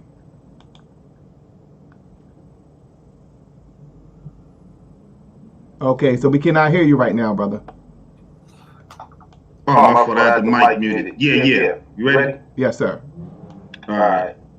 Real quick, I just wanted to finish one last part that was in my opening before I bring up my premise, and that is, and I'll just make this a part of my premise. Physical superiority is one of the things that people argue, which is really some monkey stuff. They'll say melanin, the ability to produce, the ability to take the sun, and dominance in sports, which is all basically feeding into the stereotype of just being your animal, because like a gorilla is superior to you physically and can beat your ass. So when you can't deal with intellect and the real things of the world, you result to silly things like physical superiority. So let me pull up my premise here and share this. All right. Are white people superior in this day and time? Oppression is the reason why. Planet of the Apes. That's why they're superior. But see, this is what black people do when they don't want to face reality. And the reason why I show this, because gorillas are never going to come and take over human beings and enslave them and oppress them. But even if they did, it would show that they had the ability to do it. But once the situation is set in motion, it doesn't matter why. When we're talking about this day and time, you are in an inferior position. If the apes rise up and conquer humanity, you are inferior at that point in time. So I showed y'all the layout of what I was going to deal with. First of all, we're going to simply deal with economics. Are white people superior economically? Are black people inferior? This is one of the major areas of life, and we're going to deal with 7 major areas and even 9, depending on dealing with the work of Neely Fuller, who said white people control the 9 major areas of life processes. From Brookings.edu, this is an article called Examining the examining the wealth gap between blacks and whites.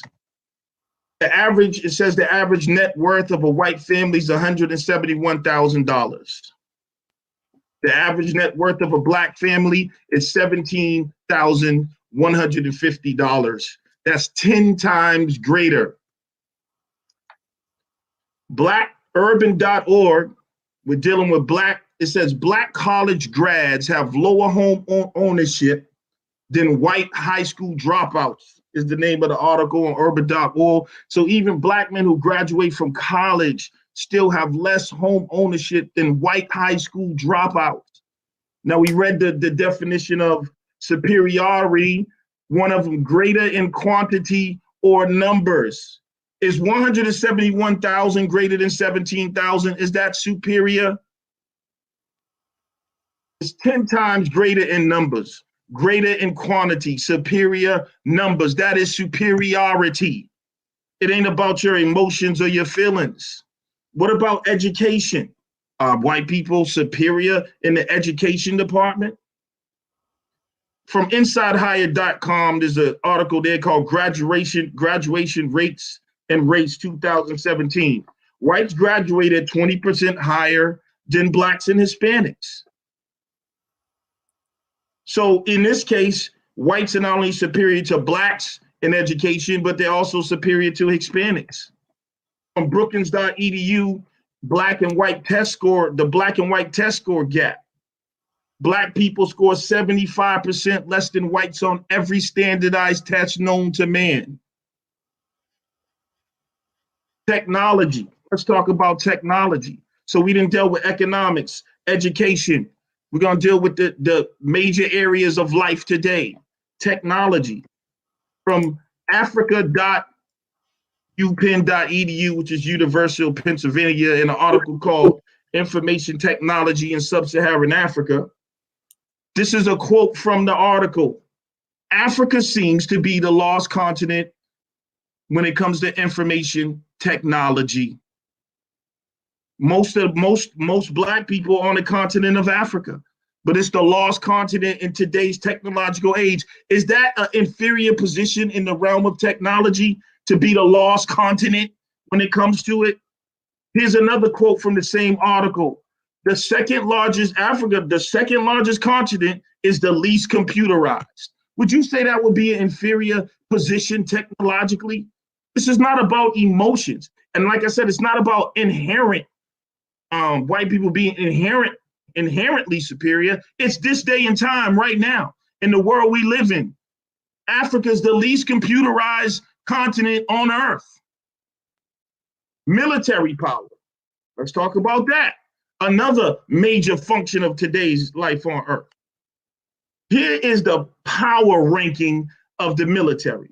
If you look here, you see it goes from 1 to 25. First is United States, second is Russia, third is China, fourth is India, fifth is France, sixth is United Kingdom, seventh Korea, Japan, Turkey, Germany, Italy. The first African country is Egypt, will be number 12, which is not African, it's Arab. Iran, Brazil, Indonesia, Israel, Pakistan. You don't get an African country in the top 20 and then the first one listed, I think, is South Africa, which is ran by white people. Is that inferiority on the world stage? And do you look at all the military might of European countries, nuclear bombs, high advanced military technological weapons, organization ready to go out, conquer the world? You're inferior militarily. What about politically? Here's a chart, Congress seats by race from the Brookings Institute of 2020. If you look at this chart, over here in the blue, that's African American. And then above that is Hispanic. The rest of it, it's white and other. This is the percentage of people who sit in Congress.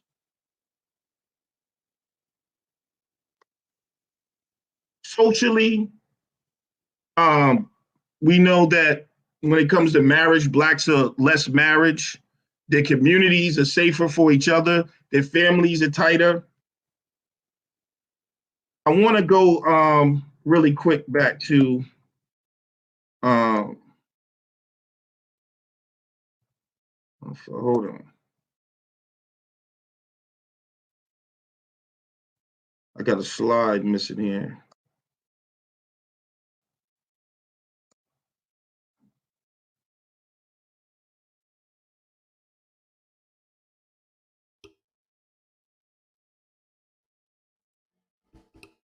Okay. Military, politically, socially, and community. I'll show further on as this debate goes on that socially, when we talk about, like I said, family unit, community, they're superior in their operation, in their function. Let me pull this up real quick because I want to show y'all this. And this is basically what I'm dealing with right here.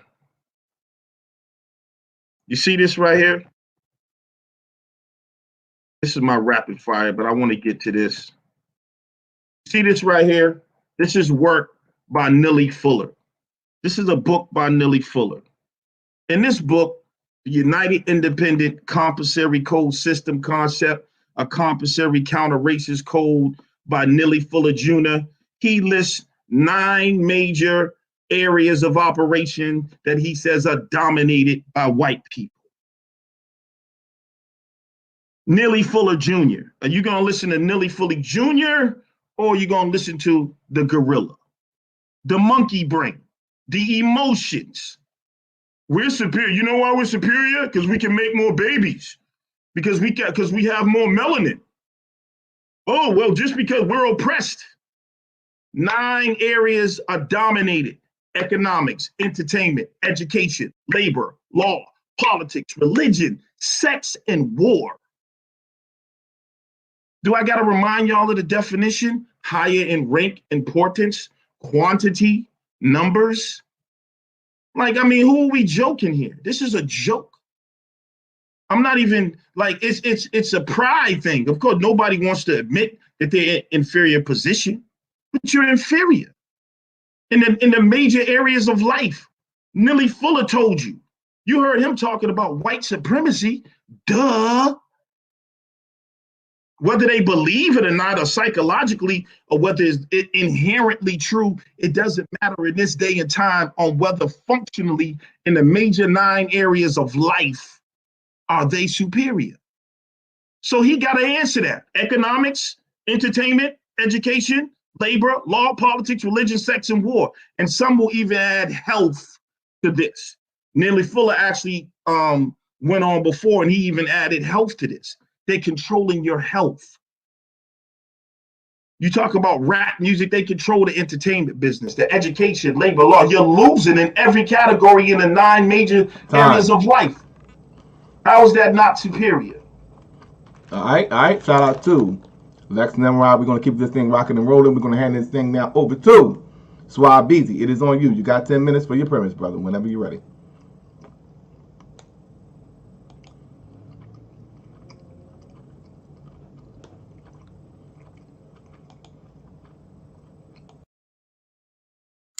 Okay, I think I'm ready. Share my screen, please. All right, thank y'all, man. Please remember, this is a case of white supremacy, propaganda, indoctrination, where they push out the material that says they're this, they're that, they're this. And because you're in the middle of it and you believe in Santa Claus and Jesus and everything else, even though you was able to see through most of that bull crap, sometimes the illusion is so big, we don't think that we can. So we can't see it. So I would like, this thing right here. So I would like to say, this is a publication, right? Released in May 22, 2019 of a white American published in it saying China's military is bigger on, China military is the biggest on the planet, admitting that China's military is the biggest on the planet. This was released, like I say, May 22nd. The Pentagon also admits, right? Pentagon says China has largest navy in the world after buildup. This is today, in today's time. The Defense Department released a statement saying China has the largest navy in the world with an overall battle force of approximately 350 ships and submarines, including over 130 major surface combatants. The report says, in comparison, the U.S. Navy battle force is approximately 293 ships as of 2020. So that right there is telling you that in today's, not in today's, in 2020, that the white man is not superior, the Asian is. In that, what's the name? And this is the money. Can you mute out, sir, please? I don't know who that was. This is showing you right here that defense spending, right? Because everybody is because this is the illusion. I spend more money, so I must be the best at it. But when you're good at it, you don't need to spend that much money. But showing you who spends the most money in the defense. U.S. is fifth. Do you understand what I'm saying? Now look at that mentality right there. We're talking about military and how y'all spend it. See, the U.S. Has been known for spending a lot of money on their, but they don't create the products. They get charged more. So now let's get into the economy, right? Now, right now, the U.S. and China are dominant leaders of the top 10 of economics, right? Then it goes on Japan third, right? So right there, and of course, this is Western propaganda, right? We have to make us look dominant. So when you look, it says largest economy in the world, while China is the largest, even though some say it's the U.S. So explaining for the fifth year in a row, China was the world's largest economy in 2019. It contributed 22.5 trillion, or 17.3% of the world's 130.1 trillion in gross domestic product, or GDP, according to estimates by the World Bank. It uses so-called international dollars to make better comparisons, but China has been leading the world economically the whole time. People saying, "Oh, they got the," and what they even add more of it. Look at the list of debt, right? The U.S. is ranked at number one when you're dealing with Western. I'm not even going to argue that, right? But you see the variance from who's representing the newspaper, the statistics, who's interpreting the data. The U.S. also has the largest debt. And they not only have the largest debt, but Japan and China owns most of the debt. And so how is U.S. economy better than China if China is leading for 5 years straight up to 2019, right? And the U.S. owes China.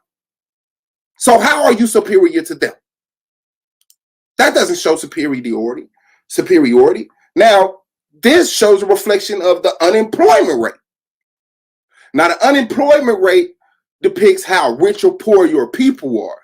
So we're going to go all the way down to the bottom, right? Number one, 0.1 unemployment. That's Qatar, right? Now let's go to Belarus, Niger, Laos, Cambodia. Like he said, we didn't get a European, Western, cracker till when? Let's go, boo, boo, boo. We still going. We still looking. They go Japan, the Asians kicking butt. North Korea, let's go. Czech Republic, close enough. Turkey, no, not close enough. South Korea. Dang, this is crazy. The United Kingdom. I'll say Israel right before that. No, Germany right here. Okay, Hungary. Look at that. So how are you superior in economics? You're in debt. You owe China, and your people poor. That's their game. They shuffle the money around. U.S. really has more money than they know what to do with it. It has more products than they know what to do with it, because that adds to the illusion that we're okay. Speaking of Qatar, the place, let's get into healthcare, right? Qatar was rated the best top healthcare in the world, 2019. It says,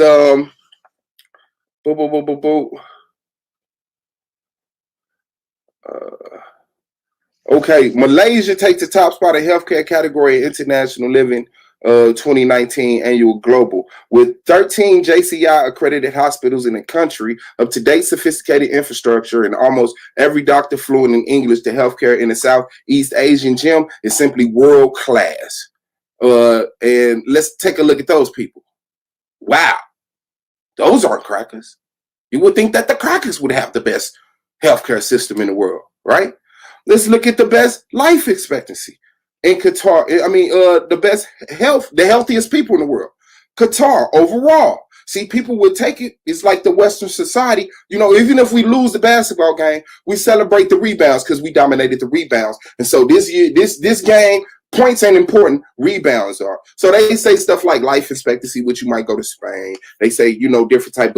But overall, Qatar, the same place, has the healthiest people.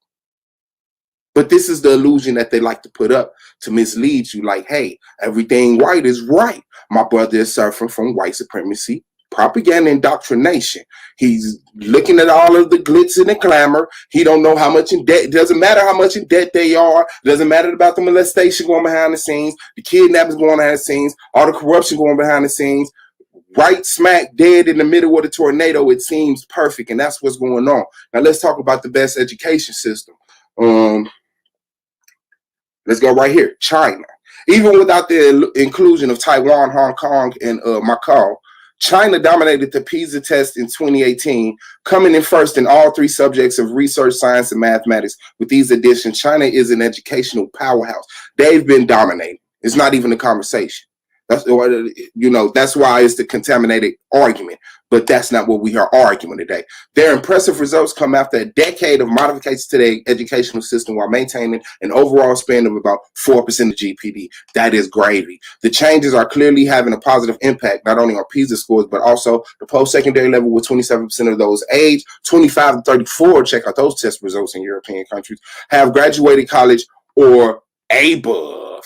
Let's keep it moving. I want to go to right here. This is just a testament of the IQs, right? Highest IQ, Singapore, Hong Kong, South Korea, Japan, China, Taiwan. The Asians are clearly leading the race in this category. And just for a caveat, I like to throw this in right here. Want to know which country has the biggest penises? This is a physical This is a physical test by nature to let you know. Right here, we're going straight to the Congo. The whole green area on this, wherever that this map is supposed to be. But if you look in the red, it's like China, India, Indonesia, Iran, Iraq, Japan, Korea, right? The orange is Afghanistan, Algeria, Australia, Canada, Ethiopia, Finland, Greenland, yellow, Argentina. But when you get to the green, where it's the men are the most endowed, Bolivia, Brazil, Colombia, Congo, right? You're dealing with places like that. And at the same time, the highest numbers of cosmetic surgery and procedures are being done by Europeans who are feeling inferior about their body. And so we're not even going to play about that. People running down to Brazil, making it out. And just for a little tad, I would like y'all to know that the Chinese invented the fire lance, which is the first gun. This is the first gun. They invented the for those who just caught on that, and it's like they invented the gun. All right. These people, the crackers are leaning on our intelligence, our structures, our backbones, our heritage, our history, and they're feeding the illusion to our citizens, right? And they're at war with everybody else outside that's calling them on their bullcrap. And just to let you see the inferiority also, 10 countries who were never colonized by Europeans, for those who think they're just unstoppable and have the whole world conquered, conquered humanity. Saudi Arabia, Iran, Japan, Korea, Thailand, China. Look at those people. Afghanistan, Nepal, Bhutan, Ethiopia. Just to put it in, what's in that? And contrast. And here's also an article from this verse put out in April 13, 2018. 10 indications that the Western society is collapsing. They're talking about, but that's not even important. I'm not even agreeing on that or something. But the collapse of a family, right? The family infrastructure, man, wife, is too much divorce, too much splitting in the home. The children aren't getting the raising that they're supposed to. The rising of domestic dominant virtual worlds. It's just telling you how we depend more on technological stuff and not on our body, unlike other people, and they remaining superior physically because they're still walking to the store and they're having drones bring it to them, right? And so it just goes on to talk about how the dollar is losing its value and other things like that. And that's why whites are not superior to black power. All right. So with that being said, we're going to now get into the rebuttal round, family. Make sure you be in the building. This shit is going to be lit, family. Let's take a brief intermission and we'll be right back. This is the Solar Vision Debate League. Man.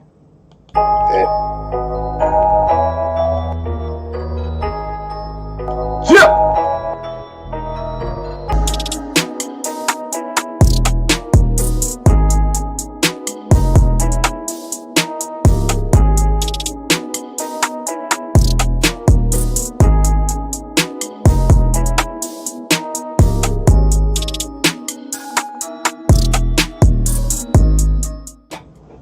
Yes, family, this is the Solar Vision Debate League, family, and we getting now into the nitty gritty. That'll be the rebuttal round. Cut your cameras on, family. We're going to start out with Lex Nimrod. Brother, you got 10 minutes to rebut. Whenever you're ready, you can begin your rebuttal, brother. All right. Let me share my screen and pull this up. All right.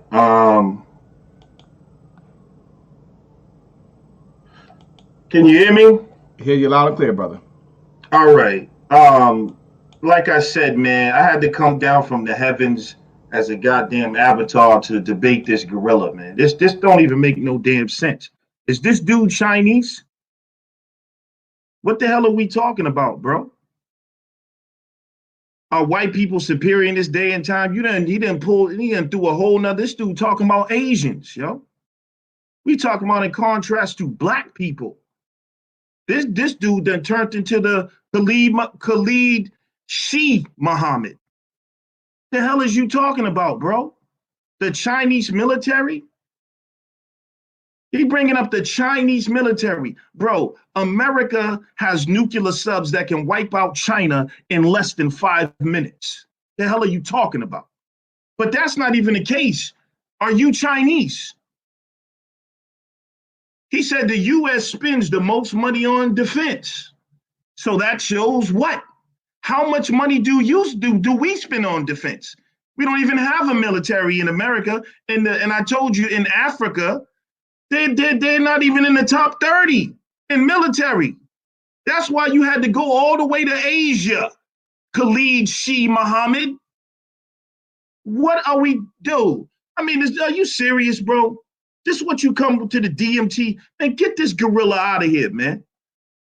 China has the world's largest economy and they own all America's debt. Yeah, if you knew what political science was, that's why America has them what's called soft power.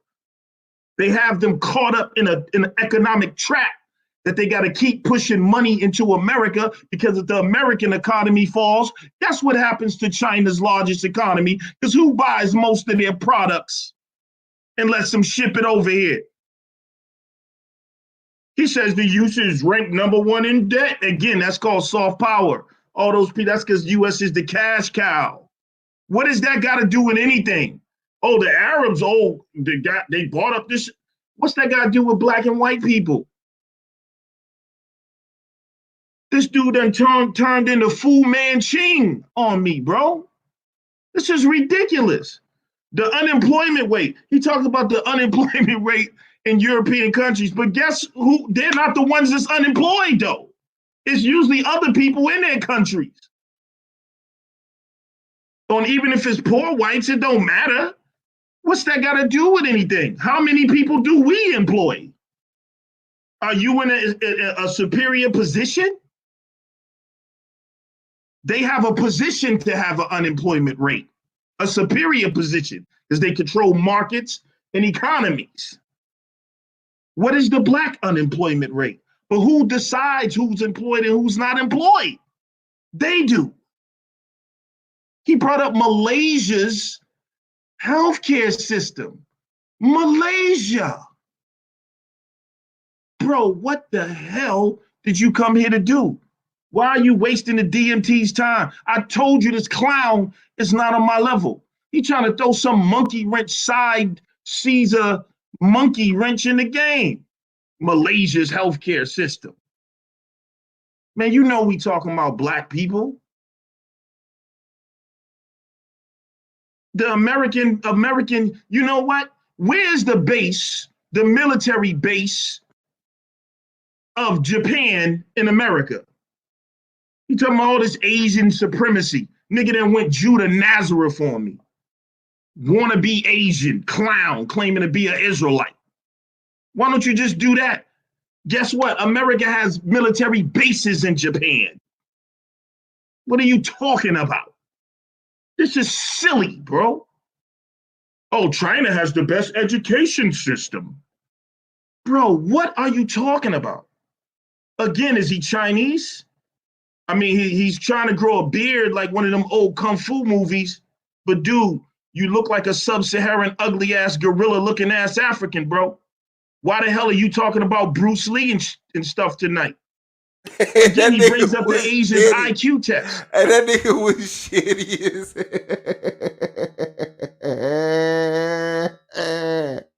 that nigga was stupid. No, we never agreed on contrast to black people. He stood on the fact that white people rule the world, or white people are superior at this day and time. I said, no, they not.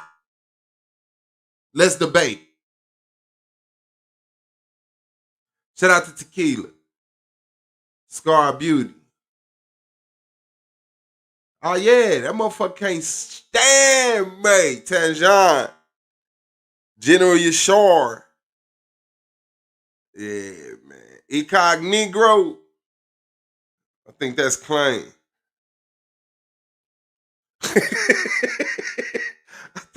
I think that's clay, man. Man, hold on, man.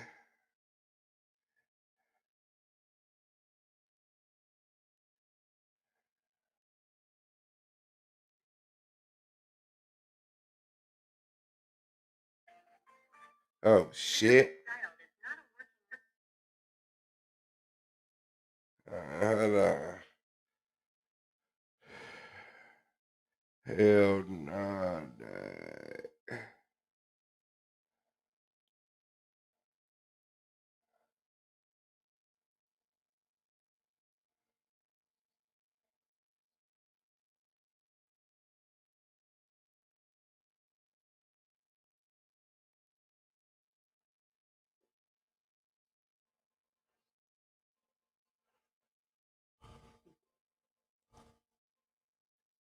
Hold on, man. Call that nigga claim on Hangout.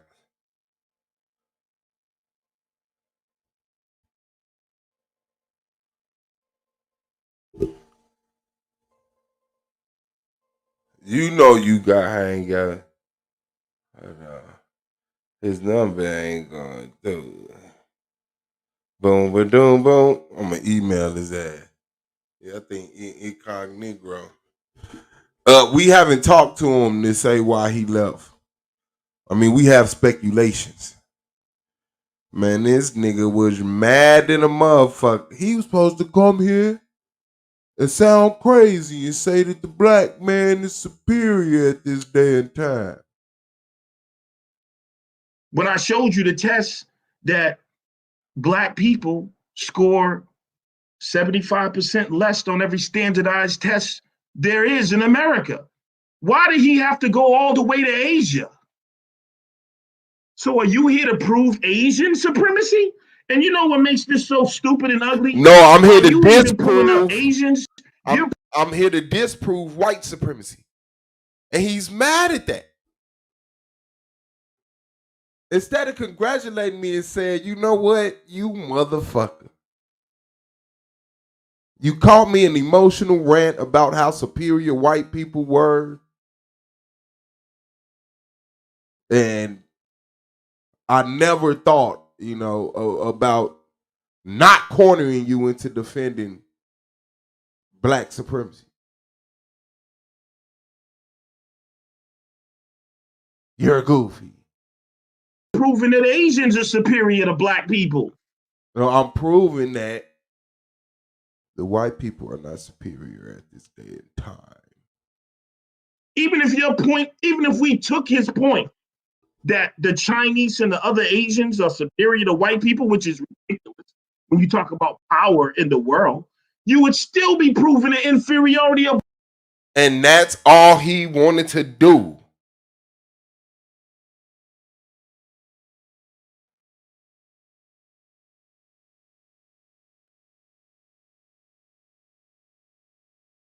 That's all he wanted to do was get a black power dude in a debate and then just show the inferiority of black people. He's so blinded with that shit. Why telling black people, I'm the last hope of humanity? You heard the intro he did in the beginning. all just to beat up on black people. Black people, and you couldn't use Africans. You idiot. Now look. Now listen. Listen to what he just said. Why don't you just do that? Guess what? America has military bases in Japan. What are you talking about? This is silly, bro. Oh, China has the best education system. Bro, what are you talking about? Again, is he Chinese? I mean, he's trying to grow a beard like one of them old kung fu movies. But dude, you look like a sub-Saharan ugly-ass gorilla-looking ass African, bro. Why the hell are you talking about Bruce Lee and stuff tonight? Again, he brings up the Asians. Of course he attacking me personally. Yeah. But how can you allow you okay with me going back to Africa? And me and you don't know how many generations back I go back to Africa. Which means we also don't know how many generations I go back to Asia. Because black people was in Asia. The Africans was in Asia. So aren't I related to the Asians in a manner in which I'm related to the Africans? Meaning I have ancestors on both sides? How do you cherry pick which ancestor and say, and how do you cut me off from an ancestor? Point is, the white man ain't superior. Thanks, pro-black. He's trash. He's trash. Couldn't refute my information. Matter of fact, conceded to my information just then. Even if we go by his, okay.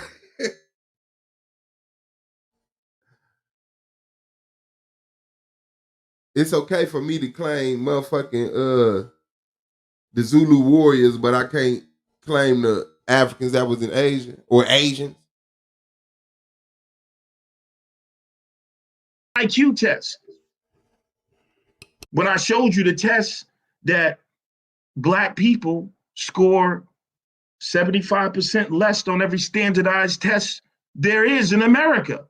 Why did he have to go all the way to Asia? So are you here to prove Asian supremacy? And you know what makes this so stupid and ugly?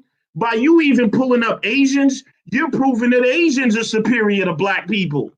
Even if we took his point that the Chinese and the other Asians are superior to white people, which is ridiculous when you talk about power in the world, you would still be proving the inferiority of black people and you couldn't use Africans. You idiot. And then he does some of the silliest, and I told y'all, that's why I brought up in the end, I was talking about the physicality part of you being looked as an animal. Oh yeah, but guess where the biggest penises were? In the car. Dude, what is up with you, bro? And how much time did you research to find out who had the biggest penises on earth? Are you planning on moving to the Congo, my nizzle? This dude is a clown. Now I told y'all, they talk all this. That's why they talk all that trash on the internet. You come up here, bro, and you suck. The Congo has the biggest penises. Really, dude? I'm not interested in where the biggest penis is in the world. What's that got to do with superiority and inferiority of black people versus white people? I mean, this is just ridiculous and disappointing, bro. I don't even know, like, where else to go to rebut Asian supremacy talk.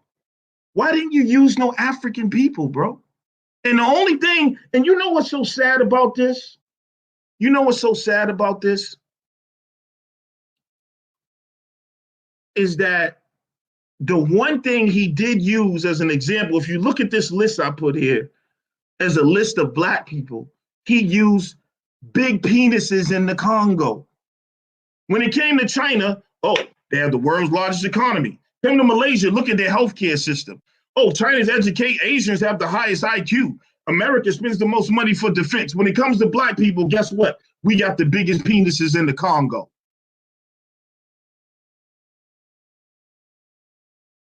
Is that what we talking about? When Neely Fuller talked about sex, controlling sex, he wasn't talking about penis size, you monkey. Sex is a part of economics because it's time and energy spent in production. Idiot. Look at this list, y'all. China, Malaysia. I think he brought up, nigga, why don't you just go to Indonesia? Why don't you go to Australia? What the hell does that got to do with what we talking about, Suave loss? You're an idiot. Talking all that, this is why I tell y'all. He's just jealous, man. You talking about you never teach us. What you come to teach us today? Chinese supremacy in history, nigga? You can't even stand. You shouldn't even be here trying to stand before the DMT talking about the AOI. I told you AOI stands for the assholes of Islam. Because this was some asshole shit. Excuse my language. But this is ridiculous, man. I told you I could have freestyled this. This dude couldn't use one black example. He didn't even say the black man in America had the biggest penis. Nigga went to the Congo and did the most stereotypical fucking animal monkey shit you can do. And sexualize. That nigga losing his mind. I know Solo rolling. Hey, dog, look. Oh, shit. That nigga lost his mind. That's what it looked like when you lose a debate in the premise. And then you got 10 minutes to continue to lose the debate, but you got a chance to talk. But there's nothing you can do. It's over with. It's like you got 10 minutes to daddy get home, and mama already told him you got caught breaking in somebody's shit or some shit. You getting that whooping. You getting that ass whooping. Damn. And animalize the people in the Congo. You know what? He didn't say, hey, I went to the Congo and I found out that they was making cars. I went to the Congo and found out little Congolese. Why would I just make up a Congolese car factory? What the fuck? Why would I do that? Why would I just go make up some luxury car company in the Congo? Instead of going with the facts that the white man is not superior at this day and time.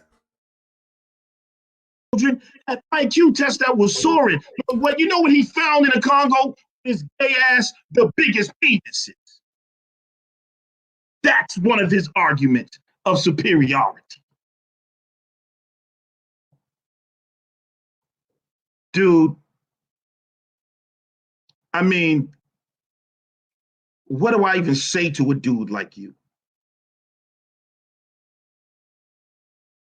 Black power? And this is what I tell y'all about these black power dudes, bro. So-called black power. Celebrating Thanksgiving and talking about the biggest penises on the planet. That's your scholarly debate, your scholarly argument. Malaysia's healthcare. Malaysia has great healthcare. The white man is not number one. Show me the black men, my nigga. We ain't talking about China. When did you throw this monkey wrench in the? See, you knew you was dead. That's what happened. Time. All right. So shout out to Lex Nimrod. We're gonna pass the ball now over to Suave Beezy. Suave Boss. It is on you, brother. Whenever you're ready. All right, I appreciate that. Let me share this right quick. Boom. Can you share that for me right fast? Okay, China military. Yes. As I reiterated, as I just leave up there, as I rebut his premise round, right?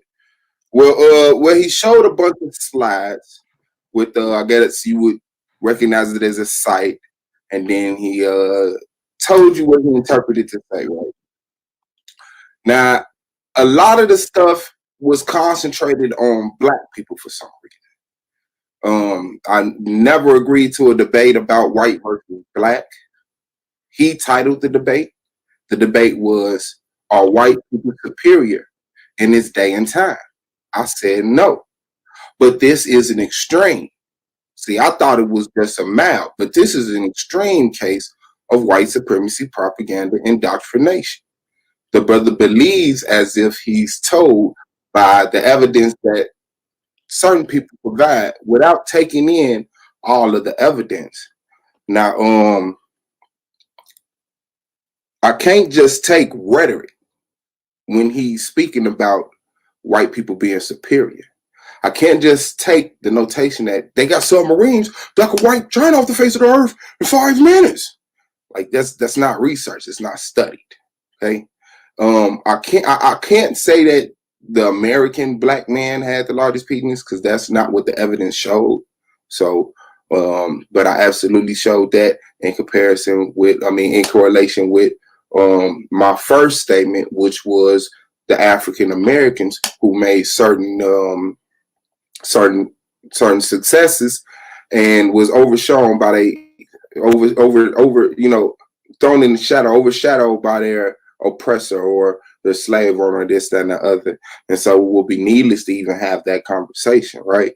Are they superior to black people?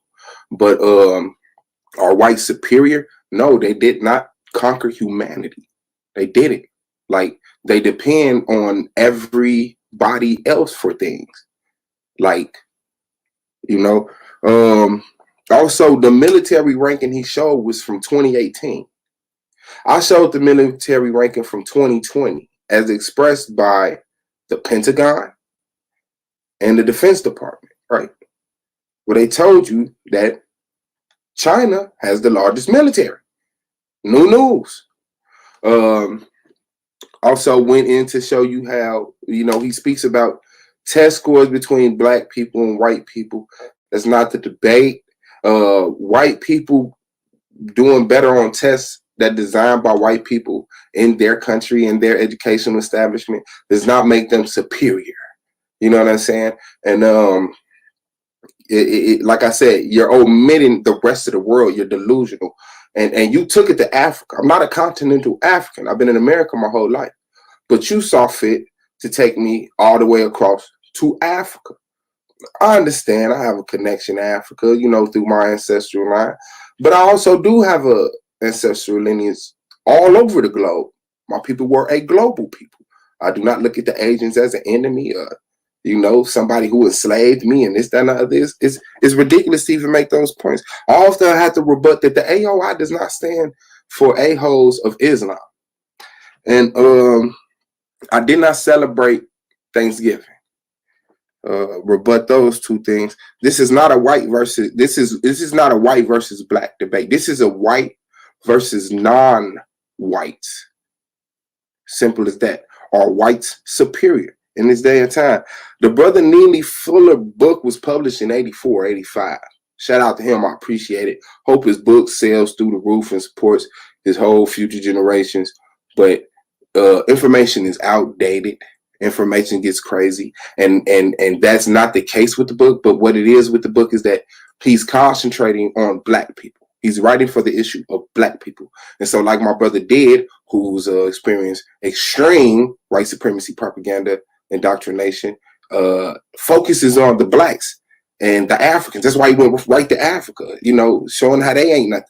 He didn't even acknowledge the Chinese or the Arab. He was that blind and focused. This case is so extreme. He ignored all of the populations. Right? This is crazy.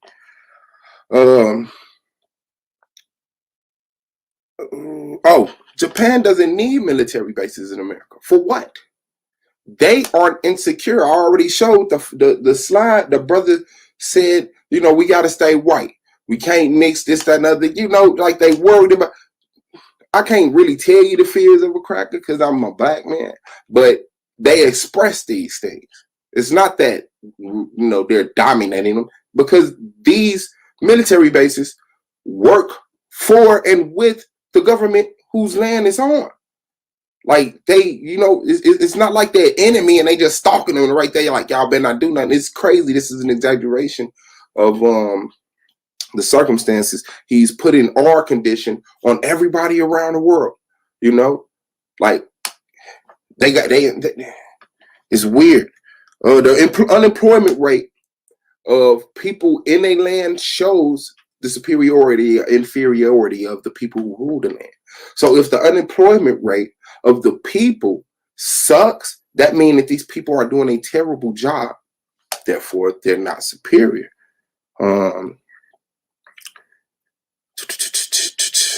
Whites are the minority on earth. Talking about numbers, right? And they're on their way to being a minority in America if they're not already. This is something that they express, that they fear a lot of the times. I just want to put that in there. And so that's what I had down. Hold on, let me see what picture is this right here. Oh, he was talking about the economically. Well, yeah, I already showed economically how whites are superior because the Asians are kicking butt and they owe the Asians. And, it's like we think because you have $100 billion worth of things that you have $100 billion, but that's not the system that we're on under here in capitalism. It's a debt currency. And so, things are afforded to you and then you're working through a line of credit as such for, so trust me, it's like Hollywood, and Hollywood is one of the things that they created to push the propaganda, the TV, the radio, stuff like that. They. Man, let me nip this in the bud right now. That video was not taken down for any reasons. People are speculating, although I will let you speculate. You do got that freedom. Some people feel like that content was their content. And due to the fact that that type of conversation and content came from their audience, that they could stream the stream. And so in order to respect that mentality, that content was taken down so that no one would have a conflict with the league and feeling that their content was taken and, therefore they got access to do what they want with it. Just to prevent any problems in the future, with us and any other channels. But it wasn't to hide Moonflower's great performance. It was a great performance. We all know she whooped that boy. That wasn't nothing to talk about, But I would like for y'all to have that type of understanding and maybe not always result to like the most evilest diabolical reason why things happen, But shout out to y'all, man. Let's push their biased information out there, right? And us being us, and yeah, we had some mental conditions that we had to get over.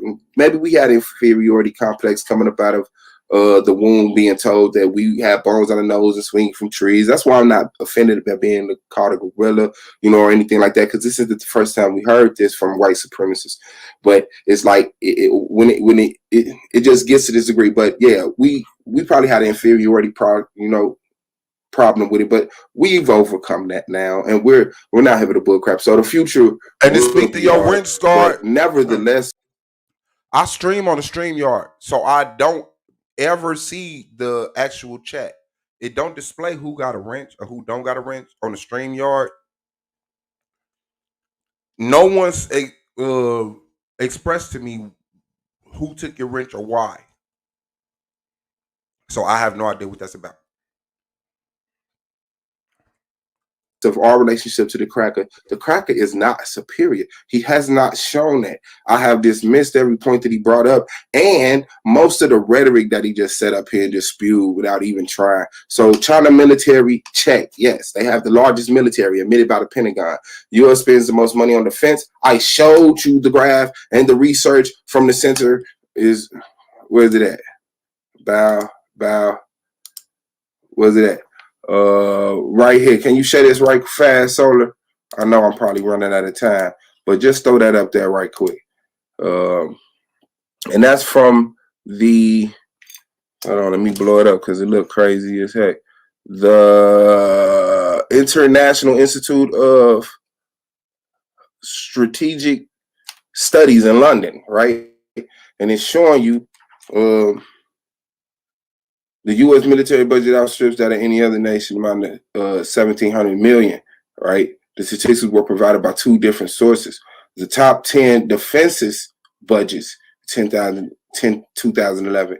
Saudi Arabia and Oman, the Israel, Yemen, and U.S. is down here. That's what this graph is showing, as far as that I'm seeing. So that dismisses that. And yes, U.S. is ranked number one in debt, and you should have brought a PowerPoint explaining the financial trap that they getting these people in. That's just delusional. That's just, that shows the extremity of the indoctrination of white supremacy propaganda, where he believes they owe them because they want them to owe them.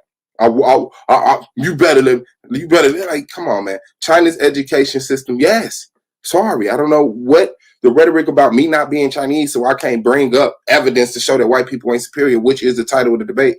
Asian IQ test, Congo's opinions, I already debunked that, man. That's what the evidence shows in connection to our superiority of intelligence and be able to create and invent things. But like I said, it's been hard to record that stuff here in the midst of the tornado, right? Where it's an aimed, concentrated oppression on us, you know. So as far as every point that you have is dismissed, and I just want to make that clear that this was not a debate about black people and white people. That's what I would have expressed this whole time up to this debate, and that's what I would have put in the title.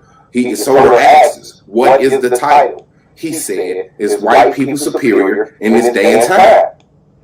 So understood. Black power. All right. So shout out to both debaters. It's been a very interesting debate thus far. We're going to now go into the halftime show. So we'll be back for the rapid fire round and all the good stuff.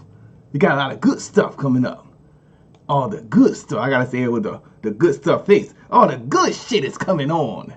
Right after the halftime show, family. So we'll be back in about 10 minutes, family. This is the Solar Vision Debate League, man. What's good, family? This is your boy Solar Mind, Commissioner of SVDL, and this is the Solar Vision Debate League halftime show. We're going to get into the top 3 stories real quick before we get back to this debate. So let's get into it. Our top story on SVDL, and y'all should already know, family, is Chris MVP Harris. He did a stream on SVDL earlier this week. He had a lot of things to say, and he directed it at Claim Your Inheritance and Madonna Kemet. And he was throwing shots at the post-debate show and how it's conducted, how people such as Claim and Madonna are allowed to say things that, you know, pretty much he don't like. So he's on record stating, and I quote, Chris Harris is on record stating, Madonna Kemet and Claim are coons that never scored a 10 in their life. So this is what else Chris MVP Harris had to say concerning Madonna Kemet and Claim Your Inheritance. P is when I'm acting like a fool or being a clown, aka Mantan.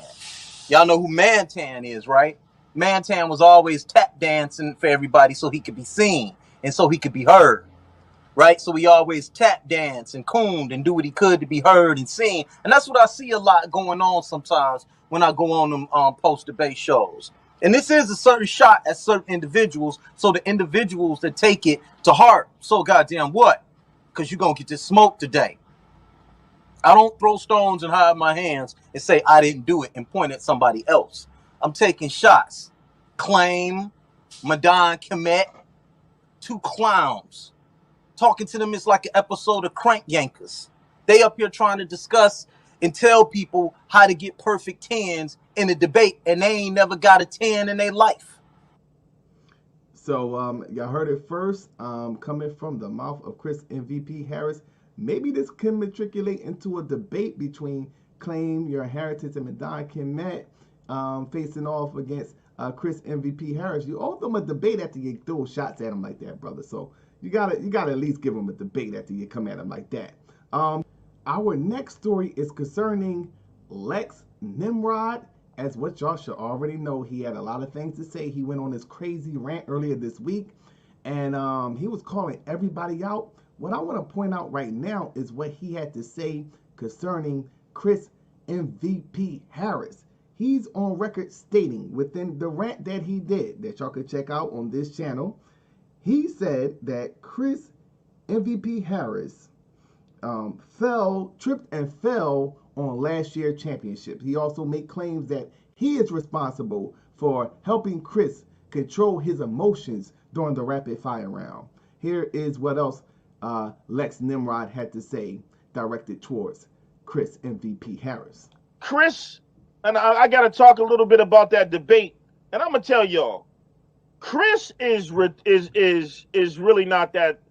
He's smart enough to be deceptive, but he really makes no sense. Like he's devil smart, but really, we're gonna talk about that. Chris fell and tripped on a championship. Number one, I doubt he will win this year, and he shouldn't have won last year. I had to teach him how to maintain in the rapid fire. I had to have a whole talk with that brother about keeping his emotions together and not chasing lame arguments. So that was the words of Lex Nimrod directed towards Chris MVP Harris. Now within Lex's rant, he actually mentioned Suave B.O.S, and him and Suave B.O.S was going back crazy in the chat. And this led to Suave B.O.S actually responded to this stream that Lex did. And Suave B.O.S had a lot of things to say. He was coming at Lex's neck on a lot of levels, you know. But one in particular, he said that, and I'm quoting, Suave B.O.S says that Lex is a hater for bringing up, you know, his name during the actual rant, because really he was supposed to be directed it towards Domo and others, but he brought up Suave B.O.S name, and he said that Suave B.O.S says that Lex is somehow intimidated by his presence. Now, we're looking at the two groups, or the two organizations, the Dark Side and AOI, and Suave is making a lot of power moves. He got Anpu is now part of the squad, and also pro-black politics. And on the other hand, it's kind of like maybe the Dark Side is taking a little step back from last season with the participation from his fellow peers in the Solar Vision Debate League. So here's what Suave B.O.S had to say concerning Lex. Politics behind the scene. That's what they do. Then he did like Suave and Domo. You hater. You're a hater. I was the first name you said. You ain't even talking about me, so I know what's on your mind. Cause you ain't never mad at Chris. You and Chris cool. You and Chris understand each other. As far as I know. Now, I don't know how Chris feel now, some updated shit, but I've heard I've been like 3 years into seeing y'all relationship, and certain people understand certain people's evils. They tolerate certain people's wickedness. Cool. Cool. But what you really salty at, bro, is my presence, my nigga. My presence. It's not my intellectual scholarship. It's not my financial gains. It's not my social circles. It's just my presence. You don't understand how a nigga like me is here with a nigga like you. That was Suave BZ. So, you know, those are the top 3 stories, family, and we're going to keep you posted on how these whole things turn out. So, with that being said, let's get to the top 5 debaters. So, we're going to hand this thing now over to Stephen A. Smith. It is on you. Take it away, Stephen A. Are y'all ready? Y'all know what time it is. You listening? Are you sitting back and listening and taking notes, sir? Because I'm about to school you on who the top 5 in the NSB this week. Max, of course, I got to listen to you. It's my obligation, but you know to listen and pay attention. Let's go to the top 5. The top-ranked debater of the Solar Vision Debate League and has been doing so for the last month and a half now is Domo. With 119 points he's averaging per debate. He is followed by Inyame, who also averaged 119 points per debate. Number 3 on the SVDL top-ranked debaters is Ampu with 117 points. Number 4 will be Chris MVP Harris, averaging 115 points per debate. And capping off the top 5 debaters of SVDL is Minister Howe, averaging 113 points per debate. Shout out to the league. This has been the SVDL halftime show. Let's get back to this debate, family.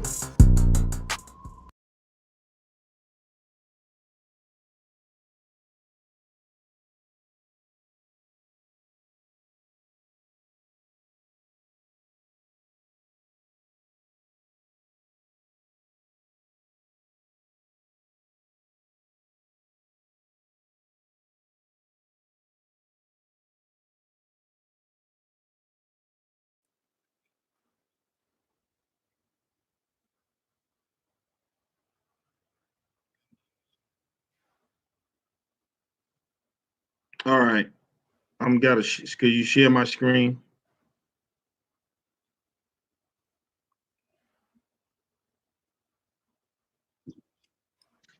All right, rapid fire. 8 questions even a gorilla can answer. Suave, is 171,000 a superior number to 17,150? No. Why isn't 171,000 superior to 17,150? Because they're both numbers. Is 171,000 a greater number? Yes. All right. Superior again. Do you see the bottom there says greater in quantity? Example, superior numbers? Yes. Is 171,000 greater in quantity than 17,000? It's a greater number. Yeah. Yeah. Is it greater in quantity? Yeah, I would say yeah, unless it's a trick. Okay. Question 2. If monkey A has 200 bananas and monkey B has 20% more bananas than monkey A, which monkey has a superior number of bananas? I wouldn't be able to determine that by just those factors. You don't know that if one monkey has 200 bananas and another monkey has 20% more bananas than that monkey, you don't know which one has a superior number of bananas? I'm guessing you basing greater to mean superior, but Brother, what if I the didn't monkey ask you about greater or superior. I said which one would have more bananas in quantity. Let me read it again because I ain't got all day. I answered that. You said which one? You said would 200 bananas be superior to 20? And I'm telling you, no. What if the other? I didn't say 20. Listen, okay, what was bro, your if question? monkey A has 200 bananas and monkey B has 20% more bananas than monkey A, which monkey has a superior number of bananas? That's not enough information monkey to determine B, that. bro. That's not enough information All to right, determine brother. that. Right here at InsideHire.com, I brought this out. And this is why I asked that question. Whites graduate at 20% higher than blacks and Hispanics. Is that a superior graduation rate? Whites graduated 20% higher than blacks and Hispanics. Yes, that's a higher graduation. Is that a superior graduation rate? Yeah, you could determine. I'm not mad at you calling. All right. Again, you look right there, above average in excellence, merit, and intelligence, of higher grade of quality, and right at the bottom, greater in quantity, superior in numbers. Are you clear what superior in numbers mean in that example? No, explain. Question 3. If monkey A has 200 bananas and monkey B has 75% less bananas than monkey A, which monkey has a superior number of bananas? That's not enough quantifiable evidence to give you an answer on that. What's 75% of 200, bro? Or 150. All right. According to Brookings.edu, black people score 75% less than whites on every standardized test. Is that an inferior score? The scoring, yes, that doesn't make the people who took the test All right, inferior. bro, it's inferior. Thank you. Question 4. According to African.upenn.edu, and the article that I read there about Africa and technology, it says Africa seems to be the lost continent of information technology. Do you think that is a superior position or inferior position in terms? To be truthful, Karaya, no, I don't. I don't think it'll make more. I see A9 has said he's coming back. I don't know if that's true. That could have been because of Strap, but it could have been because of some other bums in the league. But no, I think Strap coming back only means Strap comes back. I don't think yeah, no. In terms of technology in the world? Inferior. Thank you. It also said Africa is the second largest continent and is the least computerized. Would that be an inferior or superior position in terms of technology in the world? The second largest continent. Least. Okay, yes, inferior. All right. Question 6. Can monkeys read charts?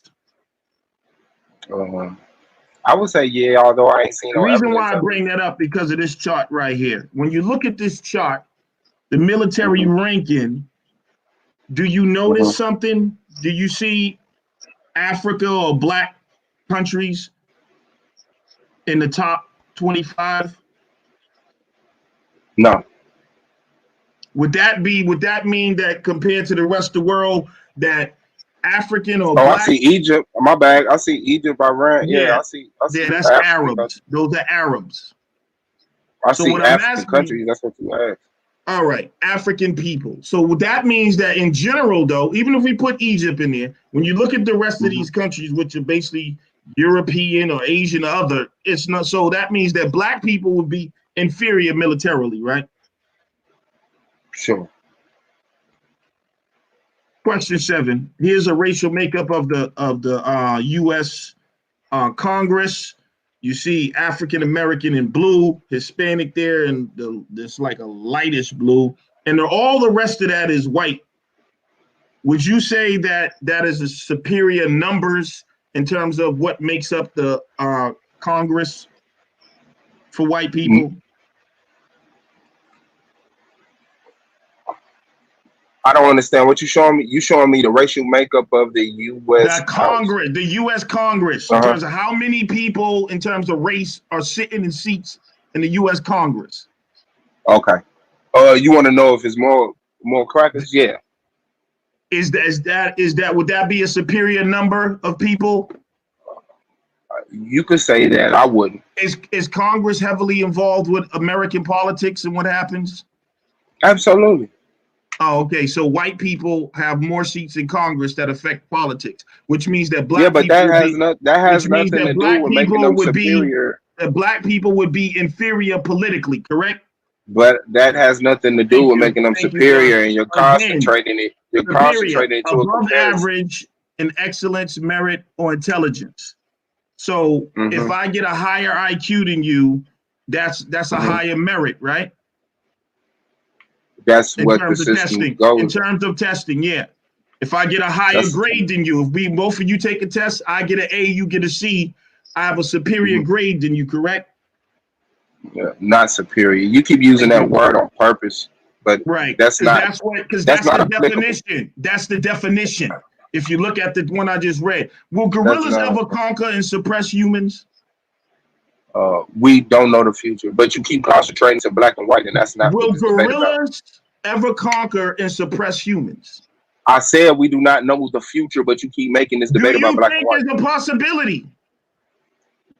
Do I think that anything's possible? That's a famous quote. Oh, okay. Okay. Y'all take note of how ridiculous this is. Neely Fuller's book, it says right here, I already read it before. I showed you this before. Whites dominate the 9 major areas of life: economics, entertainment, education, labor, law, politics, religion, sex, and war. You're saying Neely Fuller didn't know what he's talking about and he was outdated? No, I believe that he's concentrating his argument to black people, which is outside of the context So of this debate. when we had this conversation, you was talking all day about black people. So now all of a sudden you ain't talking about black people today? We were not talking about black people at no point in time. We gonna pull that. You's a liar. That ends my You did not let me You's finish a liar, bro. You's a my liar. statement. We was talking about why would we be talking about anybody else but black and white people? We were talking about white people. We were talking about white people. We were talking about white people. And it's shameful. It's shameful. You put, I'm Mr. Integrity. He's a goddamn liar. Is it Adam, Y chromosome Adam, or the Bible Adam, bro? Get out of here with the crap, bro. You're a disgrace. Go ahead. All right, bet. Let's get it.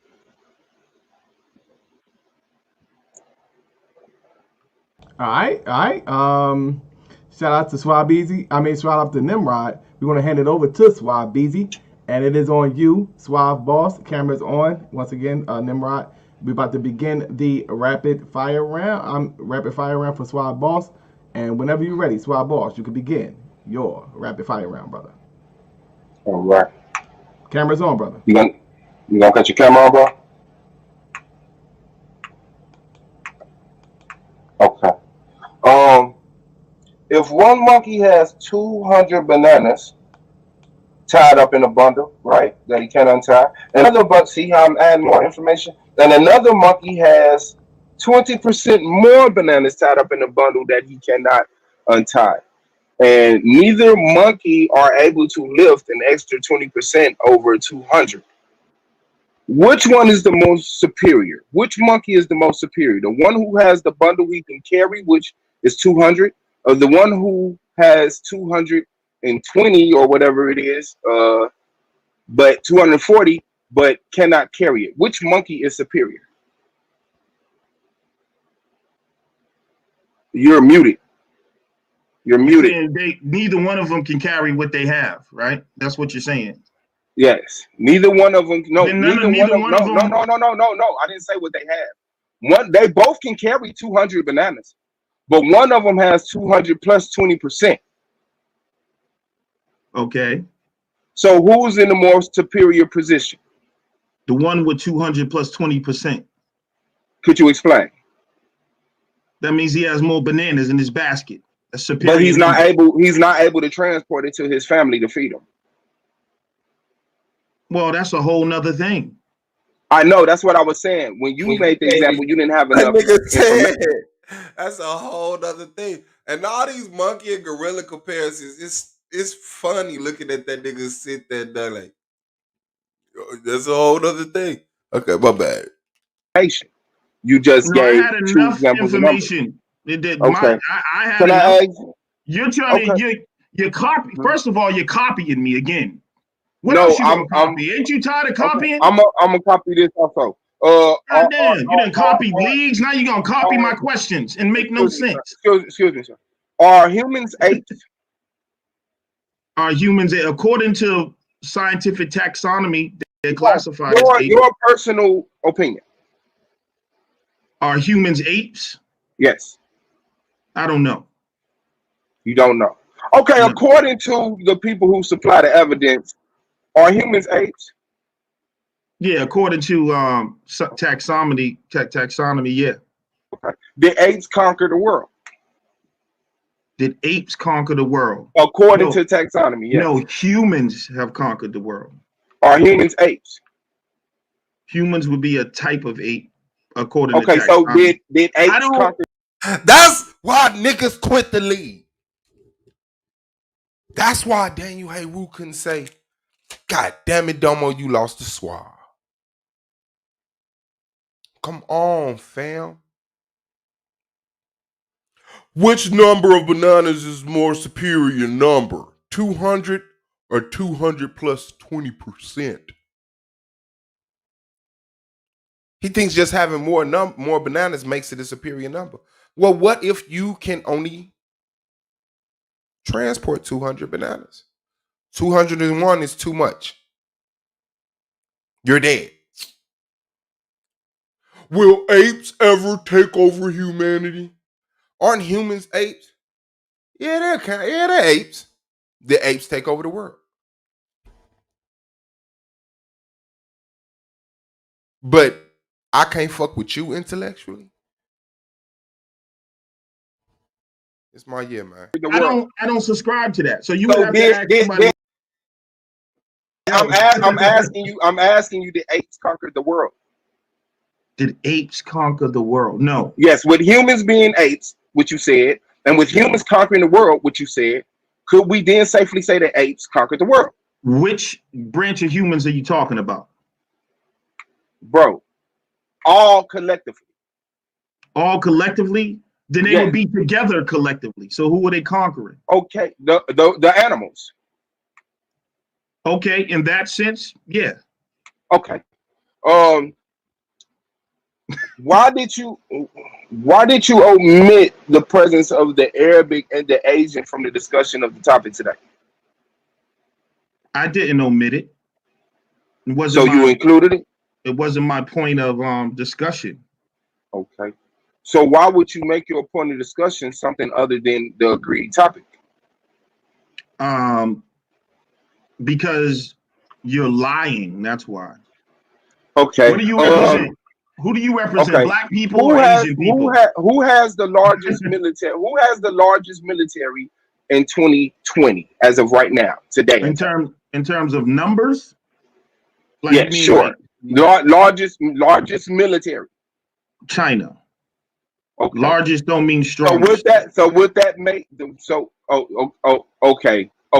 All right. They have numbers, but that was your point. Okay. They do not have the firepower of the United States. Excuse me, sir. You need to study. Excuse me, sir. Excuse me, sir. Excuse me, sir. This is weak, bro. It's weak. Excuse me, sir. Could you tell me who has the best educational system? No, I'm sorry. Strict that. Cut that. Who has the highest IQ in the world out of the global test? Could you tell me that? I don't know. You don't know. Black people have the lowest. But you just know that black people ain't got nothing, so you just came here to just literally just kick black people all over the place, right? With no consideration and no recognition of nobody else on earth, right? Just paint the picture, paint the narrative, omit whatever information you need to make. I'm here to deal with what we was discussing before we got to this debate. All right. Okay. All right. I don't remember me and you discussing Asian people ever before this debate. All right, sir. And even in your show earlier today, you was trying to tell people, excuse me, sir. I'm trying to ask you a question. Superior to black people. I'm trying to ask you a question. I'm trying to ask you. Excuse me, sir. Go ahead, excuse me, sir. Excuse me, sir. Okay. Could you tell me the race of people who get the most cosmetic surgeries? I don't know. I didn't research that. You did not research that. Okay. Yeah, well, why would I go research cosmetic surgery? Because we're talking about superiority and inferiority. So you just let me ask you this. Let me ask. Hold on. That's ridiculous. Let me ask you this, man. Let me ask you this, bro. That's a ridiculous question. Would you say if white people got more what they call corrective surgery than anybody else, would you say that they're more insecure about their looks than everyone else? I don't know. I mean, you don't know? I don't even know. I wouldn't know. I mean, that's silly, bro. You asking me to answer a question that is so and when you look at the history of let's concentrate it to that's like saying black women wear a lot of weave. Excuse me, sir. Excuse me, bro. You wasting my time, bro. I'm trying to study. Well, ask me a question, bro, that has some relevance. Right. I just I ask you whatever I want to ask you, bro. Okay. Could you tell me, does white supremacy exist? Yes. Okay. Does white supremacy propaganda exist? Yes. Does America have a history of using white supremacy propaganda? Yes. Could you tell me what was their need to do so? To convince black people that they were psychologically inferior. Okay. Do you think it worked? Yes. Okay. Do you think that you suffer from white supremacy propaganda indoctrination? No. Okay. Would you say because I that? told you black people are not inherently inferior. Okay, I'm well the aware of the definition. Okay, hold psychology. on. The definition I showed right here, and this is from Oxford Dictionaries, Tanya, right? It says the belief that white people are superior to those of all other races, especially the black race, like you're expressing, and should therefore dominate society. It has nothing to say about inherently. Update your information. So what I would like to ask you now is, That has nothing to do with hold on, bro. Hold on, bro. You just use that out of context, bro. Listen, bro. So if you believe that if you know that white supremacist doctrine exists and it was successful, wouldn't someone that it was successful on be indoctrinated by white supremacy propaganda? Yeah. Okay, then. So with you saying that it was successful, who was it successful to? On black people in general. Are you a black person in general? And not just black people, other people. Are you a black person in general? No, I'm a black person specifically, the DMT. Okay, that's cool. All right. So when we look at the earth today, did white people conquer mankind, humanity? Yes. Could you explain how? Colonization. Okay. I showed you 10 spots in the world, right? And Japan was one of them that never went through any type of colonization. Now, I would like to run them down to you. Saudi Arabia, Iran, Japan, Korea, Thailand, China, Afghanistan, Nepal, Bhutan, and Ethiopia. So, with Japan and China being in there, right? Would you then say whites conquered humanity? Bro, they dropped 2 nuclear bombs on Japan.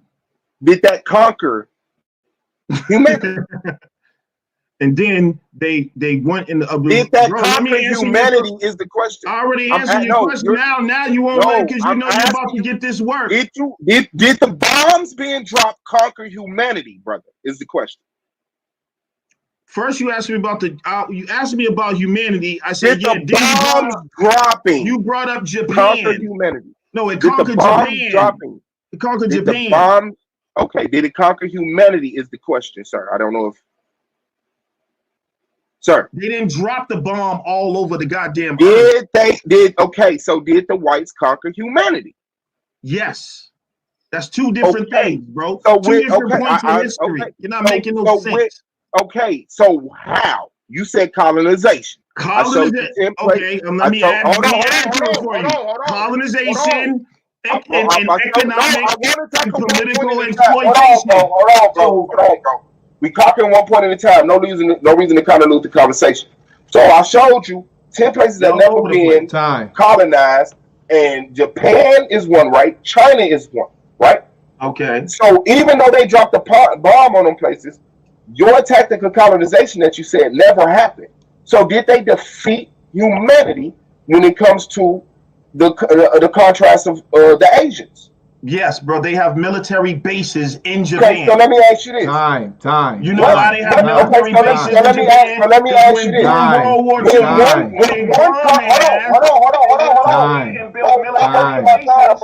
So in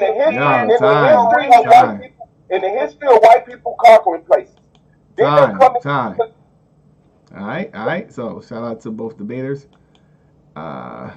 Silly. Yeah, shout out to both debaters. We're going to take a brief intermission and we're going to go ahead and close this thing out, family. This is the Solar Vision Debate League. Incognito, you're going to have problems in this league, man. Real talk.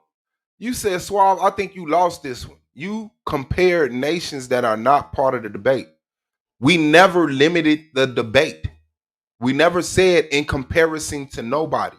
It was just simply, are white people superior at this day and time? We never said compared to blacks. Just like the Domo debate, we never said black people in America. We said black people.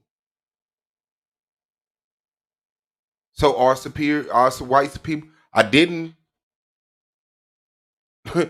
like that. That's just a crazy mentality, man. So nah, Solar didn't even put himself on the StreamYard. He was on the OBS talking about some time.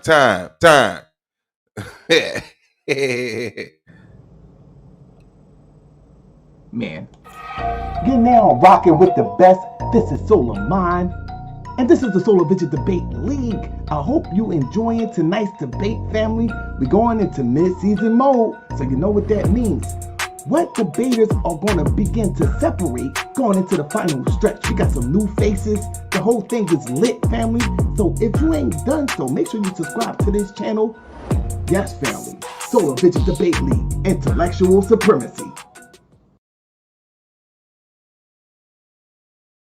Let's go ahead and close this thing out, family. We're going to start out with Alex and Nimrod. We're going to go ahead and set the timer to 5 minutes.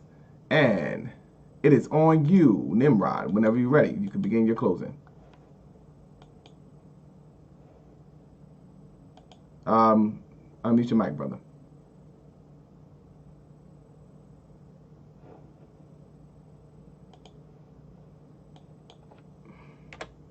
Are you there, Nimrod? Yeah, 1 second, bro. 1 second. I'm pulling up. Okay. I had all right. Let me share my screen here. You hear me, right? Yes, sir. All right, let's wrap this up, family. Let's wrap this up. This is the bottom line, bro. This guy came here. He was talking so much yang, even earlier on his show today, about how Lex is trying to convince black people that white people are superior to them. All he does is talk about black people and how the cracker's inferior and all. And then, and what we're gonna do after this, we're gonna pull up, we're gonna find that show where we actually set this debate up, number one. Because he's trying, this is just silly, man. And I told you that's because he can't, it's just ridiculous. I wouldn't take no debate. You know what I'm saying? This dude ain't never talked about no Asians and none of that. But even if we talk about Asians, the white man still ruling the planet. You know what I'm saying? I could go still kill that just with the Jewish bankers alone that control Asian economies, bro. So you're dead on, so I can still kill you on that. But you tried to pull a fast one. You tried to pull a Yahukin on, a Y chromosome versus Bible Adam, bro. And you still dead. Japan was bombed. There's military bases in Japan. Okay? China ain't talking about nothing. You can talk all that. They ain't saying nothing militarily. That's why they don't step out of bounds. It's just ridiculous, bro. You talk about Malaysia. What's Malaysia? Oh, their healthcare system? You name one country in Malaysia that has a good healthcare system to this conversation about superiority versus inferiority? When America is probably going to be over there giving them the vaccines for COVID-19 or something. America is in with the World Bank, is in with the World Health Organization. You'll find there's nothing but Jews and Europeans running those things. So what are you talking about? But back to the point. The United Independent Compulsory Code System concept by Neely Fuller Jr. And believe it or not, Suave boss, Neely Fuller Jr. was right on point and hasn't much changed since Neely Fuller put this out. And he wasn't talking about just blacks. And it shows me to be a black power dude, how you not familiar with his work? Because in his book, he tells you when he says black, he says everyone that is classified as non-white is who he's talking about when he talks about white supremacy in his book. So he just didn't polarize white and black. It's in the book. Black Power. Don't even know Nellie Fuller's work. It's disgraceful. Anybody who's classified as non-white is who he's talking about, bro. Again, the 9 areas of life. You can't get around that, y'all. Economics, entertainment, education, labor, law, politics, religion. They put their religion across the world. Sex is tied into economics. You know, the sex industry, the porn industry, the sexual stuff they promote, even sexuality, bro, even sexual preference, they're controlling. They can put it in the laws. They can put it in schools and books. And war. Do we even got to talk about war, Suave Boss? I mean, where are you going outside of life out of these 9 things that Nellie Fuller pointed out? Oh, I get it. You know what? You know what trumps all of this, Suave loss? The big penises in the Congo. We can throw all Nellie Fuller's work away. They got big penises in the Congo. That's what he came up with for black people. He didn't even have the nerve. He didn't even have enough sense to mention that Ghana finally came up with his own car. The first African car made in, I think Nigeria might have one now too. They didn't fly to, I showed you technologically they're behind. The report from the University of Pennsylvania, Africa is a lost country when it comes to technology. That's black people, bro. But I want y'all to keep this in mind. That's why I laid out in the opening. I'm not saying that white people are inherently superior. That's why the debate is in this day and time, right now. I showed you what that phrase meant, right now. All right. Shout out to Lex Nimrod. It is on you, Suave Beezy. Whenever you're ready, you could begin your closing. Can you begin it when you share my screen, please? Shout out to the people, man. This debate was white people superior in this day and time. Went through superior. He hasn't shown a rank status for quality as in it there are superior outside of the contrast and just containing it to the argument of black and white. And I showed you how that stems from the white supremacy propaganda indoctrination, right? And so I wanted to show you the cover up of black superiority, right? In different examples to propagate white superiority when they actually cover up our accomplishments to boast and brag on their own type. I already showed you the genealogy, the genotype research done, right? It was right here. You can see that Fox News covered and defined the title whites genetically weaker than blacks. Okay, so I'm not saying they're inferior. Ask yourself, if you are genetically weaker, are you inferior or are you superior? I showed you the mentality of the whites versus the whole non-white world is the paper that the cracker wrote.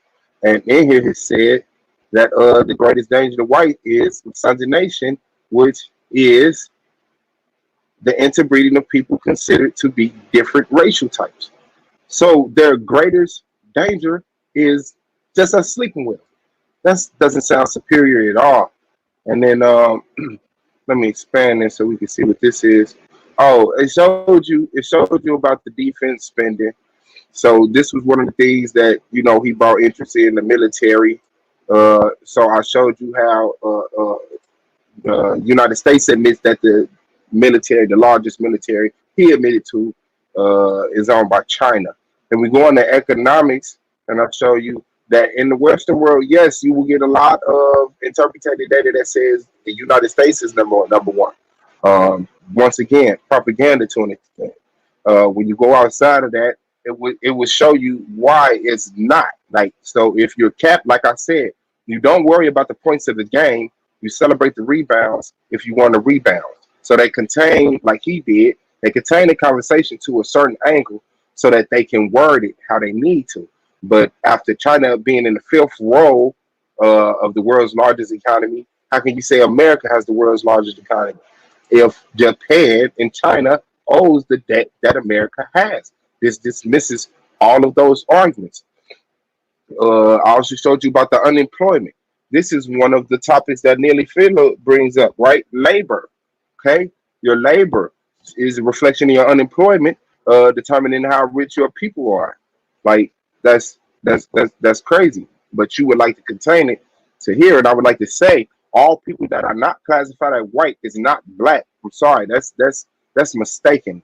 I showed you how the healthiest people is here with the healthiest with the greatest healthcare plan. Uh, in Qatar, I went there and show you the educational systems around the world where the IQ of people were tested. China, Singapore, Estonia, Japan. The Asians seem to be superior in this lane right here. Yes, reflection of the IQ score. The top 10 country IQ scores. Hong Kong, Singapore, South Korea, China, Japan, Taiwan. Like it's crazy. And yes, the most endowed man. This is nature's way of letting you know who it wants to procreate and carry on. Is letting you know, like, this is the superior race. So, you go straight to the Congo. Um, I showed you how the cosmetic surgery reflects the insecurities, therefore the inferiority of white people within themselves. And so they use things like glasses and hats and cars and purses and little dogs and purses and stuff like that. And you look at all of that stuff instead of looking at them, and you take on the indoctrination of white supremacy propaganda. And that's what the brother has done. Oh, that was just a tidbit about the gun. I think that was still about, the people who had, I said, I showed you how even in his point, where I said, well, what makes them, did they conquer humanity? He said, yeah. I said, how? He said, colonization. There are 10 countries, including Japan and China, who's ranking high and all of these other stuff above the cracker, right? So they're clearly not conquered. And he say, they dropped 2 bombs on them. Did that conquer them? No. From A to Z, 1 in 1 million, man, it's a plain cut case that whites are not superior in this day and time. I showed you how and I'm going because, and that's just the classification. I'm not going at the brother Neely Footer because I do, mess with him, but like all things, it's a person's interpretation of reality. So although I hold him at a certain stature, that's cool. But the evidence that I showed you here, coming from education to economics to health to just physical capabilities, whites are not superior. And the means by which he tried to bring out to show that they were quickly dismissed, even at his behest at some point. Time. Black power. All right. Shout out to both debaters. But unfortunately for both debaters, their time is officially up.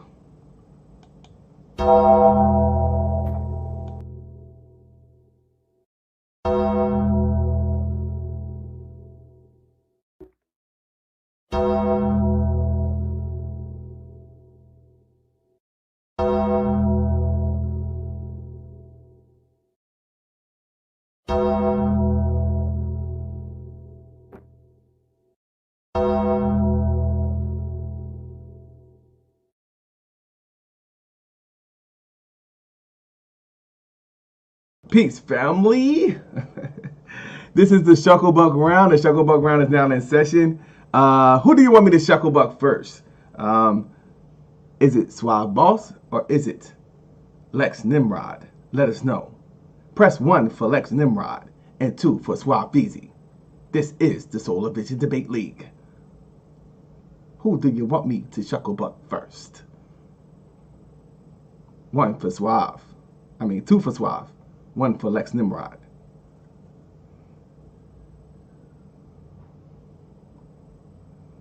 Let's get it. 1 for Lex, 2 for Suave. What's good?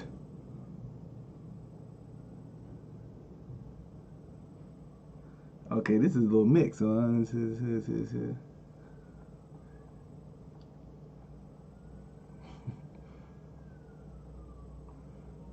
Uh-oh.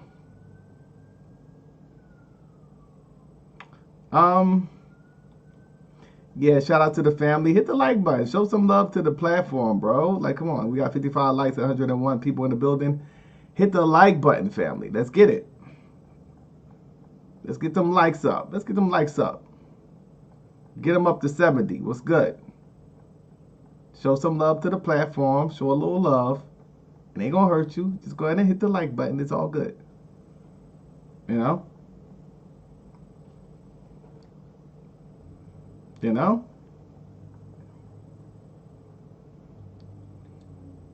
Show some love. Show some love.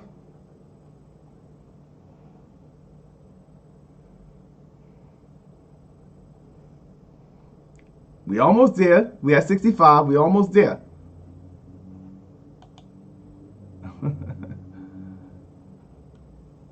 What is looking like? What is looking like, family? All right, it looks like it's more twos than ones. I believe it's a little mixed though. Look like it's more twos. So we're gonna go with Suave BZ first.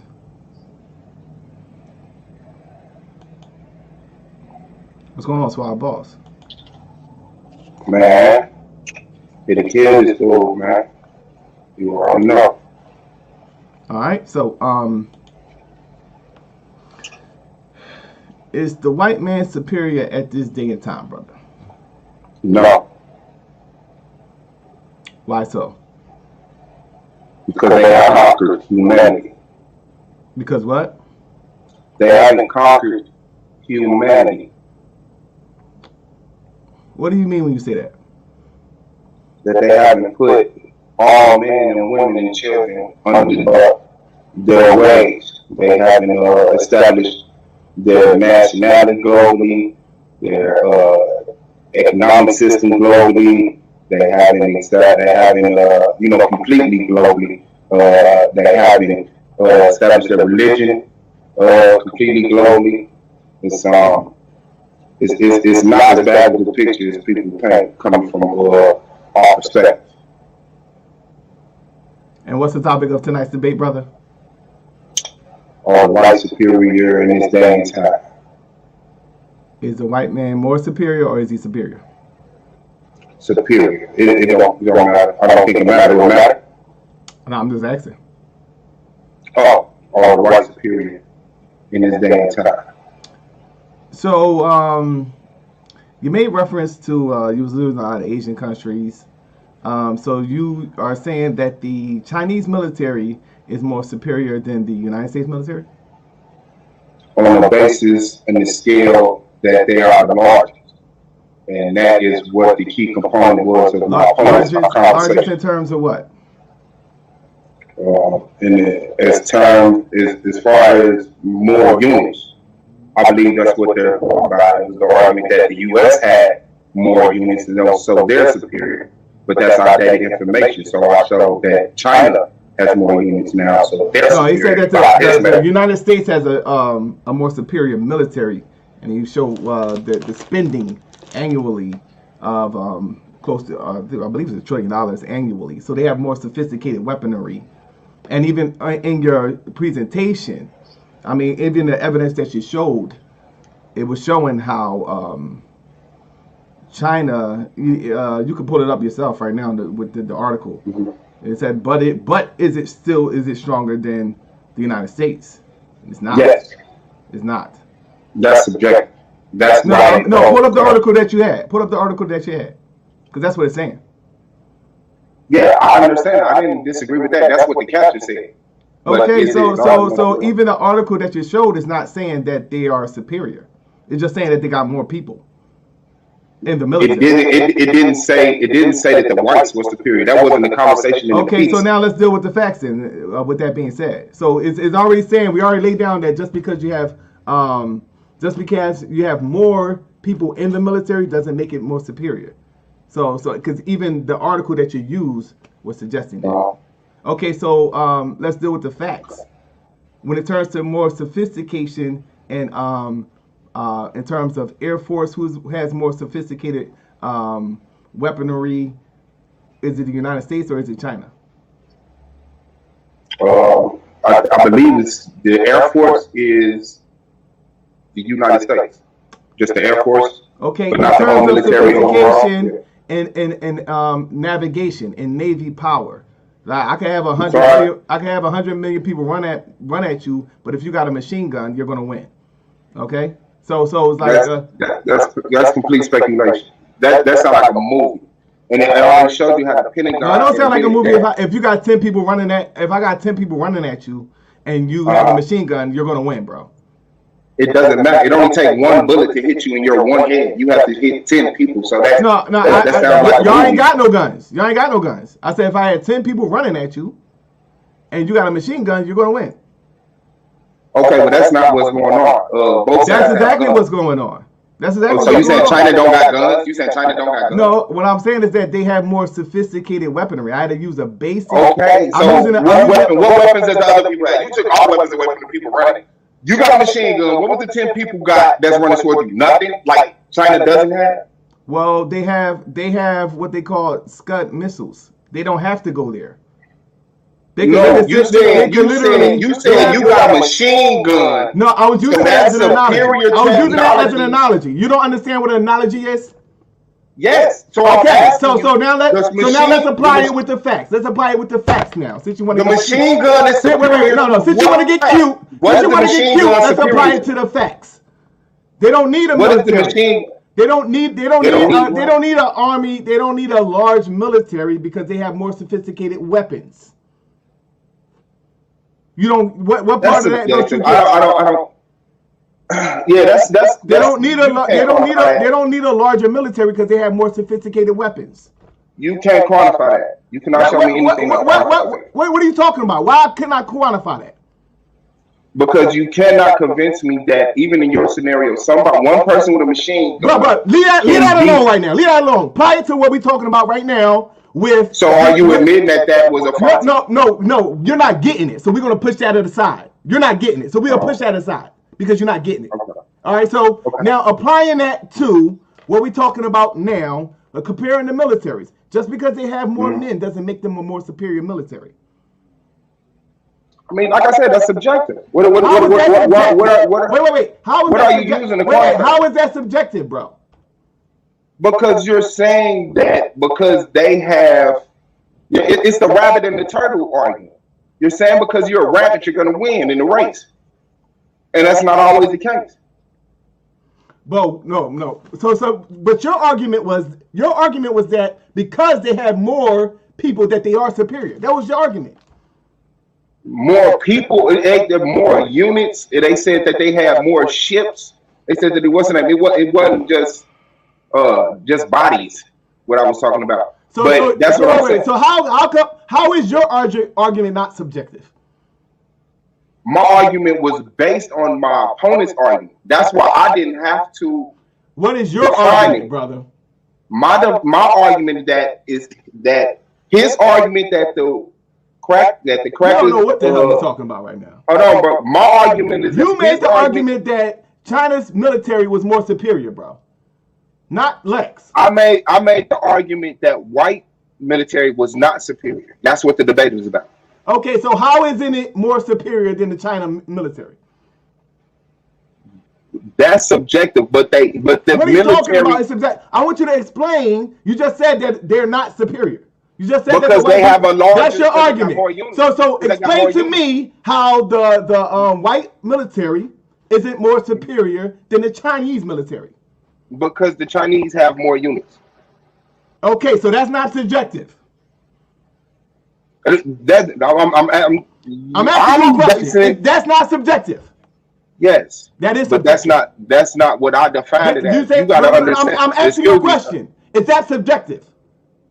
Yes, but okay, that is what so he you don't based. know then. So you don't know if you just admitted just now that you don't know if the Chinese military is superior over the United States military. That's not true. That's not true. So why did you say it's just subjective? You know what subjective means? You just lied. I just said what I just said was that his argument was that we ain't talking about his argument right now, bro. What are you saying? What are you saying, bro? Is the Chinese military more superior than the white man's military? I'm saying yes, because the whites is not superior. Okay, but what you're saying in response to that, why? You said because they have more units. So just because they have more units, that's not subjective?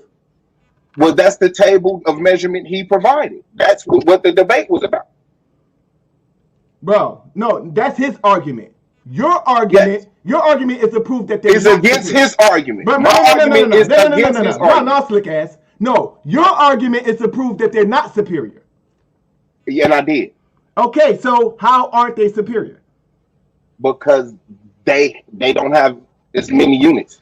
So you're saying that that's not subjective? What is subjective? No, it's not subjective that they got more units. You just said 5 minutes ago that it was subjective. I said it's subjective to say that it's superior because they got more units. But that's the table of measurement he was using. No, you keep on pointing at him. I'm pointing at you because you're supposed to be proving that the white man is not superior. But he is the affirmative. My argument is based a negative off his affirmative. No, I'm not bringing about all. But you're supposed to be proving that the whites aren't superior.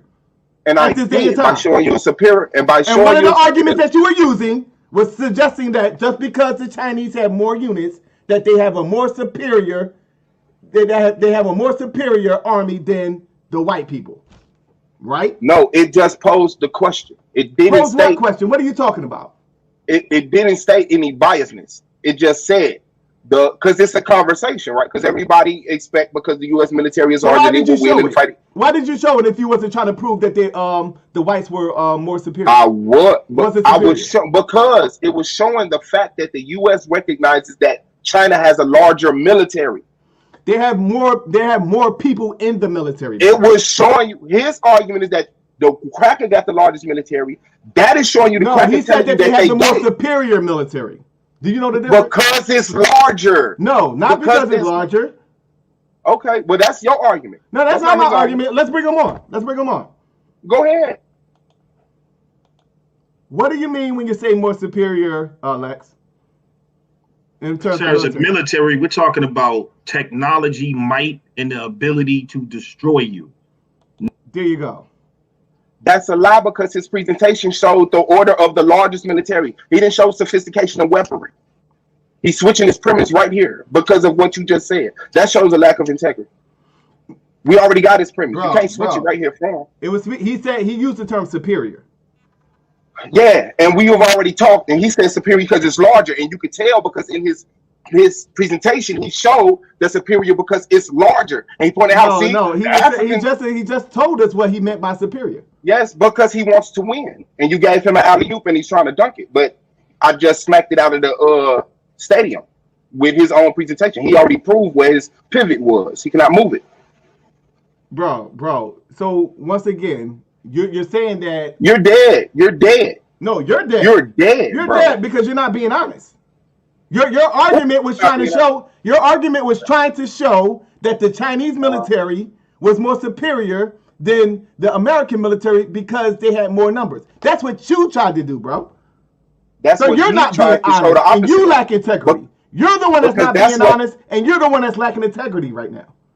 You're not standing. You're not standing on anything. You're trying not to stand on anything when you made a stance that the white man is not superior. So when you use that as an example, you have to stand on the fact that you're saying that they are not superior. So you got to show me now how just because you got more people that makes them superior. Go. Because the greatest resource on earth is people. People maintain, control, and invent this weaponry. And if you have more, then you have more to operate, more lives to dispense, which is the most important thing. Even one of the tactics that Chinese people did when they attacked Pearl Harbor is at the expense of people just killing themselves, right? They just came in there with a little bit of non-fuel with the purpose of coming in and dying. So it doesn't matter about the sophistication. America and white people have all been shown by non-blacks through history that sophistication of weaponry is not the main thing. It's always the people. And if I got a stealth bomber, if I got a nuclear warhead that can blow up your 50 million man army, that's checkmate, bro. If I have Scud missiles, Like you're talking about 20th century, 21st century. Okay, but what does the other people You're talking have? about 21st century warfare, bro. But what does the other people have? They have 1850. nothing. But the other people have nothing. They're just walking in the desert. They have more sophistication. Do you know what aerial defense is? That because we have a better we're more technologically advanced. We can see when they're doing shit. When they begin, that's a compensation. That's a compensation for us. That's a compensation. We got technology that we can shut down their whole electric system. We have technology you can't prove that. You can't prove that. That's documented, bro. That's documented. Ain't no, you can't prove that. You can't prove that. That's documented, you can't bro. Prove that. That's documented, Show me bro. where the crackers shut down China's is. Bro, no, they did it before. They did it in Iraq, bro. They did it in Iraq, bro. Show me.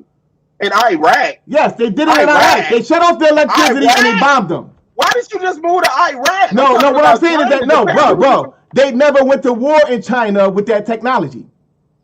Bro, you know why? Because they ain't superior. Hold on. You're trying to be, you're trying to be cute.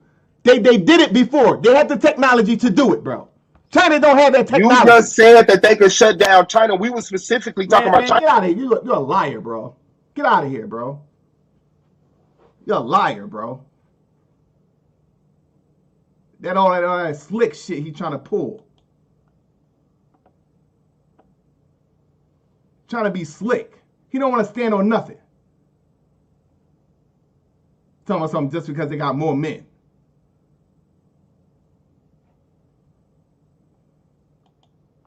Nigga ain't even being honest.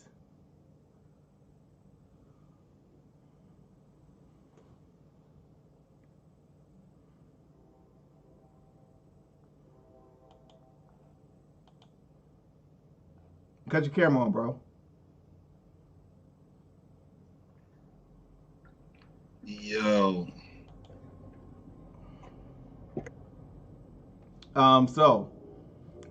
Nimrod, who is more superior? Whites or blacks? In this day and time, the white man is superior at this current time. I mean, no, who is more superior at this day and time? That's the topic. Yeah, the whites. Can you hear me? Yeah, how so?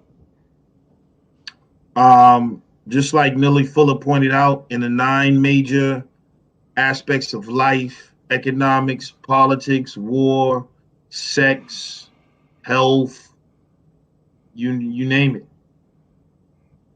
Education, war. All right, so how is the white man superior in war?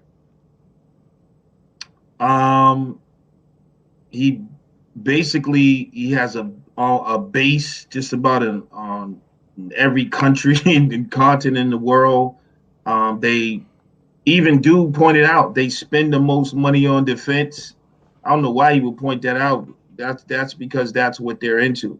They got the resources. He got the bases around the world. Is that? Yeah, they got bases around the world. Show that. What bases you talking about? They got bases they got a base in Japan. You talking about the white man? The United States of America. Okay, so what does that army consist of? There's only white men in the army? No, it's more than white men. It's other races in the army, but I mean, they're fighting for the white man. So how would the white man be more superior in a mixed army? The fact that he even has other people fighting in his army shows that that's a psychological superiority. How is that his army? Because it is his army. The United States is the white man's army. How is that? Because they're the people that represent the dominant society in the United States. So black people aren't in the United States? They're in it. Do they fight in the army? Yeah. So why would you leave them out? Because they're not the ones in control of the army, its direction, its plans, and stuff like that.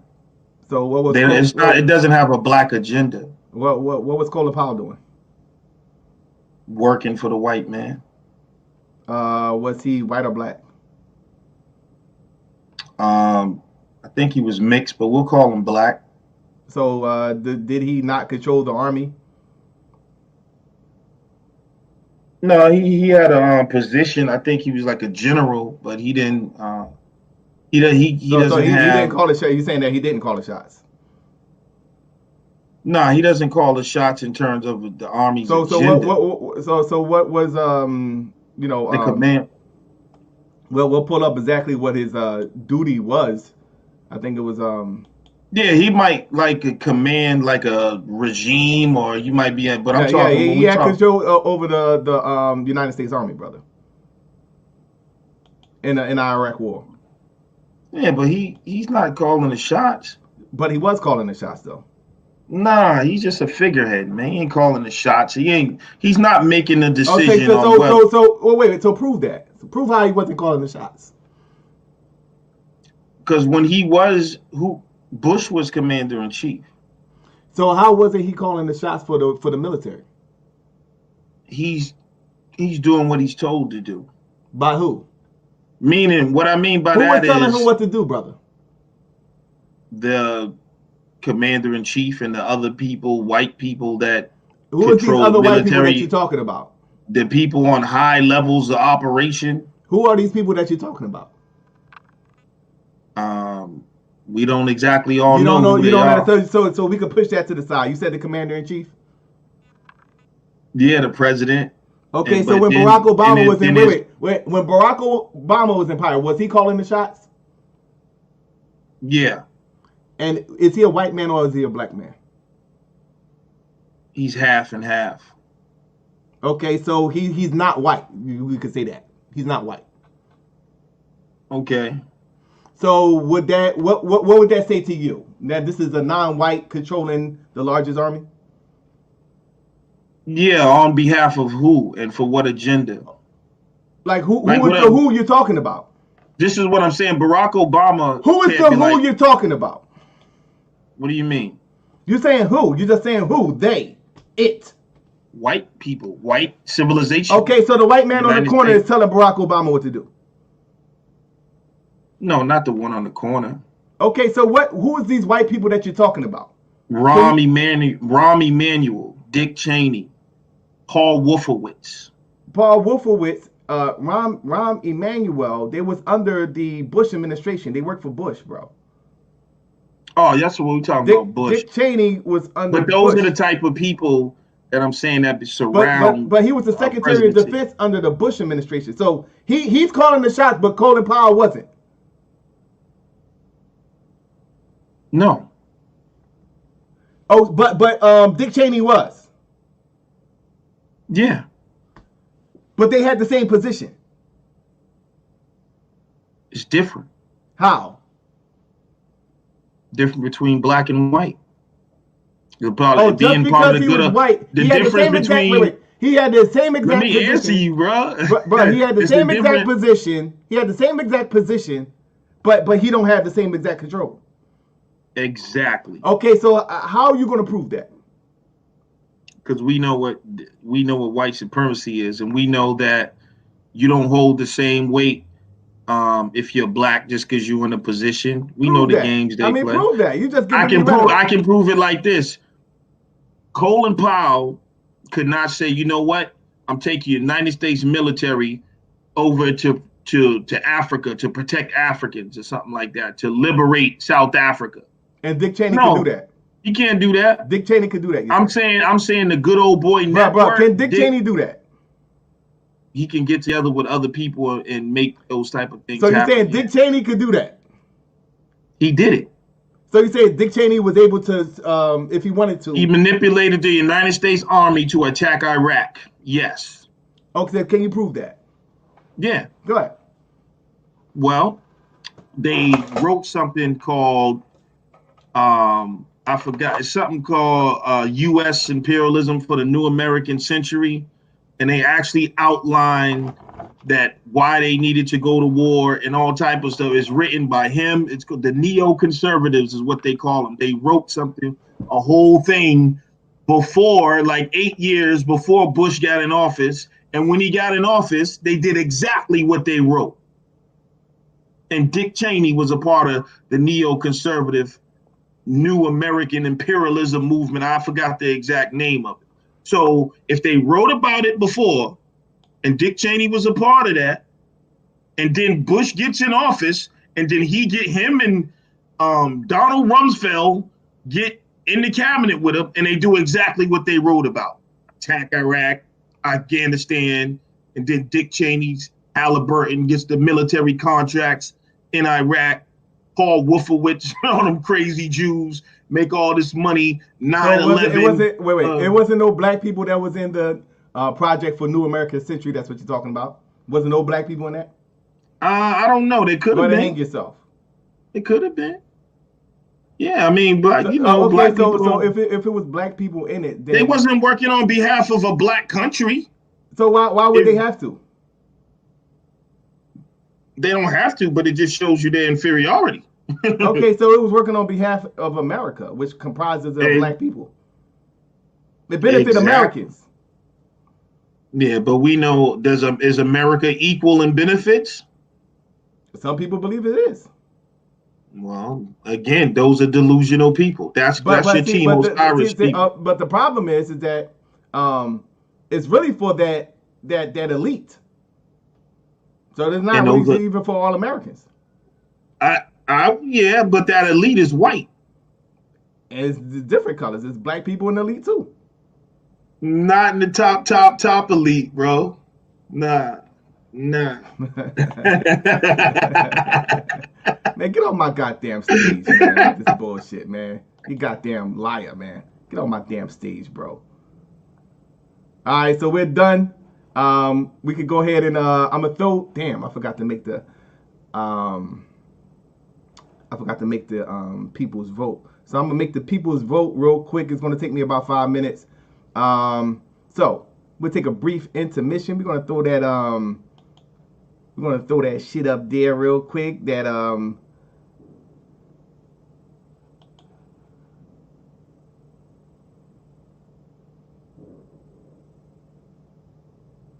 do the knowledge promo real quick, family. We'll be right back. This is Solar Vision Debate League.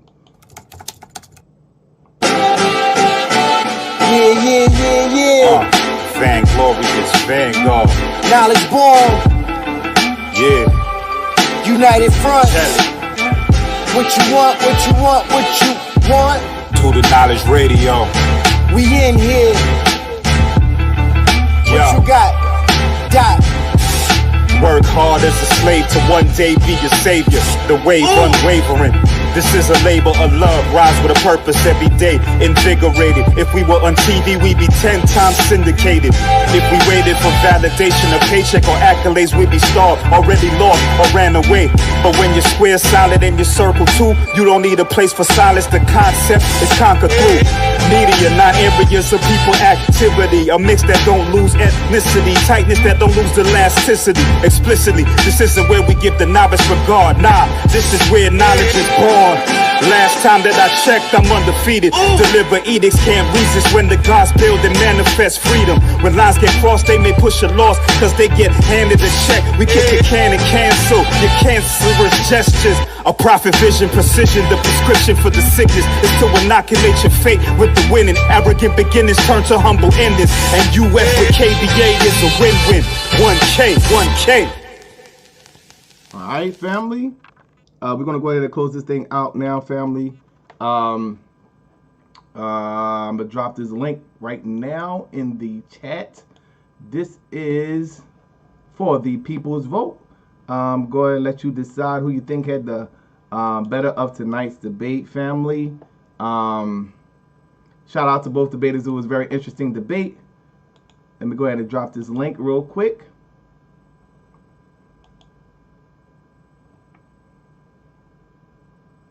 There you go. Go ahead and make that happen. We will be doing the after show. Shout out to Domo. This should be a very interesting after show, to say the least. So go ahead and do your thing. Vote for who you think had the better argument for tonight's debate. Once again, we'll see you tomorrow. We got Chris MVP Harris will be in the building. He will be squaring off against brother Emac. So We'll see you next time, family. This is the Solar Vision Debate League. And y'all is in all black because I'm dressed in all black like the Omen.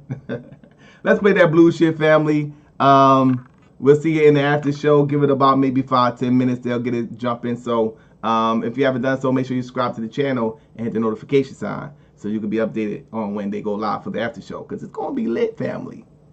This is the Solar Vision Debate League, man. Peace.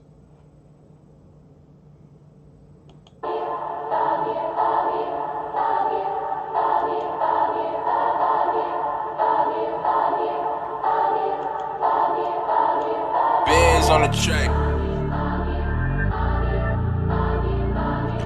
It's B on the beat. How you supposed to have light if you got solar missing? Everything seem bright with solar vision. Whole court and a witness, nobody know this missing. I'm my own judge, jury, and the co-defendant. It ain't an idol if it's solar image. Get to the core, my nigga, no pretending. Hotter than Jamie Foxx on a solar mission. Melchizedek, no beginning nor an ending. Ain't no need to study long if you gon' study wrong.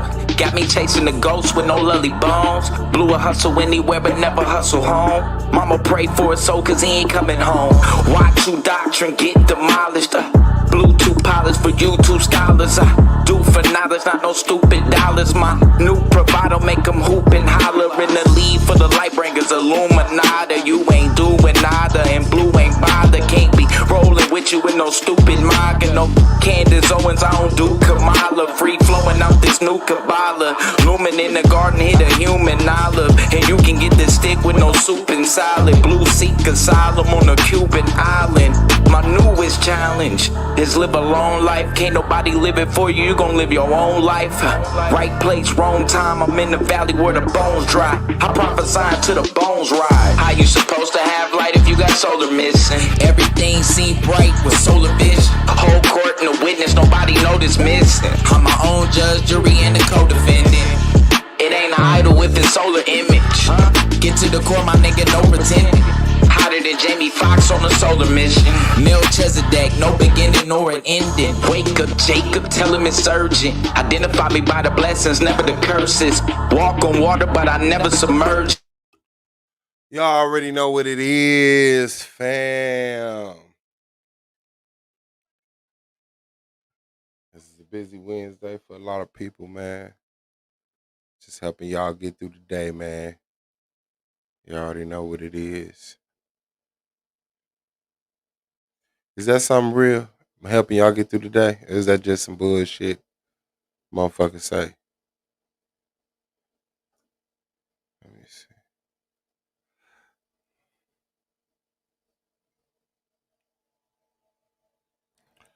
Man, what the fuck?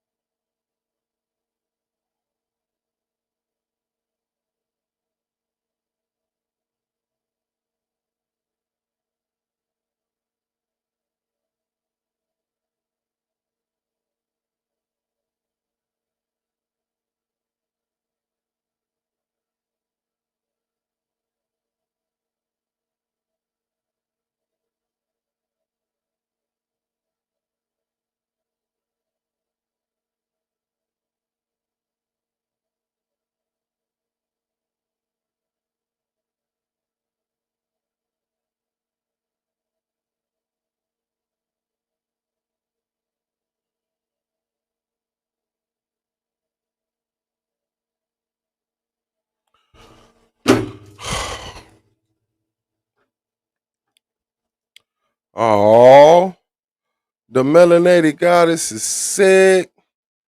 There you go. Sorry, beat me to it. Get better, sis. Get better. What my baby doing?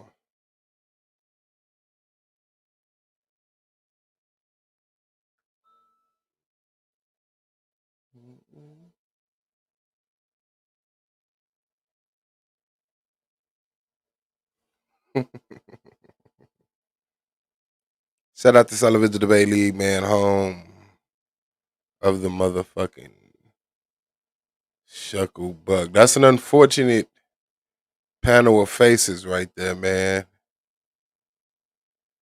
That is a wild bunch right there.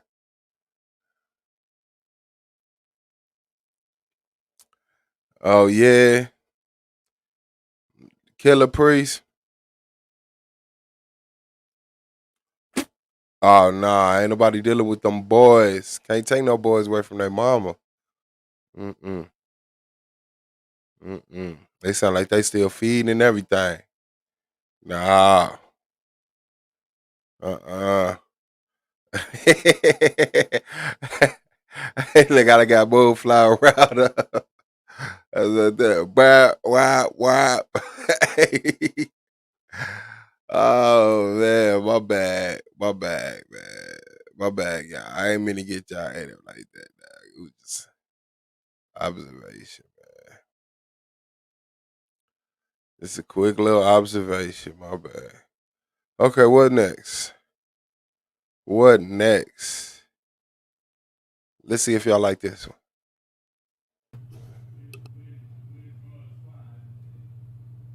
The mission, milk, bitch, water by home. My witness, nobody noticed me.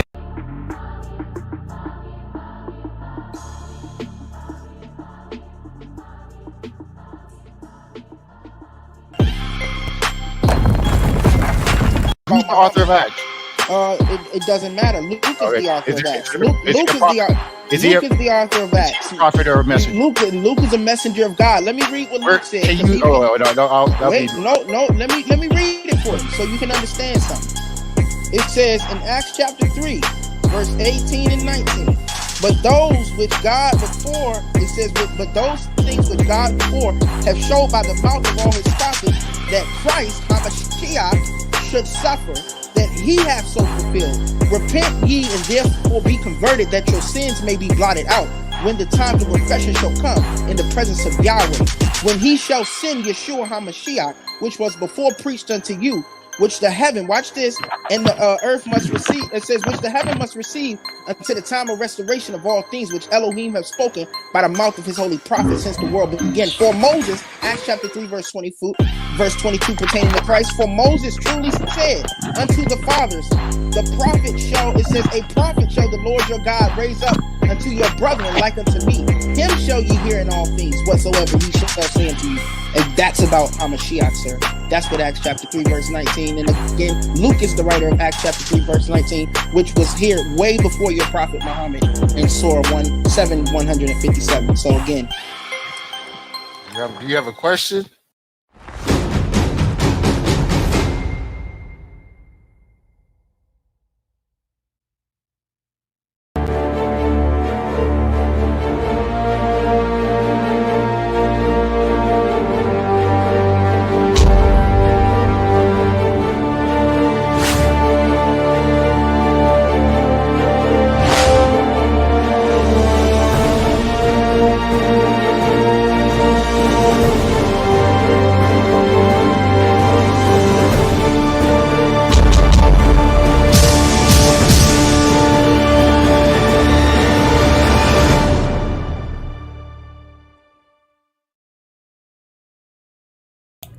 Peace. What's going on, family? What's going on?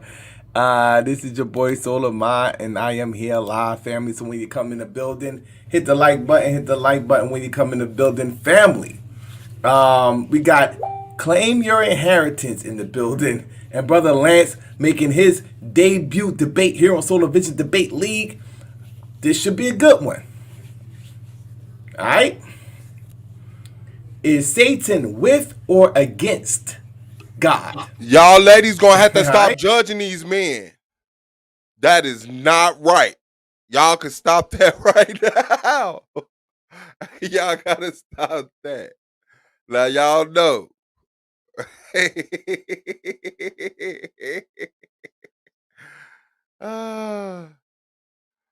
Oh man. Yeah, that's Mama Bear. You already know how I go. Shout out to Mama Bear. Shit, ain't nothing you can do about that for 80 years. Mm-hmm. On my life, bro. They just start grabbing niggas and dragging them off the panel. Hey, we was grabbing 2-3 niggas at a time. Get the fuck out of here. All right, okay, here we go. My bad. My bad for jumping that out, man. I did jump that out. All right, my bad. So we're gonna figure out who has the better argument for to this evening's debate, and yeah, make sure you have your pencils and pads ready because this should be a very informative debate. Just some latest news on the Chris Harris Anonymous Hebrew debate.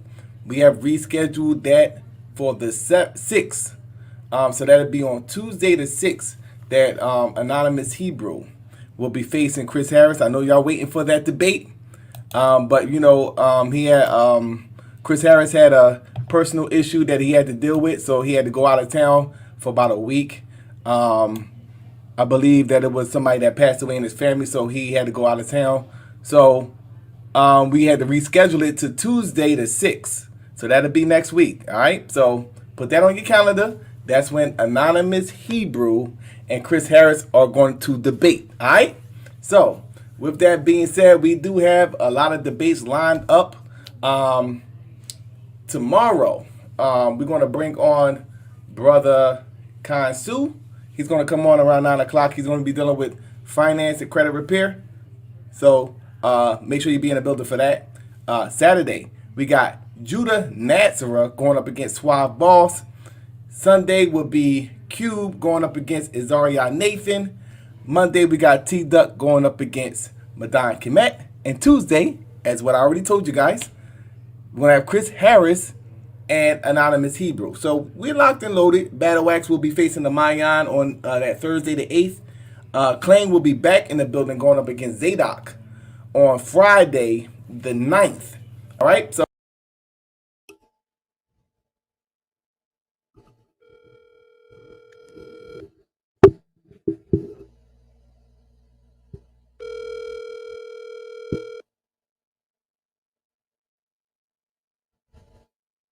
Suave Diesel.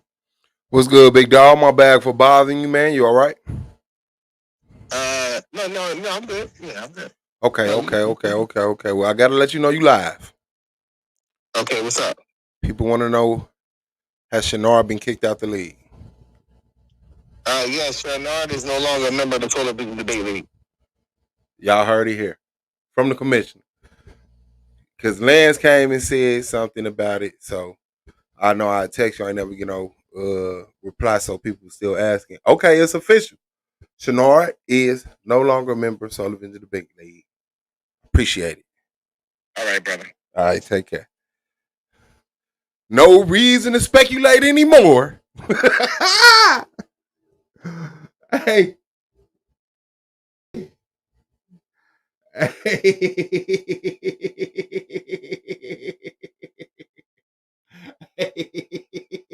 Ain't no reason to speculate no more. Fam Bam gone, hit, dead, out of here. Thruski, Wooski. Get him up out of here, retired him. Send him into the future. Put him in the air. Dismissed him. Dismissed. You are the weakest link. Goodbye. Damn, tossed him, trashed him, curved him. Damn, bent his ass. What? Dumpstered? Up out of here. Teleported. Transferred. What? Processed. Eliminated, terminated. Fumigated. Voodooed. Huh? Optioned. How about that one? He got his ass optioned up out of this motherfucker. Oh, shit. Ooh, wee. Put it in the air. Bam, bam, bam. Man, I gotta roll up. Hey, shout out to Lance for telling the truth. 3 years, 3 months, 4 people. Holly just like really kind of inconsiderate. 4 people in 3 years. 4 years.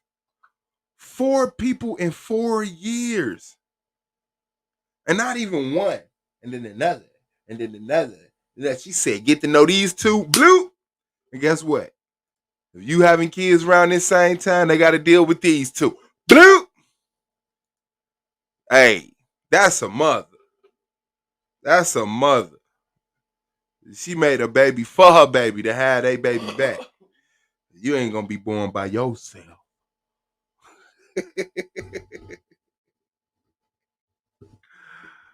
Yeah, sorry, man. His wife gave him a jackpot. Bling, bling, bling, bling, bling, bling, bling, bling, bling, bling, bling. And they him too, and she know it. And she know it too. All right, man. Let me roll up a little bit, man. Damn. Hey, Shenard.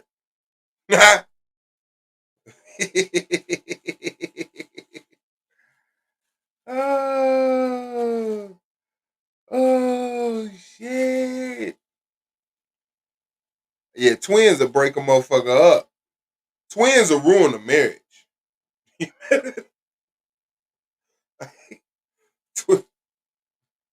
Twins will cause some arguments.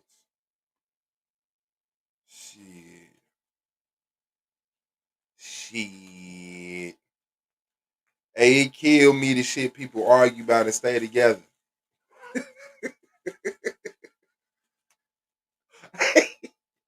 Y'all some grown ass motherfuckers with kids. And motherfuckers arguing. Hey, look. Motherfuckers that get no sleep. When a motherfucker do get some sleep, the other motherfucker feels some type of way. Hey, act like they finna go. Oh, man. And be together. Do y'all ever look at y'allself afterwards? Like, man.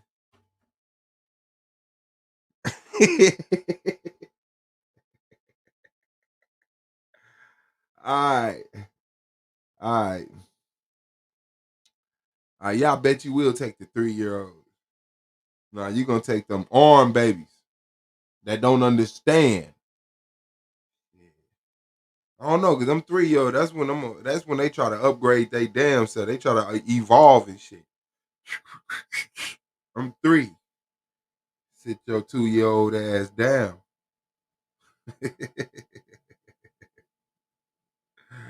Hell nah. All right, man. I gotta go get some ginger ale too. I need some ginger ale. Or you'll take the infants. I hear that, man. Oh, infants. I mean, shit, you ain't really winning with neither one of them. You really subjected to some shit. Ain't no right or wrong. You gotta say, I'm gonna take one of the 3-year-olds and one of the 3-month-year-olds. One of the 3-month-olds. A 3-month-year-old. I'm taking one of each. I'm not finna take 2 of one. I'm taking one of the big ones and one of the little ones. And that's who I'm focusing on. I'm taking the smart one out of the bigger ones. And I'm taking the smart one out of the little ones. Whichever one of them 3-month-old is showing the most potential, we going to kick it. Now that other one that act like your brother, you're going to have to deal with him. His grandma going to have to deal with him.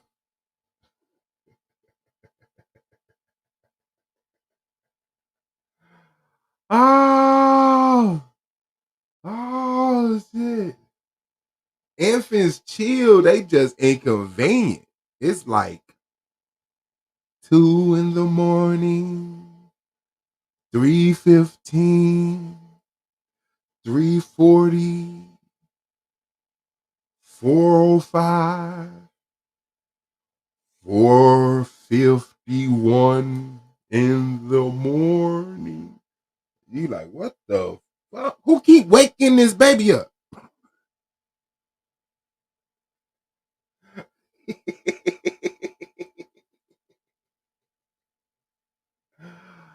Nah, I'm taking a smart one out of the big one so he can help me watch the 3-month-old.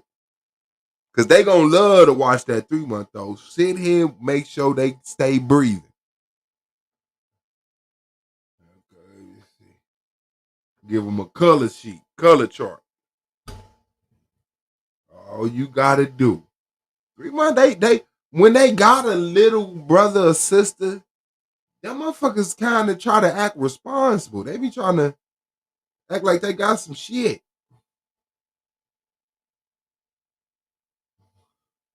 Nah.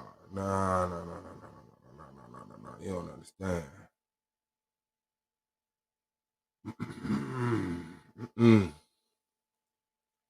All right. Let's get to this debate, man. I appreciate y'all. I'm telling you, man. That shit be like, remember, look who's talking. What was that part of that song? Where the baby started crying and that song came on? All right, let's go. If you about that debate life, this is where you wanna be. Show some love to your brother. Hit up that super chat. Well, this is the Cash App, as what you can see right up at the top, right of the screen there. Right Show up your there. brother some love. I would greatly appreciate it. Show the big dog So some love. without further ado, let's bring on tonight's debaters. No more All ado. right. Been debated. What's going on? Oh, my bad. My bad. Well, this is actually the schedule. I'm glad that I did that because we can actually show you guys the schedule. Wow. I'm gonna see the schedule. Wow. I died. So this is the schedule that I was just making reference to. We're gonna pencil that in because this just happened as I. Come on with it, man. Hey, Shalom. Who's populating? It certainly is not Esau. We know that. Talk to the people. All right. What's going on, Lance? Peace. What's up, y'all? Y'all all right? All right. About to get it in and do our thing. Debate this young brother claim on is Satan for or against God? Let's see what we find out. All right. So as what y'all should already know, we're going with a standard format for tonight's debate. There's a 5-minute opening, 10-minute premise, 10-minute rebuttal. Melanated God, as you know. Rapid fire round, and then we're gonna have a 5-minute closing. Who wants to go first? The brother claim assured me he would go first. Okay. Claim, you're up to bat. I'm going to set the timer for 5 minutes for your opening whenever you're ready.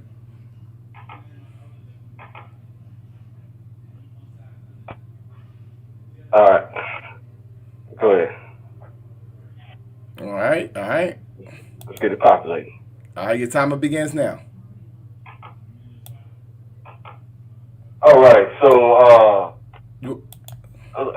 for a disappointment to some people, this is not the flat power debate. I'm looking forward to that one. This debate is titled, "Is Satan with or against God?" So I'm on the side that Satan is not Team Most High, and that's by yours truly, His Excellency. Debate claim. All right, so let me start presenting here and get to it. So this is very important because there's only a few people on the planet Earth that think that Satan is working for the Most High. But the majority, billions of people, know that Satan works against the Most High's people in order to disgrace the Most High's people, right? so that he can have glory over the Most High's people, because he knows that he cannot battle against the Most High whatsoever. So he battles against his people, tempts them and tries to get them to go against the Most High's laws in order to disgrace the Most High's people so that they can reside with him in hell. It's not going to happen. So we're going to learn what behavior Satan represents. We're going to learn what behavior the Most High represents tonight. We're going to find out that Satan is representing death, lies, the crooked, retarded path. And the Most High is representing life, truth, and the straight and logical path. So what behavior does Satan represent? He represents eternal death. Sex with any and everybody of the opposite sex is eternal death. Doing things for other gods is eternal death. Sex with other people's spouses, receiving sex from the same sex, giving sex to the same sex, sex with animals, sex with children, unjust stealing, for example, identity theft, robbery, pyramid schemes, etc. Desiring other people's property, excessive drinking, verbally abusive, and physical threats of death to procure money. Now, in Genesis 3:1, of all the wild creatures the eternal God had created, the serpent was the craftiest.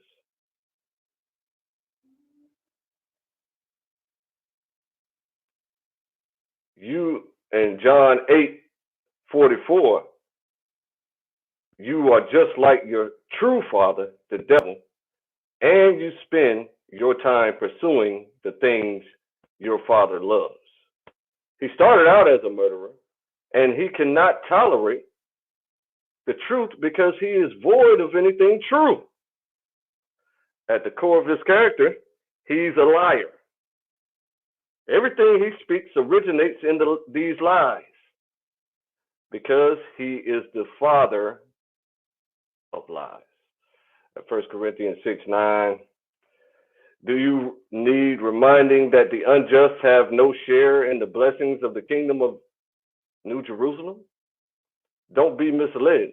A lot of people stand to inherit nothing of Hamashiach's coming kingdom, including those whose lives are defined by sexual immorality, idolatry, adultery, sexual deviancy, theft, greed, drunkenness, slander, and swindling. In Revelation 20:2-3, and 14 and 15, he, meaning the Most High, seized the dragon, that ancient serpent who is the devil, deceiver, and Satan. We all do. The Hamashiach's family in earth, and bound him for 1,000 years with the great chain. The angel cast him into the abyss and locked it and sealed him in it so that he could not go about deceiving the families until the 1,000 years had come to completion. Afterward, he must be released for a short time. Then death and Hades were cast into the lake of fire. This is the second death, the lake of fire, and everyone whose name could not be found among the names written in the book of life was thrown into the lake of fire. That's game over. How much time I got? So,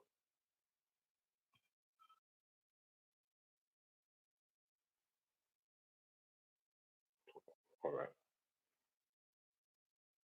Shout out to Claim Your Inheritance for the opening round. We're going to swing this ball over to Lance. Lance, you have 5 minutes for your opening. Whenever you're ready, you can begin, brother.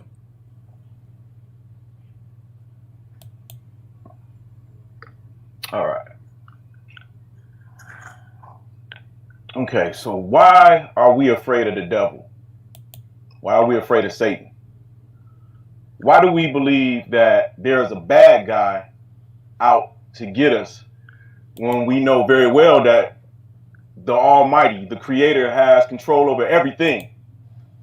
There's nothing that can be done that he can't or is not allowing it to happen. I tend to prove that not only is Satan for God, but Satan is only man's accuser, which is the definition of Satan.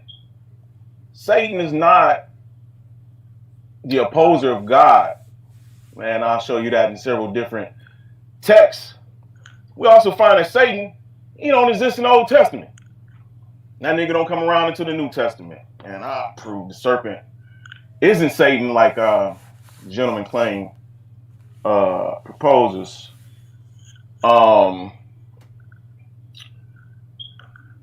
God put men on their, as far as kings, on their thrones.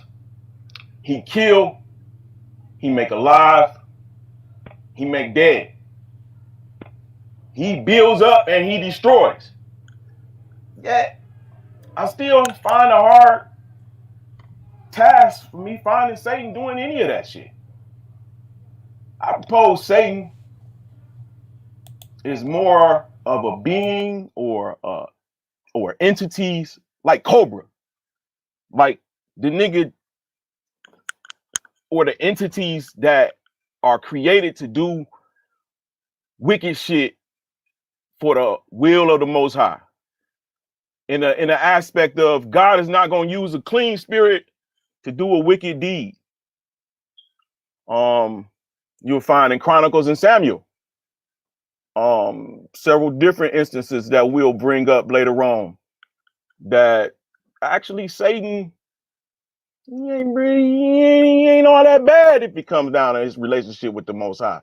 And he can't mess with nobody that's keeping the Most High's law. He's only an opposer to those he sent to fuck with. And the only people he sent to fuck with is the people that don't keep his law, that received his law. I yield my time.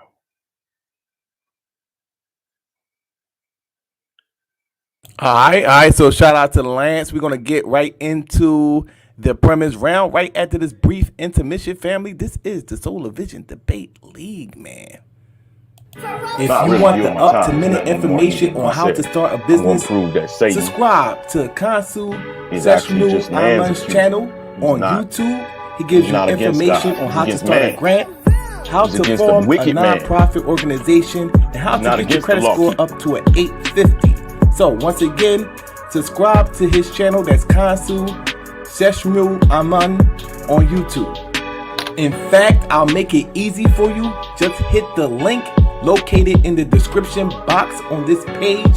It'll take you to his channel, and then hit the notification sign so you can be updated on when he go live. Once again, Kansu Seshnu Aman's page on YouTube. Get your business up, family.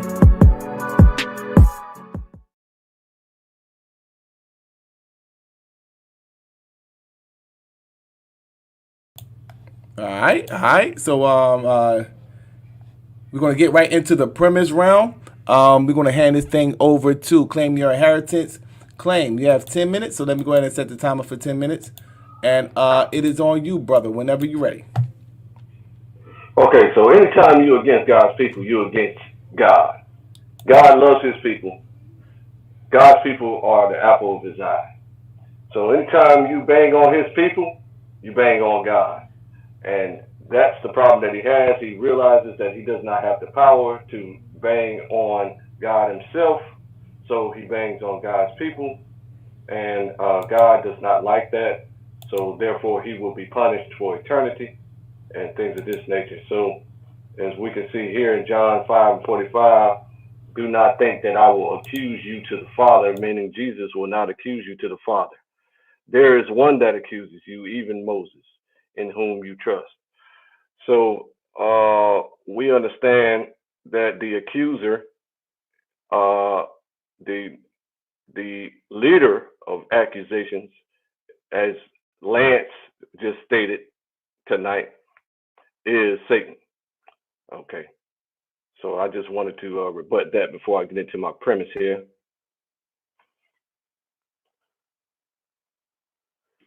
Team Satan.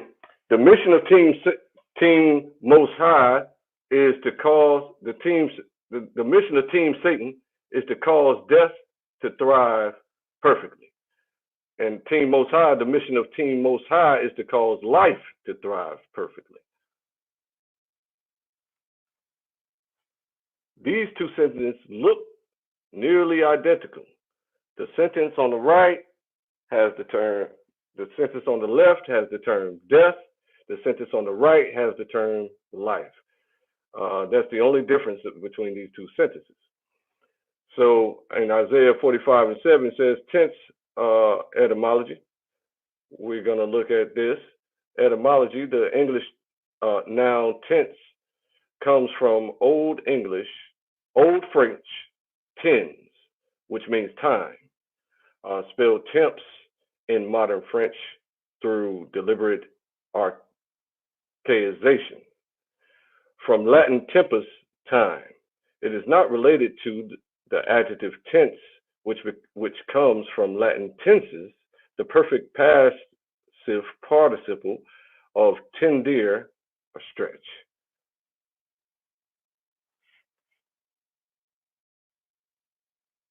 Isaiah 45:7 is possibly his strongest argument. We'll get into reading that in just a moment. So grammatical tense is the key to this debate, so that it'd be super clear as far as his strongest argument in Isaiah 45:7. In grammar, tense is a category that expresses time, reference to the moment of speaking. The moment of speaking. Tenses are usually manifested by the use of specific forms of verbs, particularly in their conjugation patterns.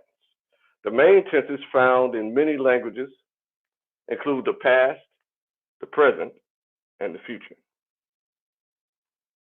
You can find that in the grammatical tense wiki. Verb tense is the key: past, present, and future tense. So we're still talking about grammatical use. We know about the three types of tenses that are used in English grammar, namely past tense, present tense, and future tense. All of these tenses are actually verbs, regular verbs and irregular verbs that are used to indicate the occurrence of an event or action at a particular time. Today, let us learn and understand more about the past tense and its different types. You can find that understanding in topper.com guides, English tenses, and past tense. In Isaiah 45:7, it says, I form the light and create darkness. I make peace and create evil.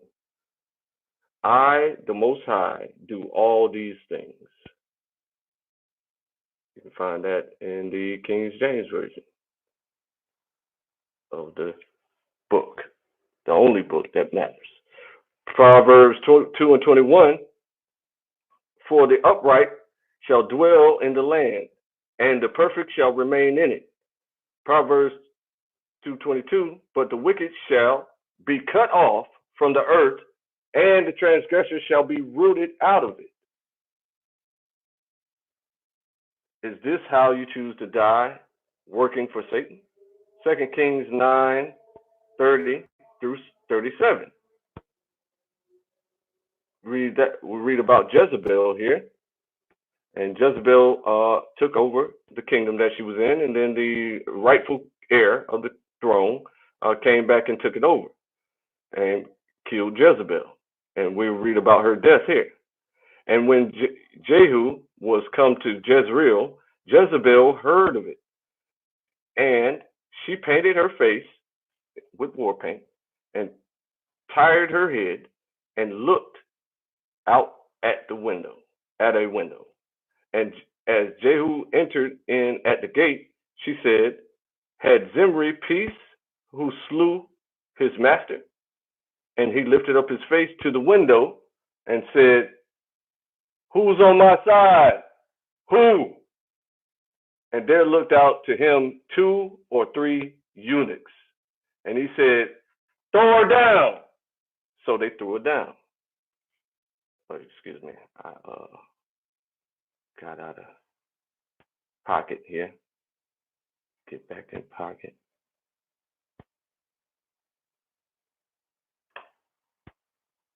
So they threw her down.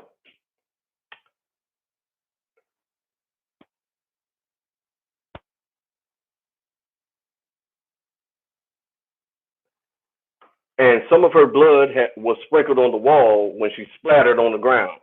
And on the horses, and he trode her underfoot. The horses trode her underfoot. And when he was come in, he did eat and drink and said, "Go, see now." So he ate and drank 10 minutes maybe. "Go, see now this cursed woman and bury her, for she is a king's daughter. So she does deserve a proper burial." And they went to bury her, but they found no more of her than the skull and the feet and the palms of her hands. Wherefore they came again and told him, and he said, "This is the word of the Most High, which he spoke by his servant Elijah the Tishbite, saying, in the portion of Jezreel shall dogs eat the flesh of Jezebel." So this was a prophecy that Jezebel would die a gruesome death this way. "And the carcass of Jezebel shall be as dung upon the face of the field in the portion of Jezreel or Israel, so that they shall not say, 'This is Jezebel.'" She'd be unrecognizable, as you can see. So is that how you want to die? Is that how you choose to die, working for Satan? Or would you prefer to die like this in Judges 9:56-57?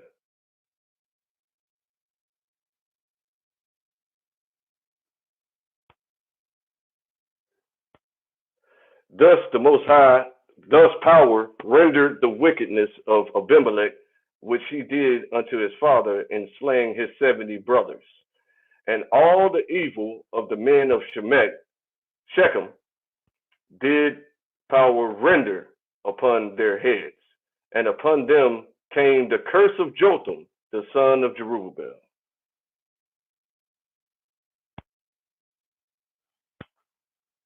Or you want to die like this in 2 Chronicles 23:8-21. The Levites and the people did as they were told by Jehoiada, the priest. Everyone worked that day, even those who are typically off duty on the Sabbath, because Jehoiada re-enlisted them all in the rebellion. He armed the divisions of men under the commanders of hundreds with King David's spear and large and small shields, which were offerings to the house of the true God. And he stationed all the people who were armed with their own weapons to surround both the temple of Joash. Once everyone was in place, they publicly made Joash king. The people crowned him and gave him a copy of the covenant laws. Jehoiada and his sons anointed him and said, "Long live the king." Hearing the commotion of her people running and praising a different monarch, Athaliah entered the Eternal's house where all the people were stationed. There she saw King Joash standing by his pillar at the entrance, flanked by the commanders and the trumpeters. All the people of the land rejoiced and blew trumpets as the singers led the people. Time. All right. And that's my time. All right. So shout out to Claim Your Inheritance. We're gonna keep this thing rocking and rolling. Lance, it is on you. You have 10 minutes for your premise round. Whenever you're ready. Okay.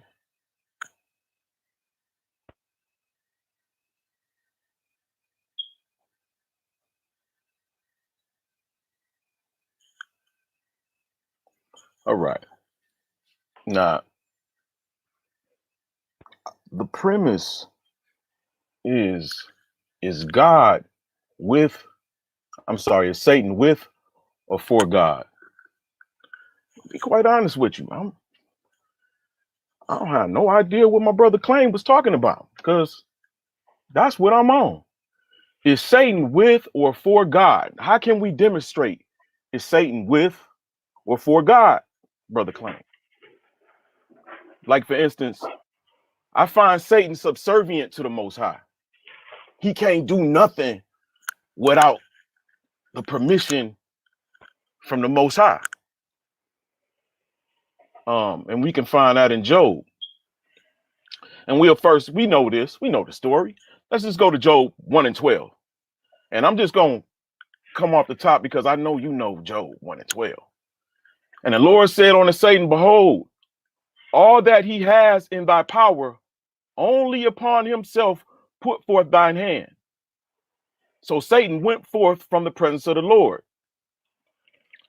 So what that show you is that the Most High got jurisdiction over what we identify as Satan in the scripture. The Most High is the one that called all the shots. Think about this. Consider 1 Chronicles 21 and 1. And I'll give you backdrop to it after I say it. Then Satan rose up against Israel and incited David to take a census of Israel. So David said to Joab and the commanders of the troops, go and count the Israelites from Beersheba to Dan and bring me a report so that I may know. He want to know the census, right? Now, is a parallel verse to that. Here you see that Satan rose up against Israel and incited David to take a census of Israel. Now, if I'm not mistaken, I believe it's in Samuel.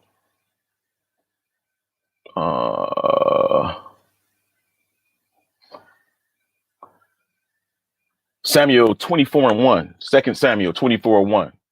And again, the anger of the Lord was kindled against Israel, and he moved David against him to say, go number Israel and Judah.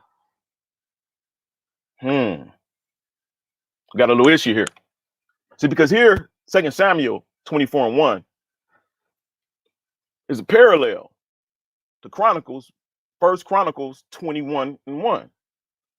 In one instance, in 2 Samuel, you have the anger of the Lord was kindled against Israel, and he moved David against them to say, go number Israel and Judah.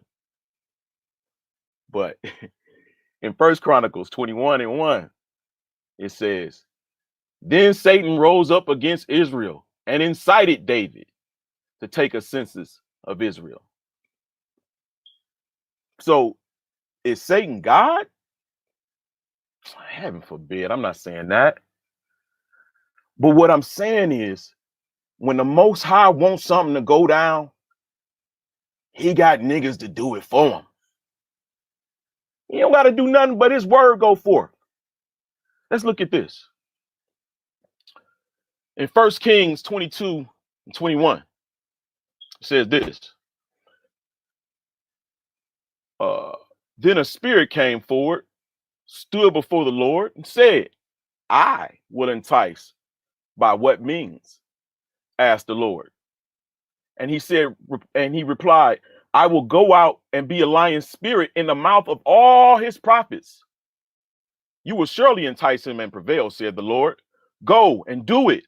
So you see, the Lord has put a lion spirit in the mouths of all these prophets of yours, and the Lord has pronounced disaster against you. There's a council, and they're discussing on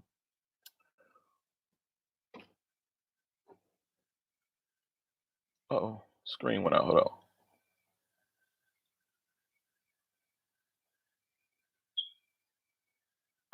Okay. First Kings, spirit put a Lord. So the spirit put the Lord put a lion spirit in the mouth of the prophets. And there's a parallel.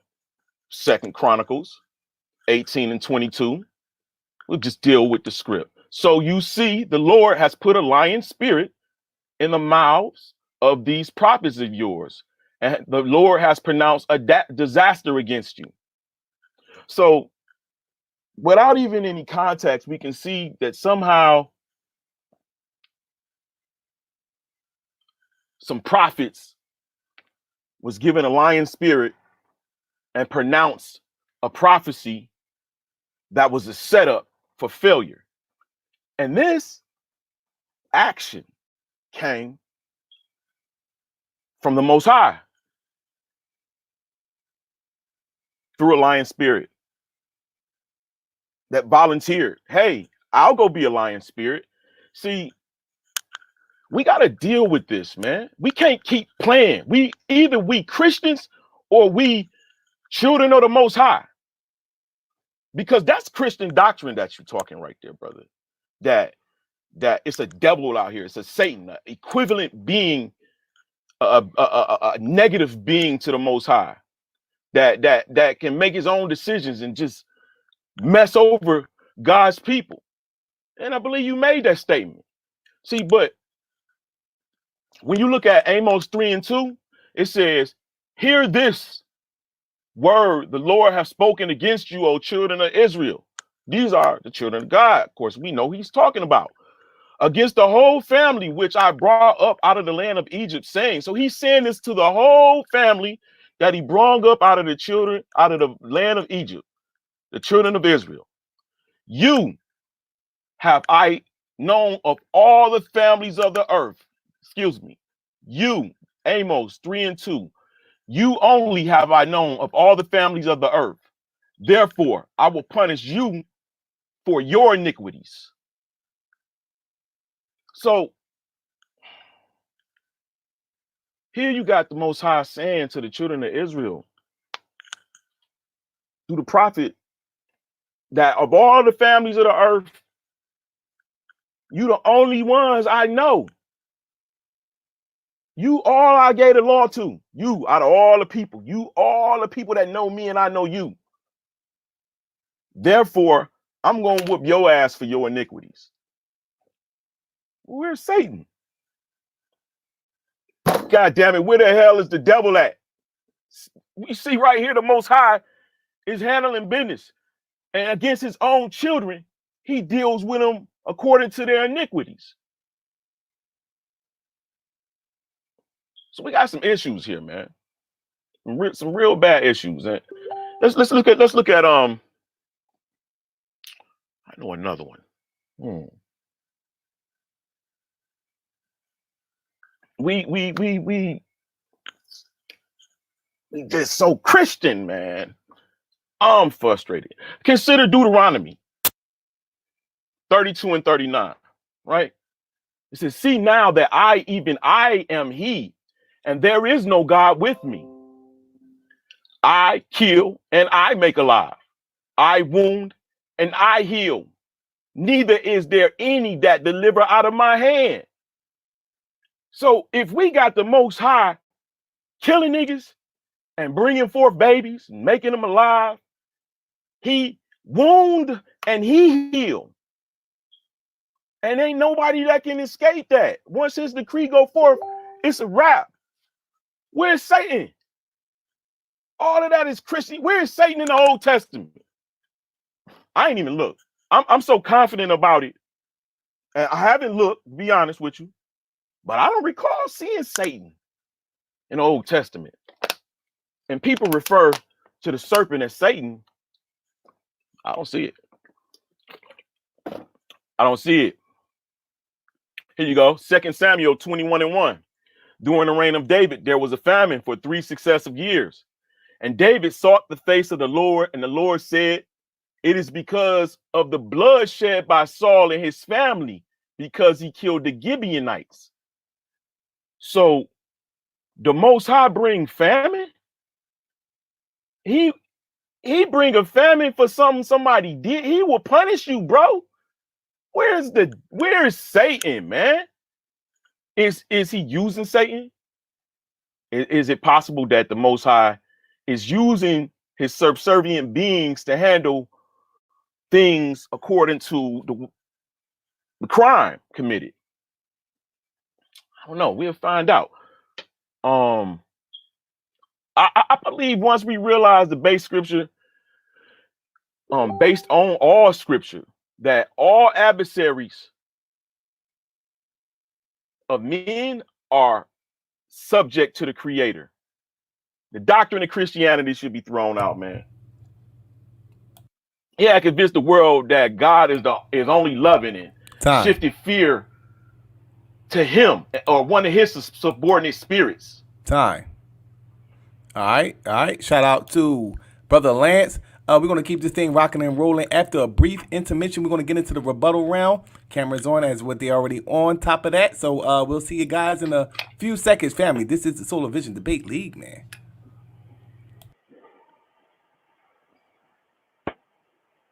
What's good, family? This is your boy Solar Mind. Okay? And let's see what they say in their own book. See, I don't play games with these dudes. Get these dudes out of here. And bear in mind, everybody he's named.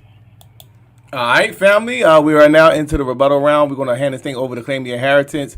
Brother, you have 10 minutes to rebut. Brother, whenever you're ready, you can begin your rebuttal. Okay, first of all, I like the way you tried to utilize magic, right, to try to make the anger of the Lord Satan. Okay, and that's not the case whatsoever. As you can see here, right here, we got the anger of the Lord, and we got it right here. Let me show you where we got it, where the citation is here. You said another citation. I just picked any anger of the Lord citation that I felt like picking because they're all the same. All right, so the citation is Exodus 4:14. When you look up the word anger here, the anger of the Lord, you figure out that the definition of the Lord's anger is his nostrils, like a long breath out of his nostrils, like a sigh. You see what I'm saying? So Satan noticed the anger of the Lord. Satan is not the anger of the Lord. Satan witnessed the anger of the Lord, so he took his time and said, oh man, that's my chance. That's my time. That's my cue. I'm going to go beat him up. So when the Lord is angry, the protection of the people is lifted off of the people, and they're no longer protected from Satan. And Satan can go wreak havoc. You said you couldn't see Satan in the Old Testament, but you've been reading Satan all night long. So I can only conclude that you're confused. Okay, so we're in the rebuttal round.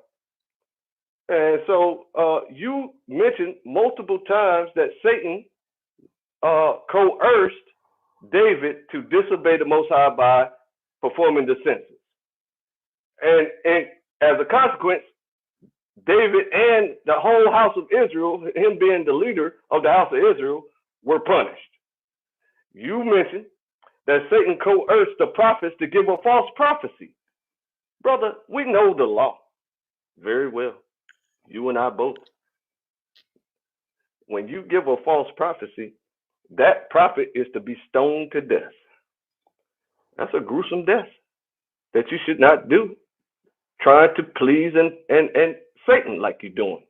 Trying to honor Satan like you're doing tonight. You better stop doing that, brother. Now, I understand that they look very similar, brother. But no one who's void of a relationship with the Most High, like yourself, if you don't have a relationship with the Most High, it's impossible to clearly see the subtle differences between the Most High and Satan. You see what I'm saying? So the Most High goes in and wreck shop whenever the people disobey the Most High. But what you're missing in that equation is that Satan is the one who's coercing the people to break the laws. See, you forgot that. The Most High don't coerce you to break the law. He encourages you to keep the law. You see the difference with a person that has a relationship with the Most High and then a person that has a relationship with Satan? Okay. Now, all right, so I'm going to get back to more rebuttals here. How much time I got, so? You have approximately 5 minutes and 45 seconds. Okay, bet. Now, I addressed every single one of your points in your premise. All right, so now, is this how you choose to die, bro? Proverbs 29:2. Working for Satan and trying to impress Satan and honoring Satan and putting him on a pedestal and comparing him to God, saying, "Oh, is he God?" And then you said, "God forbid." So you realize in that silly statement that he's not God. He is a God, but he's not the Most High. When the righteous are in authority, the people rejoice. But when the wicked bear rule, the people mourn. So the wicked work for Satan. The righteous work for Team Most High. You get it? You figured it out yet? Maybe not. Okay, so let's go to Jasher. Chapter 2, verse 27 to 29. And it reads like this. And Tubal-Cain told his father to draw his bow, and with his arrows he killed Cain, who was yet far off, and slew Cain. For he appeared to them to be an animal. So he looked like an animal to them. So a lot of animals have horns. A lot of animals who are furless animals have white skin. So he couldn't recognize this man as a human because he didn't have hue. And the arrows entered in Cain's body, although he was distant from them. And he fell to the ground and died. And the Most High requited Cain's evil according to his wickedness, which he had done to his brother Abel upon the coercion of Satan, killing his brother, as a lot of people out here think that is necessary to do whenever they disagree with their brother. They kill him, whether they're related to him or not. That's still your brother. According to the word of the Most High, which he has spoken. Brother, you don't have no ways around this. There ain't no way around it. Or do you rather die like this working for Satan? How you prefer to die? Daniel 4, verse 13. Okay. I saw in the visions of my head upon my bed, and behold, a watcher and a holy one came down from heaven. He cried aloud and said this, cut down the tree, cut off its branches, shake off its leaves, and scatter its fruit. That's a parable of the nation of Israel. Scatter the children of Israel. Let the beast get away from under it, and the fowls from its branches. Nevertheless, leave the stump and its roots in the earth, even with a band of iron and brass in the tender grass of the field. And let it be wet with the dew of heaven, and let his portion be with the beasts in the grass of the earth.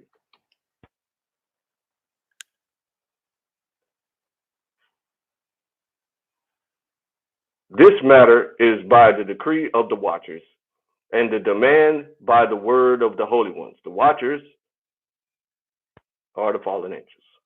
to the intent that the living may know that the Most High rules in the kingdom of men and gives it to whomsoever he will and sets up over it the basis of men. That's what Satan does. You see? But the kings are ruled over by Satan's people. So don't get on Team Satan and try to oppress us anymore, because our punishment is over. As far as August 19th, 2019, our punishment is over. So there ain't no more coming against us. You can decide in your mind that you're gonna do something, and it's over for you. So is this how you choose to die, like the Pharaoh did? This is supposed to be Thutmose III right here. He died in the fetal position when he drowned in the Red Sea. Oh, I got biblical citations. I got a citation of Mount Hermon here, where the Watchers landed, and now they have a United Nations at Mount Hermon, as the Bible says. See, the Bible says that they landed in Mount Hermon. See what I'm saying? And Pharaoh drowned in Exodus 15:4. See what I'm saying?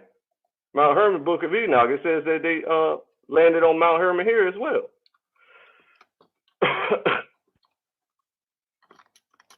See what I'm saying? So time.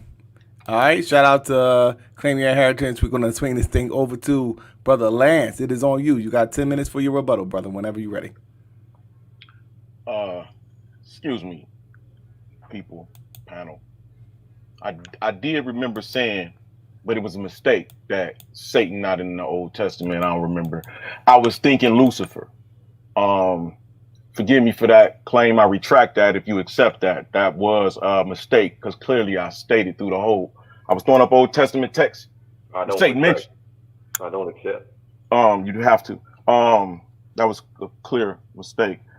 Now, claim you stated that you gave me something from Jasher, and brother, I ain't read Jasher in a long time, but I do remember that Cain was clapped because the nigga couldn't see. He was blind. It had nothing to do with the hue of his skin, or none of that, bro. And maybe if we do consider that scripture, maybe he was in the woods and just was hairy as hell and just didn't never get the shave, or whatever the case was. But nigga looking like an animal, you talking about some horns and he white and all this, that's some old fallacy, bro. That shit don't have nothing to do with God and Satan either, man. You just wasting time. I did take some notes down, because you was just talking to me, man. And you know what, bro? After this, we got to have a talk. Claim, you know we gotta have a talk. So you think Satan is a physical being? You saying that Satan got a hood, a cobra la, where he at Mount Hermon, he got a fort or headquarters. That's what Satan is. And me personally, bro, I just think Satan is just is an entity, like a group of things that work in the negative aspect for the Most High to cause things to happen. I mean, consider the other nations. They have stars or angels. I mean, you know what I'm saying? And they do wicked things. They got to get word from somebody to attack a nigga. They can't just get up and on their own, just attack 70 nations, 70 angels. And I mean, I think of it from that aspect, brother. But your whole, trying to convince me or convince the panel that Satan is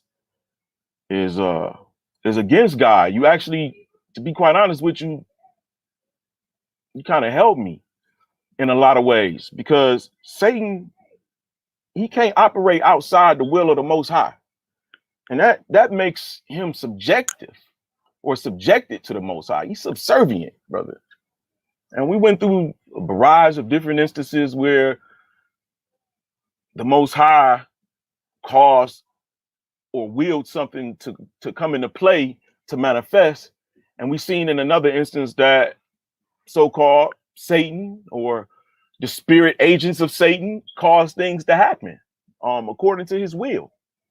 Now, are these things out here operating on their own? Are they autonomous? Maybe they like a guard dog, these Satans, these evils, or whatever you propose. I think you propose is one dude or a fleshly god that got a crew and they got a Cobra Castle. But I just think that it's like, for instance, when light is created, it's got to be instantly dark. It's instant. Any positive is an instant negative. It ain't nothing you can. It's just automatic. And I think I remember reading somewhere where the Most High used all things for His good, for His purpose. And once His decree go forth, there's nothing nobody can do about it. I'm really confused on what to even rebuttal you about, brother, because you was kind of all over the place, man. And I'm really trying to stick in there about this whole situation, because if you don't know that Satan is subservient to the Most High, he is for the Most High. He gonna do whatever the Most High say. He gotta be for the Most High. He can't not do what the Most High say. You understand, brother? Satan is your oppressor. He's your accuser. He's your accuser when you don't keep the law. When you don't do what the Most High wants you to do, you are subjected to the being consumed by the Satan that's running to and fro throughout the earth seeking who he can devour. And that's just the bottom line, man. I mean, even if it's a Satan, you know what I'm saying? But just a nigga out here just doing what he want to do, and Most High just like, you know, ain't nothing I can do about it until I get at him at the end. That's BS, bro. I can't go with that claim, and I'm sorry, brother. And no, I don't want to die like Tutmos the Fourth and all cringed up, babyfied and shit. No, the third, okay. No, I don't want to go like that. And I thought it was Osmosis at first. He looked familiar. He looked like Osmosis to me. But brother, I mean, I really don't. I really like people. Everybody knows this. I mean, right now it's basically Christianity doctrine versus the true doctrine of the Most High. And no, I'm no scholar. I'm not going to claim that. I haven't been in Christianity in a long time. I do understand the concept, and when I hear it, and when I hear people talk about the idea of Satan, and he's opposite, or he's in opposition of the Most High, is it baffles me. And you're a Hebrew, if I don't mean, you're Hebrew Israelite, brother, and I just think you should be a little bit more advanced than that, man. And lined up for the family. How y'all liking season 3 so far? Oh, wait.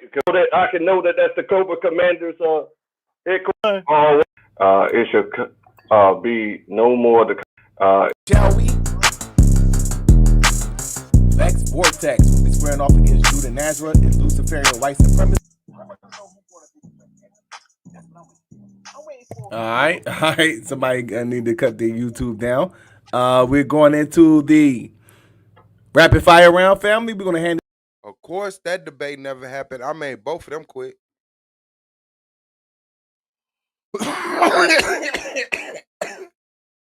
Lex quit after my debate with him. Judah quit after my debate with him. Fuck out of here. This thing over to claim your inheritance. You have 10 minutes to interrogate. Lance, whenever you're ready, brother, you can begin your interrogation.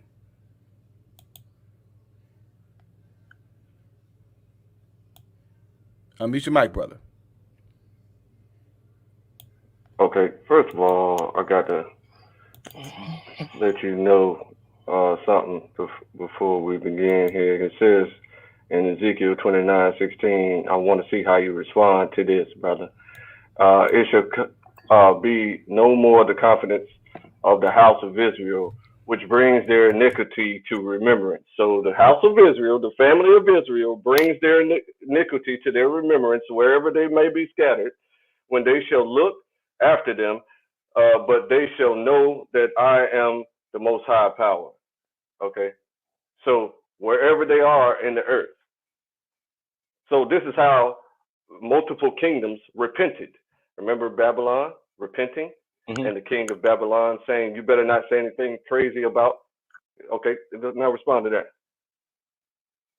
because you said that the law was not given to any other nation except for Israel, which is true. But whenever Israel goes around to different nations, they remember their laws, and everybody hears about it because we speak loudly and speak out loud to people to say you can't do this and you can't do that, because they become our neighbors.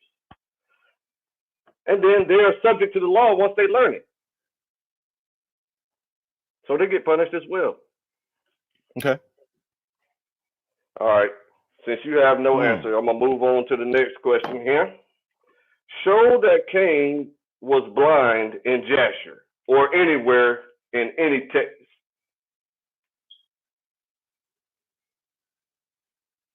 I can show that if you go back to what you bring it back up, brother. It's just right above that. It's in the verse right above it. Hold on. Not Cain. Tabala Cain. He had to use his son. Oh, wait. But during your presentation, you said Cain was blind. No, I said Cain was killed by Tabala Cain or Lamech, one of them. Nobody's gonna remember. And it was because brother, Cain got killed.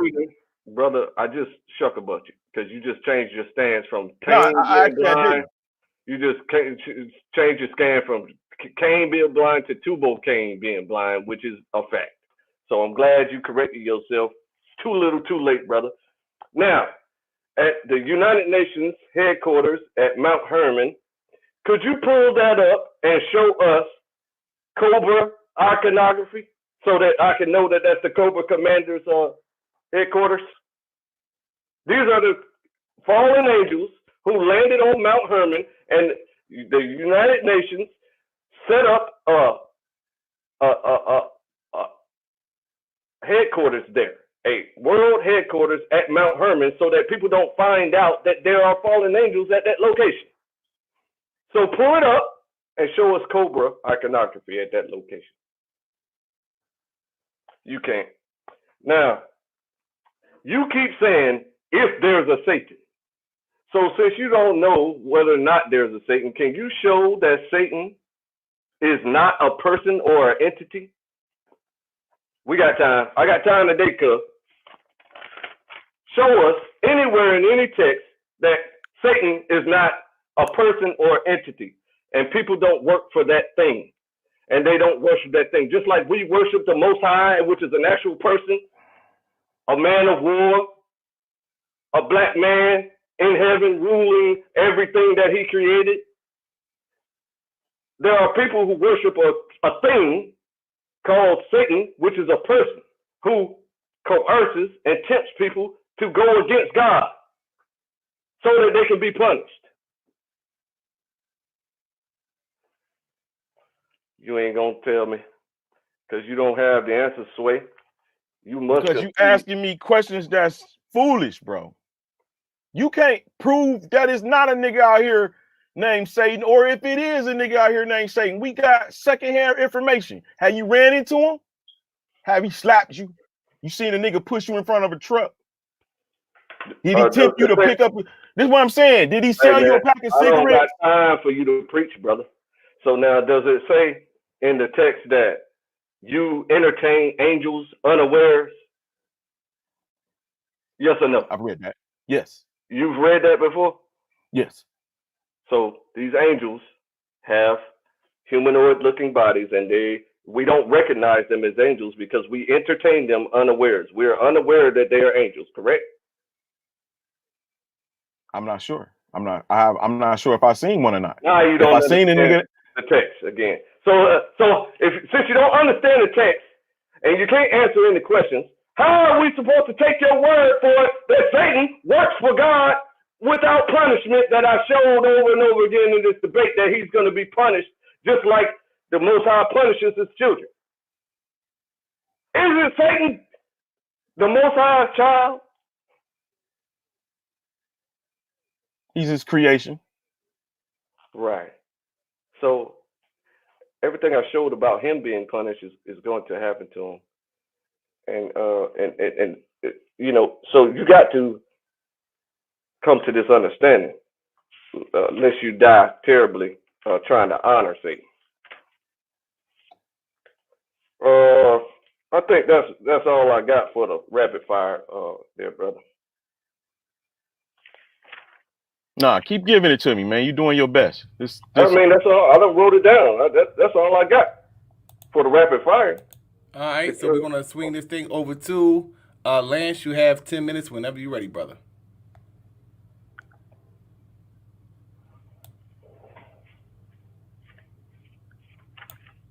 Okay, brother. Let me ask you this, and I want you to be straight up with me. And you know, we kind of like friends. You know what I'm saying? Like we get along, right? Let me ask you, and I want you to be straight up because I'm gonna try to walk you through this. Who is the creator of all things? The Most High, Jesus the Most Christ. High. Nah. Yeah, how you doing? Say the Most High. Just say the Most High, bro. Praise Jesus, brother. Praise Jesus. So the Most High created all things, and it says, if I'm not mistaken, He created all things. No, that's it. For His good, right? I mean, He made in the beginning. He made the work for Him. 215. Right?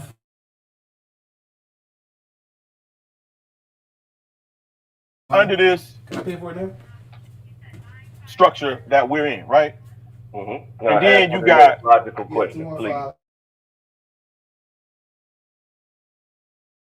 We discussed that because God created everything, right? You agree with that? He didn't create Satan. No, He didn't create an adversary to His people. He did not create an adversary to himself. So you believe God is so Satan is an adversary to God?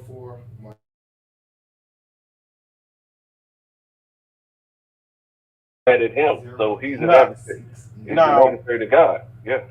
Now, do you believe Satan to be as powerful as God? And we only using God for the sense of we know who we talking about, right? We speak in English.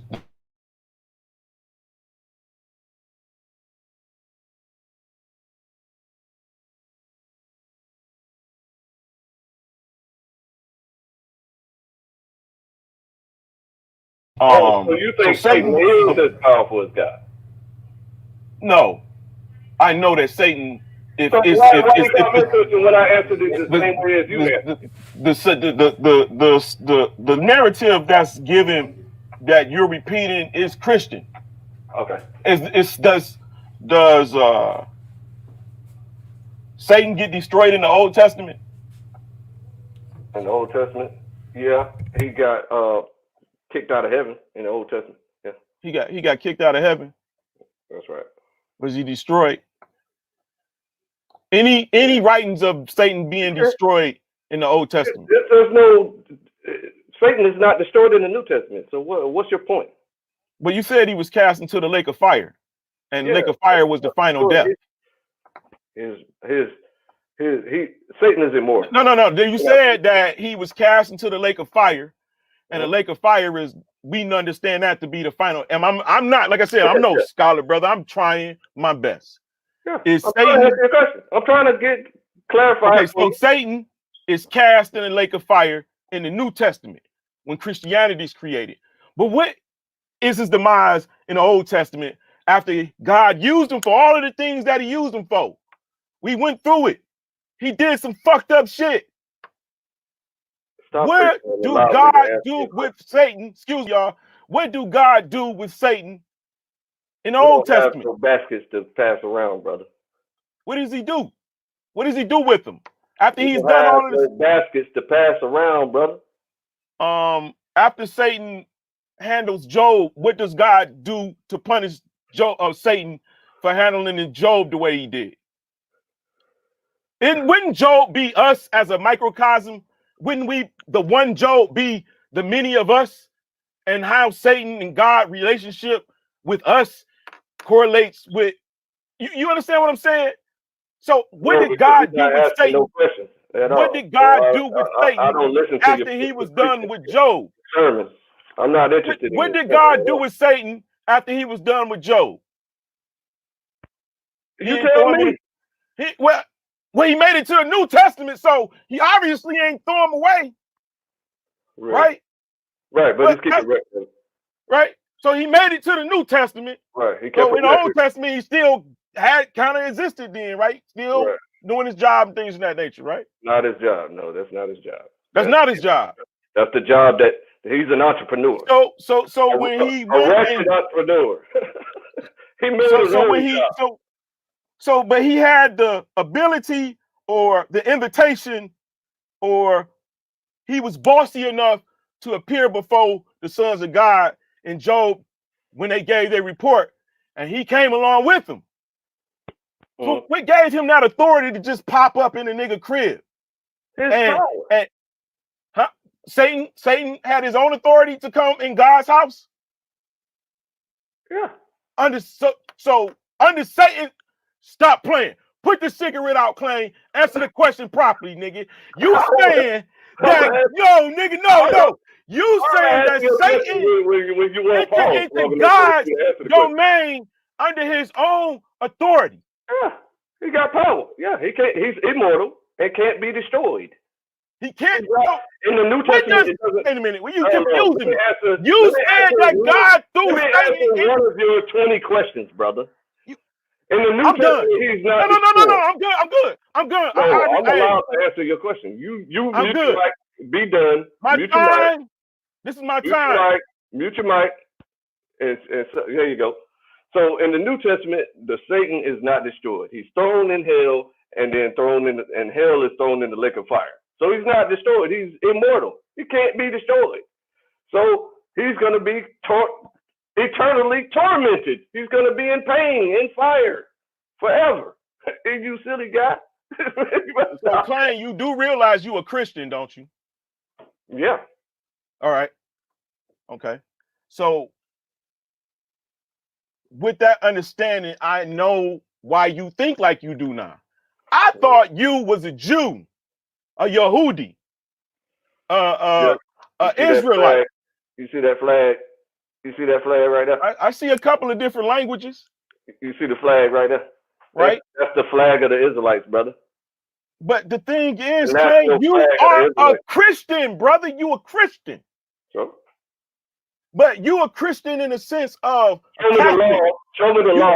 You a Catholic Christian. What does this have to do with Satan being on God's team, brother? Because your ideology, listen. Show me the law. Show me the law. Your ideology, listen. Let me finish my question. You get to ask me this nothing now. You don't get to ask me to do anything right now. What you need to do is listen and answer questions, brother. Okay. You need to listen and answer questions. But you won't You're not answering my questions, brother.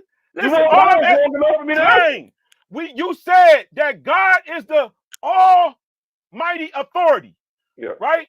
And Satan doesn't have as much authority as the Most High, to where the Most High can throw him in a lake of fire.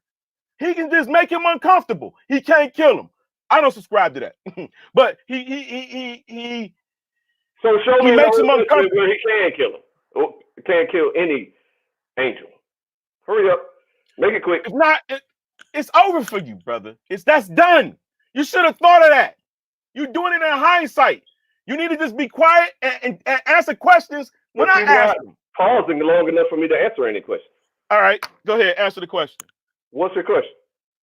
Exactly.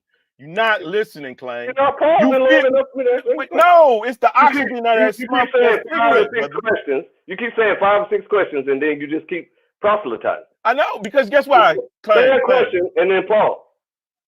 Clay, do Satan have authority over us, God's children?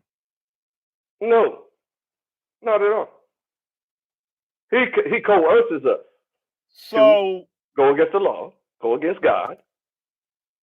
So and then and then the people. So he worked. So he worked with God. No, he coerces us to go against God. Why would God hire somebody to go against him? You silly guy. Because, well, how is God gonna punish you if you don't sin? If I don't see him. If you don't sin, how is God gonna punish you? Oh, God wants to punish people. God wants people to sin. Well, I showed you an example where he caused David to number the children of Israel in the census. Most High didn't cause David to do that. Well, he did. I clarified that for you. I said that Satan notice God's anger for David thinking that he was going to do a census, and then Satan said, "Oh, that's my cue. Let me go in there and tell him to number the people." So he worked. So again, brother, you exhibited another example. This is God working with Satan, working for God, brother. This is Satan working for God, brother. Not at all. So Satan is just sitting, waiting on God to speak, and then he go do his job. How does it work? I'm giving. Listen, and am I too loud? Listen, I'm giving. I'm trying to answer your question, but you're not talking. All right, I told you that the Most High did not tell David to number the people. He didn't tell him to do that, and it's against the law, and it's in the law, written clearly in the law. Don't number the people. Oh, is it? It's written in the law. Don't number the people. Yeah.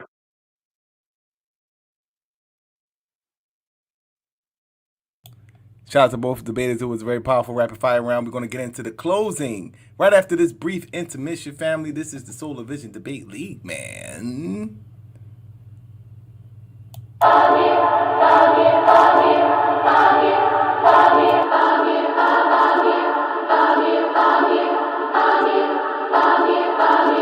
Biz on the track. It's be on the beat.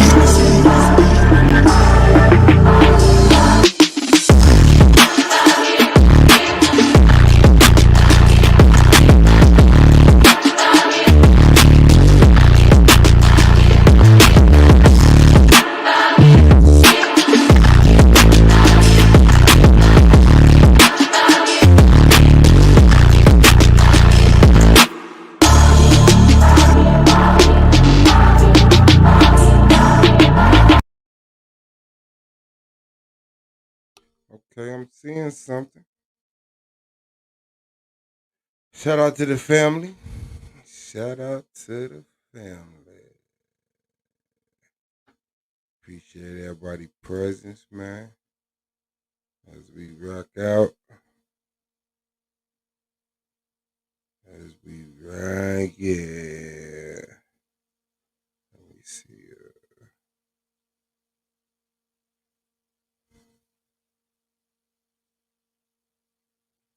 Everybody lost. Lance, Klein, Solar, you, me. We all lost.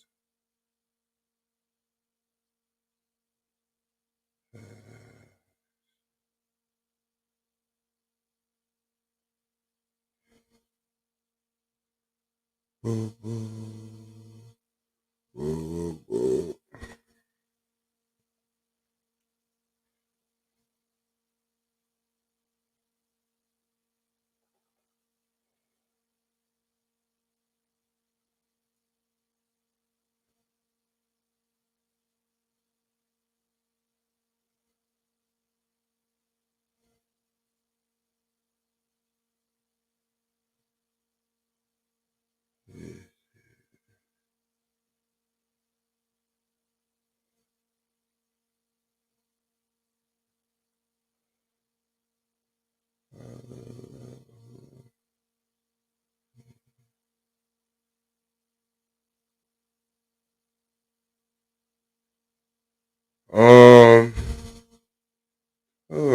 Let me see.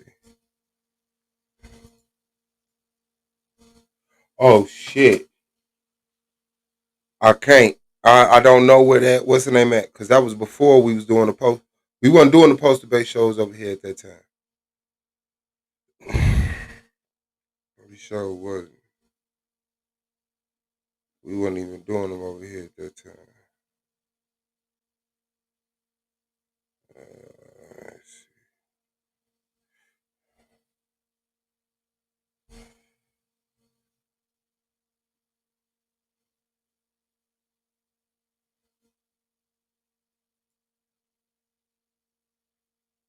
I think y'all might like this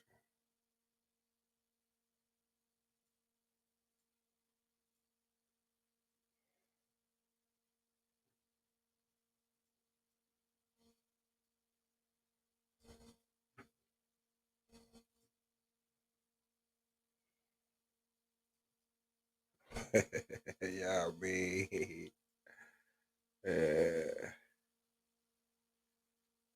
yeah, I'm not mad at that, melanated.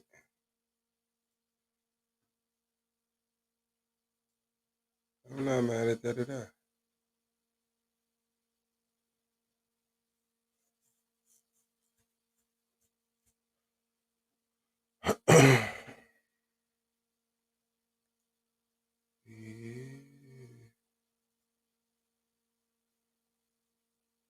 Make sure y'all hit that motherfucker like button.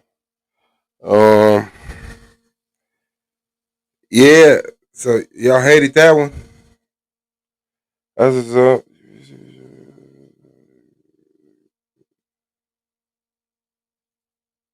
Uh,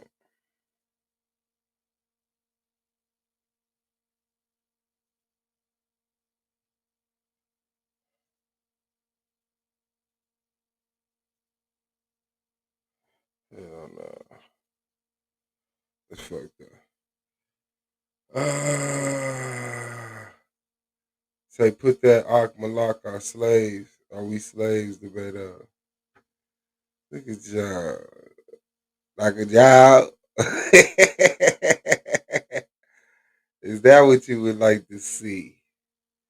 Yeah.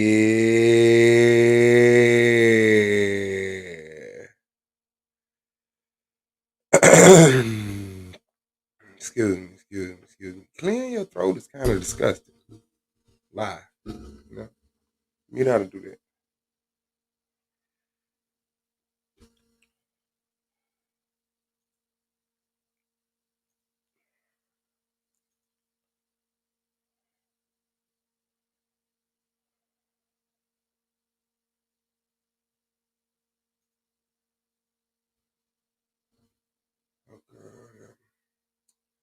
Video. We got them debates. Niggas be talking that shit. But we got them debates.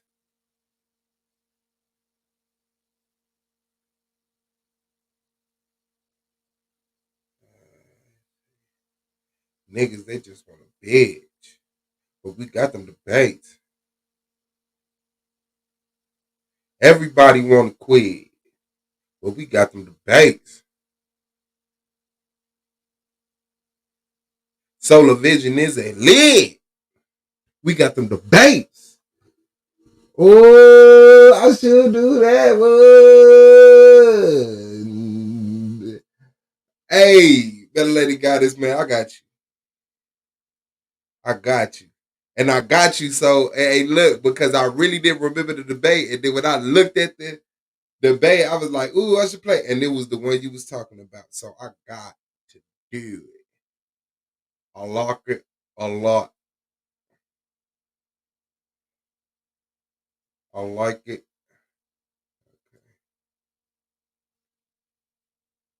All right. All right. All right. All right. All right, melanated. See, melanated, man, you really fucks with the league, man. You really fucks with the league, man. Yeah.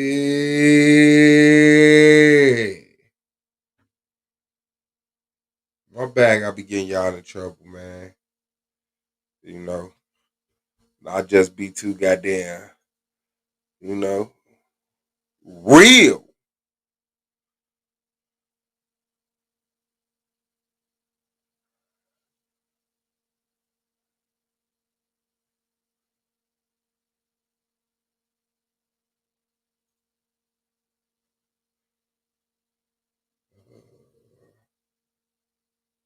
All right, I'm debating.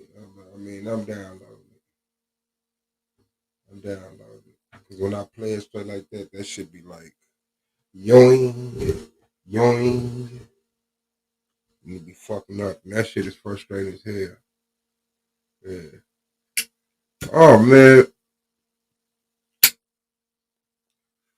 I mean, well, I was included in the first, you know what I'm saying, for the first time in the background talk. And I spoke on that. And I think I got a little leniency. You know, people agree with me. I think Solo agree with me even, you know. but it's just some real difficult shit, you know, like because when people cut their camera on, right? Like when Suave cut his camera on and say, "Look at that fat, look at his old ape monkey, whatever," you know, it's like ha ha ha. Madon cut his camera on, like, damn, look at that nigga head, damn, that nigga got too many teeth in his mouth. It's ha ha ha. Lance cut his camera on, unibrow. But it's like, okay, now Moonflower cut her camera on, and it's like, damn, she chunky, and we don't want that. So it is people that's gonna have to be taken care of in the what's name. But as far as a lot of the quick to just get you out of there because you said something not crossing the line, just challenging. Yeah, I'm trying to get y'all some room on that. Of course, y'all can't be over here, but let me see the time.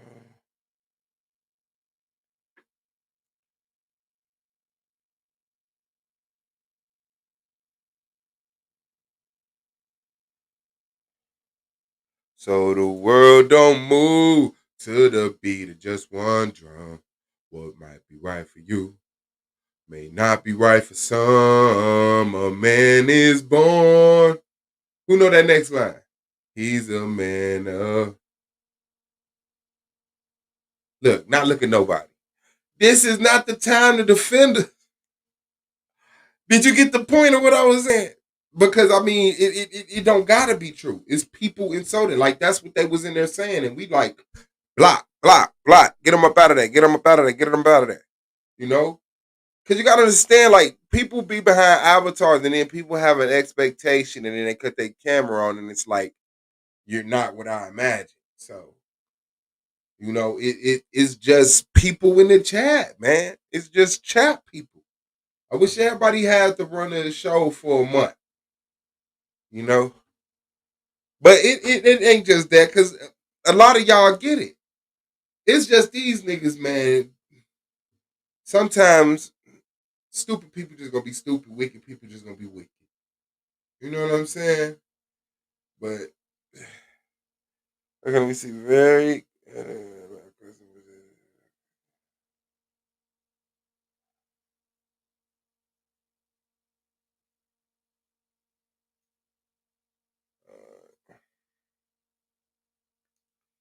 Is that correct?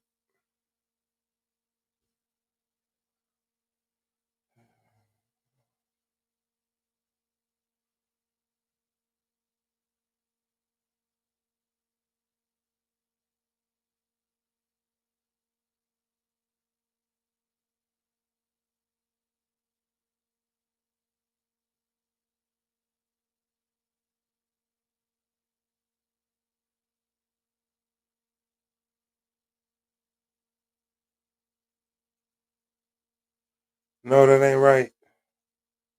Is that one right? Okay, that one right. He's a man of means, and you might as well put different strokes it takes, different strokes it takes, different strokes to rule the world.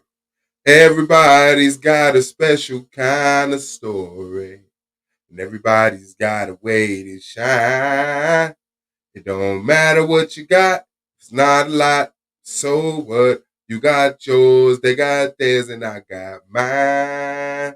And together we'll be fine, because it takes different strokes to rule the world. Yes, it does. It takes different strokes to rule the world.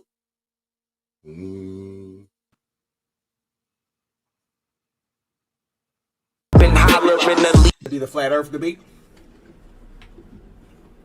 Aratazar will be back in the building going up against KOT the next day. Chris and Battle Act. Who sits upon the throne until the Lamb? Who sits upon? We got Blue in the building, and Akmalak. So let's bring the brothers on. What's going on, Akmalak? Shalom. I just want to give all blessings, honor, and glory to Him who sits upon the throne and to the Lamb forever and ever. My uncle Battle Axe. All right. And we got Blue in the building. What's going on, Blue? What's going on? What's going on? I want to holler out a quick Rock Nation. I want to give a praise to Stemia, the most beautiful goddess of science, technology, engineering, and mathematics, which is the future of the African and of the planet. I also want to let everybody know that if you are listening to this at this moment, together we are Babel. Let's build. Power to the dark side. All right. So, hey, Blue is cracking up right now. Hey, Blue.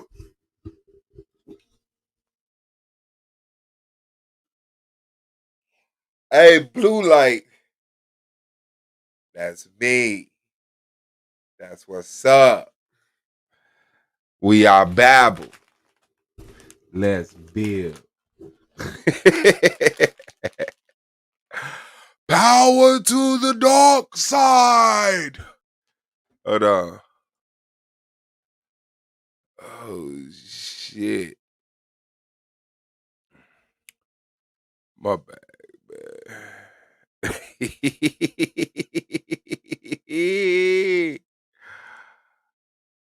Power to the dark side.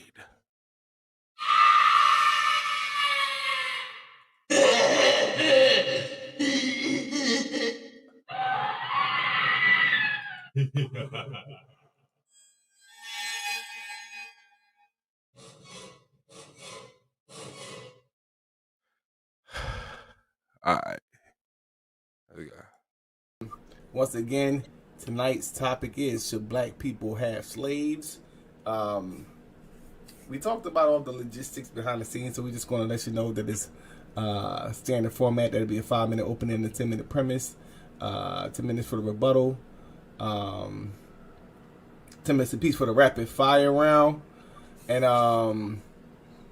5-minute closing. All right, so Aqua Lock has selected to go first. So we're going to get this thing started, family. 5 minutes for Aqua Lock. Whenever you're ready, brother, you can begin your opening. All right, yeah. Can I get a screen share? Yes, sir. You can see that? Yes, sir.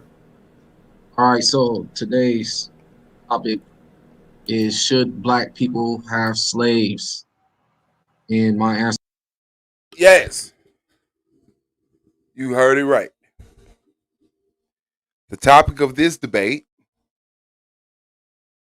Akmalak, can you bring that back for me real quick? You can see that? Yes, sir. All right, so today's topic is, should black people have slaves? Should black people have slaves? What you do with your edges, melanated? And my That's a hell of a bar. Slaves aren't really practical for modern day America. Look at you thinking. The threat. answer to that is yes, we should. And I just want to hit Blue with one of his little sayings. And that is, ain't no need to study long if you're going to study wrong. Let's get the definition of slave that we agreed on. It's one that is completely subservient to a dominating influence. Slave is. Get the definition of subservient. One who is prepared to obey others unquestioningly. The similarities to that is submissive, deferential, acquiescence, compliant, accommodating, obedient, dutiful, duteous, biddable, yielding, meek, docile, ductile, pliant, passive. You know, I mean, you can keep reading on, but it basically is one that is submissive to another dominating influence. So let's get this word deruged out there because deruge is the verb for slave. Slave is the verb of slave. The action of slave is to do hard work. Minimum. Oh, my bad. To do hard work. Minimum denial or monotonous work. So hard work is like hard slavery, like building railroads, building houses. Denial is light work, and monotonous is when you don't really want to do it. You know what I mean? But you still do it. The definition of dominant is someone that is very important or powerful or successful. That's what I want you guys to pay attention to. They're very important. During my premise, I'll be bringing out why we should have slaves after becoming autonomous, and I'll also be showing some of the different type of slaves we should have. I'm not talking about this, you know what I mean? Back in the day, pain on the neck. Not saying that that's not going to happen, because it's possible. I'm talking about what's commonly known today as slavery, which is this. Workers. The reason why this debate is even being brought up is because my people are destroyed for the lack of knowledge. Hosea 4:6. See, the problem is this brother thinks he knows the foundation of the word slave. But if this brother knew each step to the word slave, he wouldn't be having this debate right now. But since he doesn't comprehend the word slave, he's going to get destroyed today. He doesn't comprehend because he is a slave himself. He's a slave to the dollar. He must work for a dominant influence in order to live in this society. You're what you call today a consumer. And guess where the consumer class came from? Slavery. Today, this brother would try to explain to y'all that having slaves is not morally correct. But my response to that is economic necessities trumps what you call morals. So for next is coming my premise, and I just want you guys to pay attention to what I'm bringing out today. I'm gonna show you guys why we need these quote unquote slaves to work, because every nation that ever started, that was ever built, that was great, was built upon slavery. It was built upon other people working for the masterminds or the quote unquote rulers of the land. They had their own laws that people had to go by, and they had their own system that they had their own things that they were doing in order to keep their nation intact. They thought about it thoroughly, and then they enacted what they talked about. And one of those things that they talked about was they need slaves. That's a fact. Time. All right. Shout out to Akmalak. We're gonna hand this thing now over to Blue. It is on you, Blue. Whenever you're ready, you got 5 minutes for your opening.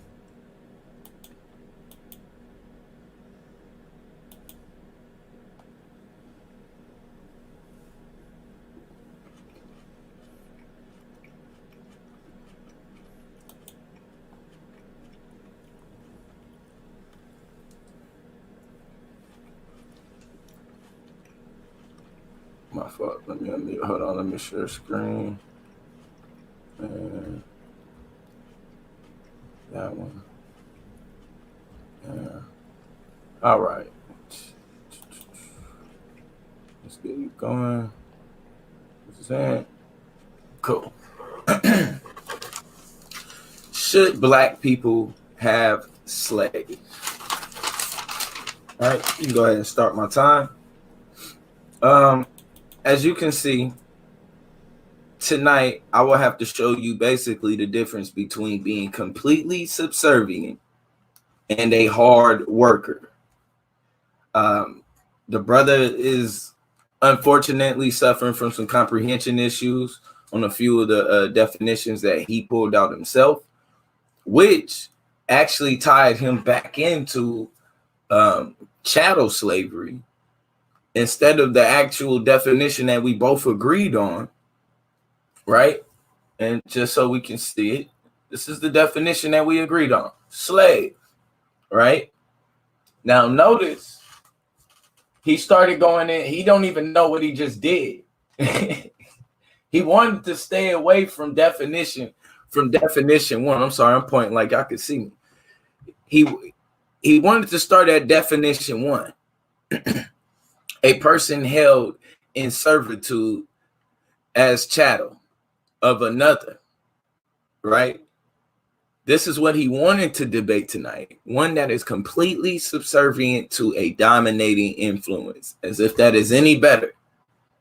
The issue with it is that he has a problem understanding what completely subservient means in a dominating influence. So we agreed on the definition of slave. So tonight I will be arguing that having a slave according to his definition is wrong, as he stated that the standards for the treatment of these slaves, not workers, which is what he's going to try to drag you into, right? Because when we get into the definition of employees, you're going to notice that employees does not have anything to do with completely subservient at all. I don't know what this brother, I guess he was thinking wage slave in his mind and ran with that, but that is not slave. And it has nothing to do with the definition that this brother drew out. This is his definition. This is what he chose, right? So my opponent will try to argue, right? But he is wrong. And on top of that, I believe he is wrong according to the standards. It was like pulling teeth to drag out of him. What standards are we treating these slaves to? He finally said it: the laws, statutes, and commandments.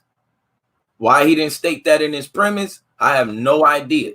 But I will show you using Leviticus 25, right along with Exodus 21, that this is wrong.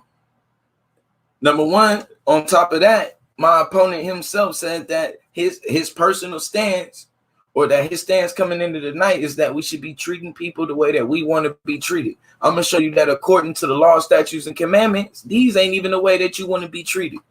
These things are inhumane today. Inhumane. I will show how the definition of slave contradicts his premise based on the definition of employee itself.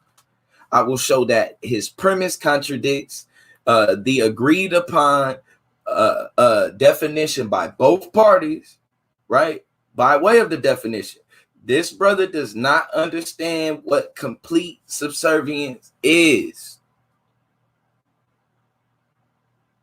We just saying he don't even know what manal means. So, like I said, this is the definition that he went into. This is the definition I agreed to.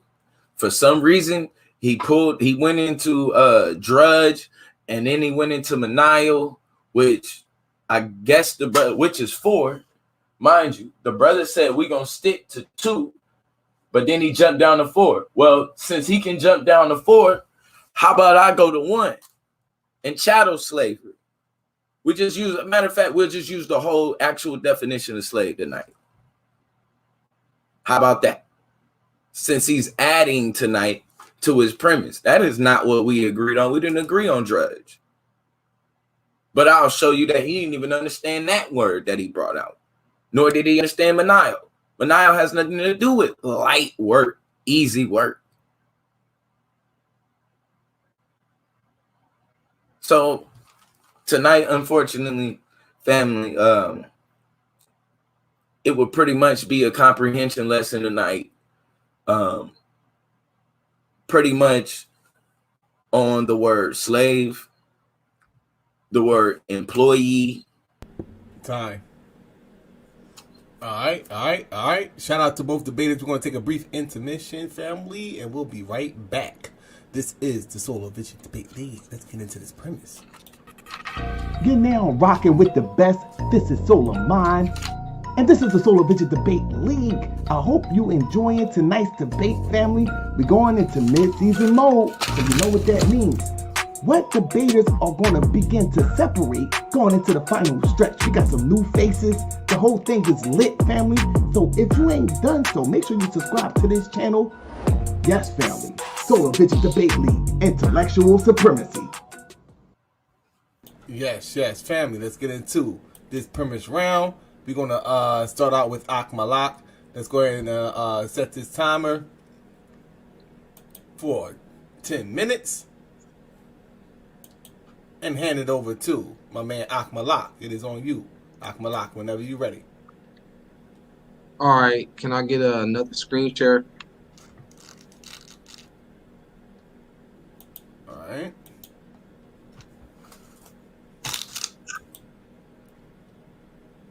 Okay. So in my opening, I told you guys this brother was going to say something about, according to the Bible, it's not right. But that's neither here nor there. So let's start this premise. If you want to convince Black people to leave this place, you must show them something better than this place they are in now. You don't tell a people who already don't like working, because we are a nation of priests, according to Exodus 19:6, that they are going to have to work even harder than they were working where they were initially at. You must show them a better alternative, which is having slaves. There is no way that a nation of people can perform all the duties that must be performed in order to establish an economy by themselves. First off, you don't know how to do everything, and you can't do everything. One person can't build a house by himself. What I mean by that is one person can't lay pipe, lay cement, build the structure of the house, install electricity, lay down the roof, mend the garden, and take care of their animals all single-handedly. On top of that, you can't convince a whole nation that each person individually should be doing those tasks either. So you must have slaves.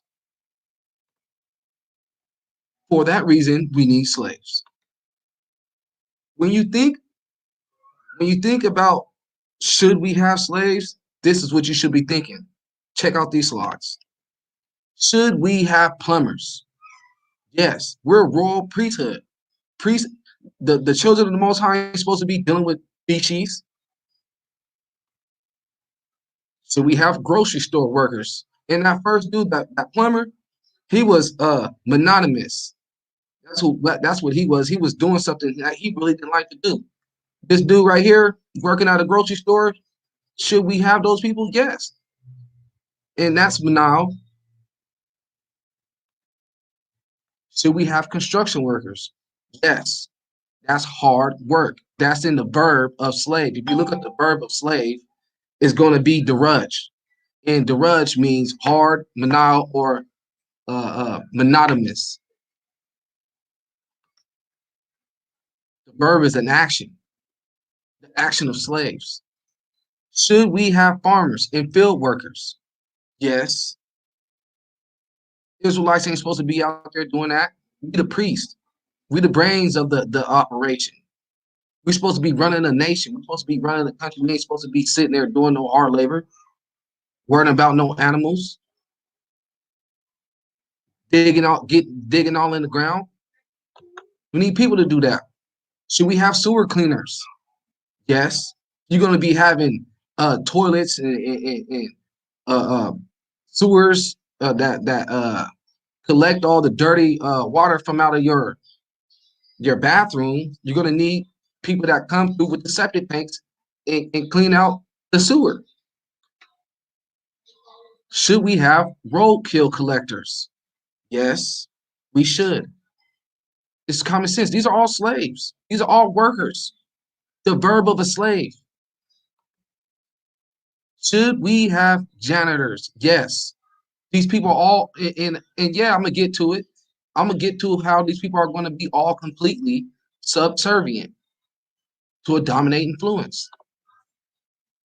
Should we have firefighters? Yes. These are all just slaves.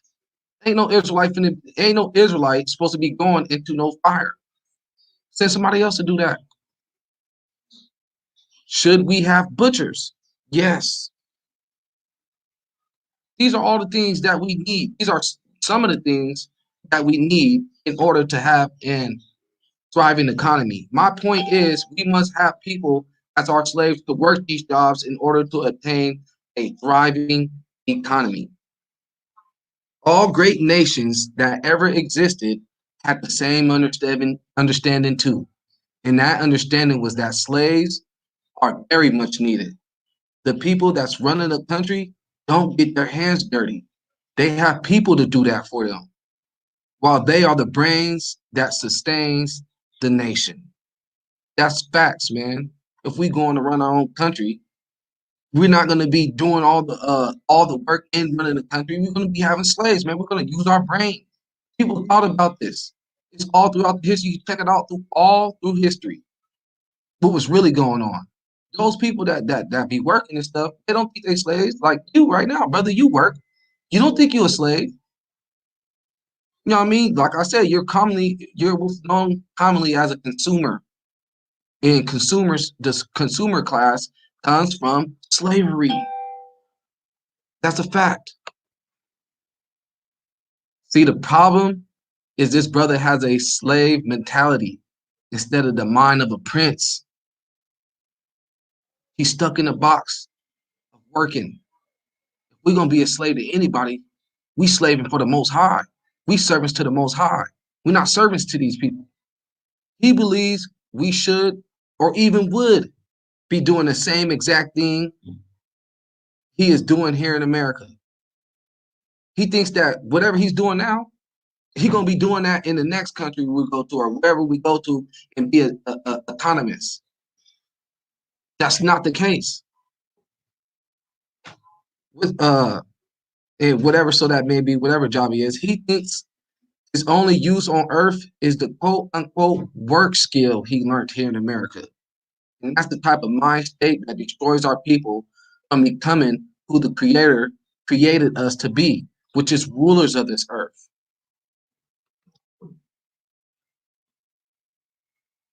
We were not created to be slaves to men. We were created to serve the Most High power and to be above all people once we are obedient. This is Exodus 19, 5 and 6. Let me get that for you. Let me show you guys what I'm talking about. Exodus 19, 5 and 6 real quick. It says right here in Exodus 19, 5 and 6. It says, now therefore, if you will obey my voice indeed and keep my covenant, then you shall be a peculiar Salakia, treasure unto me above all people, for all the earth is mine. We're going to be above all people if we obey the Most High. That's what it says in Exodus 19, verse 5. Check out what 6 says. And ye shall be unto me a kingdom of priests. That means we're going to be doing work for the Most High. In a holy nation. These are the words which thou shalt speak unto the children of Israel. How much time I got left, Solar? Okay. Yeah, so and the brother said that he didn't agree to the definition that I brought out, which was grudge, but that is the verb of slave. I told you, yeah, we should have people that's completely subservient to a dominant influence, but those people's attribute. Man, your screen is black. I don't know if you know that. Oh, my bad. Let me stop sharing. Okay. But these people's their attribute of a slave is a worker that is either hard working, maniacal, or monotonous, which is really they don't want to do it. So what the brother got to do now is prove that we do not need people like that. I'm not talking about we gonna be to us how we was treated here in America, which was us our women getting raped and stuff like that. We priests of the Most High, man. We don't get out like that. When you think of slave, don't think about our condition that happened to us. That's not the definition of a slave. That's why they changed the word from a slave to chattel slavery, because we were treated like animals. We weren't treated like humans. The Americans came up with that damn chattel slavery definition. That's because how they treated us was not cool. We weren't treated equally. I already told you that the people that's going to be with us is going to be treated through the law, statutes, and commandments. So now what you got to do, brother, is prove that we don't need slaves. We don't need people working for us, as we're supposed to be the priest of the Most High. You call yourself Melchizedek. That means priest of righteousness. That's your name.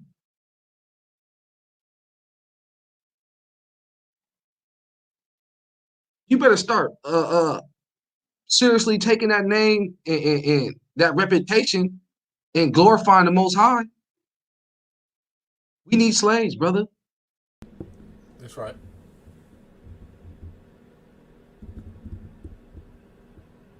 Ain't no need to study long if you're going to study wrong. That's your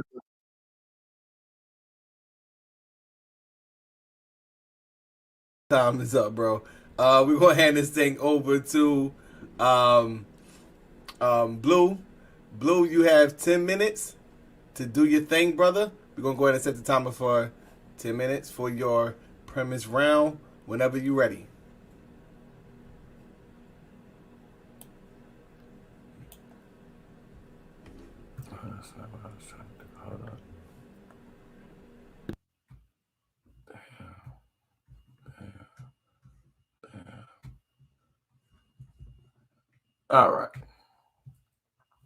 All right. So right back again. So I just want to start out once again. The premise and the definition that we both agreed on was number 2. Slave. One that is completely subservient to a dominating influence. This brother is talking about employees. Your plumber is not completely subservient to a dominating influence. You are not the dominating influence. He is subservient to his own will. Let me continue real quick. Subservience, right? Willingness to obey others unquestionably. Willingness to obey others unquestionably. So if a plumber came over your house, mind you, he's the professional. This is plain and simple. Is this, brother? All black people, you got this fantasy world where all black people believe. Carry a 2x4 by yourself? Carry a 2x.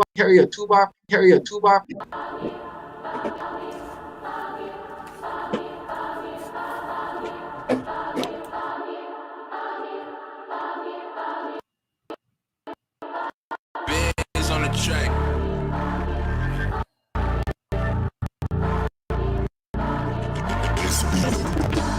It's the brand.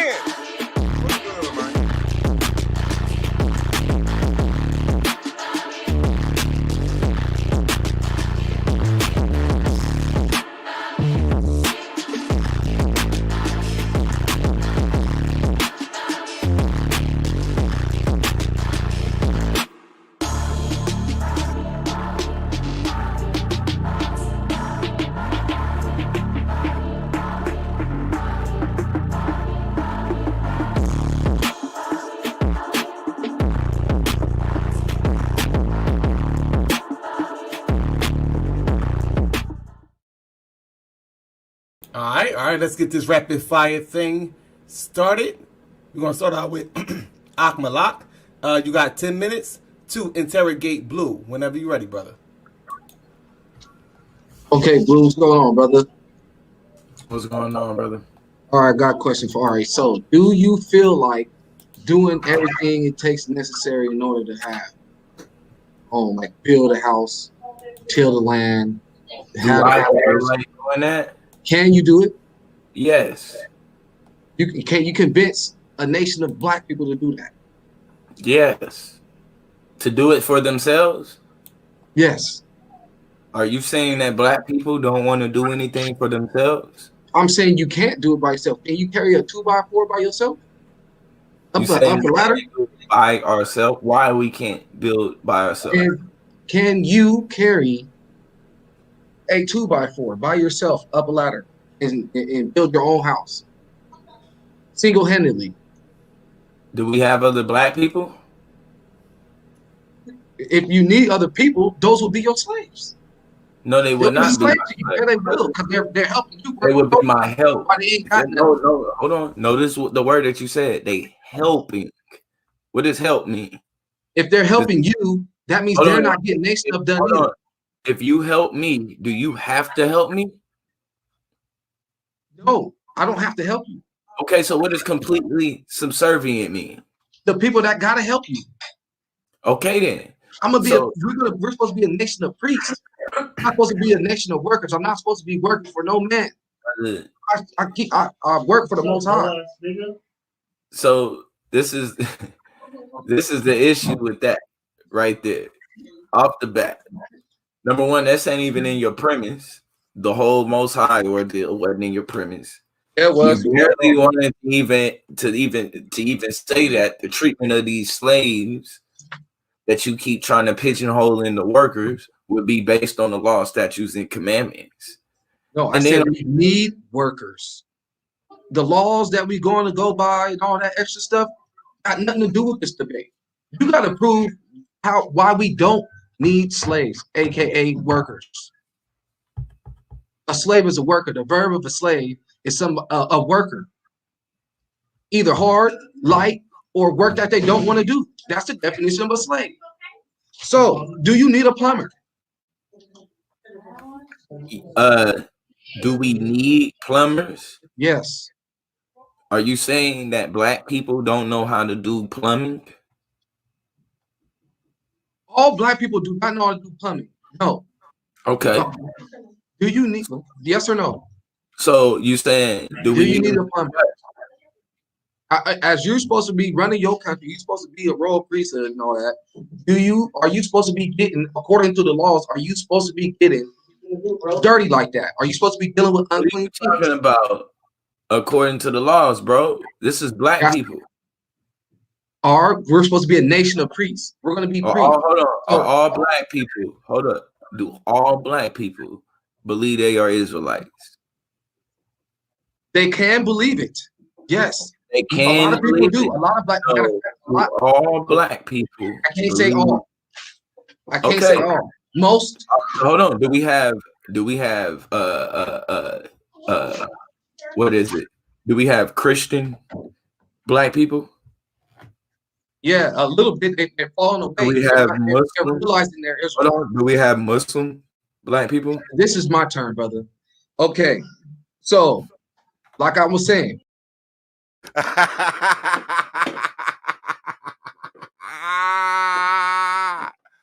Hey, that boy Blue, man. Shout out to Tequila, man. That boy Blue. Hey, I saw it in his face. That nigga said, ooh, he let me ask. And he answered. Okay, don't shock surprise. Don't get too hyped. Just ask another one in the same tone. And that nigga said, this is my round. Oh, yeah. Look at it. He know he ain't shit. Look, that nigga put that head down, man. That nigga's like, hold on, bro. Hold on, bro. That smile. Oh, my life. You see that motherfucker? That's the smile that got Shay. All right, come on. Let's go. The verb of a slave is a worker. either hard, light, or work that they don't want to do. That's the definition of a slave. So, do you need a plumber? Do we need plumbers? He said, nah, we got plumbers, nigga. Yes. Are you saying that black people don't know how to do plumbing? Ooh, man, that shit happened so fast. It got me. I was like, yeah, is he saying that? That nigga asked that nigga Blue a question. That nigga Blue answered that shit with a question. Like, are you saying black people don't know how to do plumbing? All black people do not know how to do plumbing. Got him. Got him. Got him. He got him. He got him. He got him. Blue got Ock. That nigga said, are you saying? Now look at Blue face. He like, one question? No. Okay. No. Do you need, yes or no? So you saying, do you need a plumber? As you're supposed to be running your country, you're supposed to be a role. He ain't give up though. Priesthood and all that. Are you supposed to be getting, according to the laws, are you supposed to be getting dirty like that? Are you supposed to be dealing with unclean people? What are you talking about? According to the laws, bro. This is black people. We're supposed to be a nation of priests. We're going to be priests. Hold on. Are all black people, hold up. Do all black people believe they are Israelites?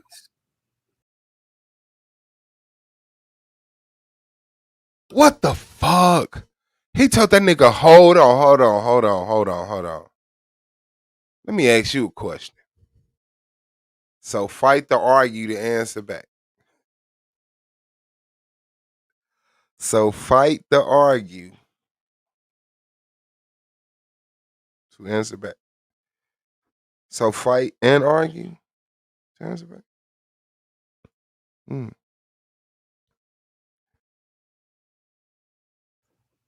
They can believe it. Yes. 2. Why are you asking questions on my turn? Why the fuck are you answering questions on your turn? So if it's a nation of priests, how do you justify having slaves? That's who enslaved everybody. The priest. Why the fuck are you asking questions on my turn, Blue? That nigga just rebounded, put it back up twice. They can. A lot of people do. A lot of sports analogy. All black people. I can't say all. I can't say all. Most. Hold on. Do we have Oh, okay. So fight the urge to answer back. Yes. Don't answer no questions when you supposed to be asking. None. That shit should sound disrespectful. That shit should sound like when you tell one of them boys, Holly, like, get up and straighten this area up. And say, I don't feel like it. What the fuck did you just say? It gotta be like that. When somebody you answering a nigga question and that nigga, but you know this you know, he'll never improve. Every time motherfuckers, man, niggas just quitters, man. It's all good. It's all good. I wish I could show y'all one of my year 1 debates. For real. What is it? Do we have Christian black people? Yeah, a little bit. They're falling away. Do we have That's 3. That's 3. Rebound. He ain't asked him a question. He ain't asked him a question. I think he might have tried to. I'm going to say Blue ain't answered shit in the past 5 questions. Ocken asked 2 questions. Blue on his 3rd question. And he still got 10 minutes of his own. Muslims? realizing they're Hold Israel. on, do we have Muslims? You're like, I can't believe this shit. Look, I like, this nigga. Black people. This is my turn, brother. Okay, so like, Blue ain't shit for that smile, dog. Blue ain't shit for that smile. Hey, you know what, Holly? And this might encourage you to remember it. I have a strategy for that round also. I've had it all year since last playoffs. And I keep forgetting to use the shit. So, it's really freestyle when you get up there. Like, you gotta have some madness to your method. I'll tell you that. I was saying, we're a nation of priests. We're gonna be a nation of priests when we get into our land. Our priests are supposed to be dealing with unclean things, according to the law. Just say no. Just say it. I don't know, and I don't know what that has to do with black people. Now, if you want to ask me, do black people are the Israelites, man? That's a fact. That's a whole nother debate, brother. That's a whole nother debate. That's who we are. We're the Israelites, and we're going to be a nation of priests. That we are what I'm talking about, man. Come on, man. You can't run from this. Okay, do you need? Okay, like I was saying, can you build a house by yourself? Yes or no? No. Are black so you people need help, right? Yes. So wouldn't that person be a slave to you? I could use help. No. You would need 50 of you. It would be a helper to me. Okay, if we go into a land, if 100 of us went into a land, a slave we needed a listen. If 100 of us, I'm just gonna do an analogy. If 100 of us went into a land, right, and we needed somewhere to live, we went to a desolate land. It was bare, and we needed somewhere to live by the night. Wouldn't we need other slaves to work for us to build those houses? No. But then how are we going to get it done? Help becomes slavery when you're dealing with one nation set apart. So if a motherfucker be like, hey man, you'll help me do something? Just know 400 years. 400 years, my nigga. And they gonna tell you a fake ass story of how Jesus made them do it because you was fucked up in the game. You was disobedient and the Most High made Akmalak ask you, could you help him?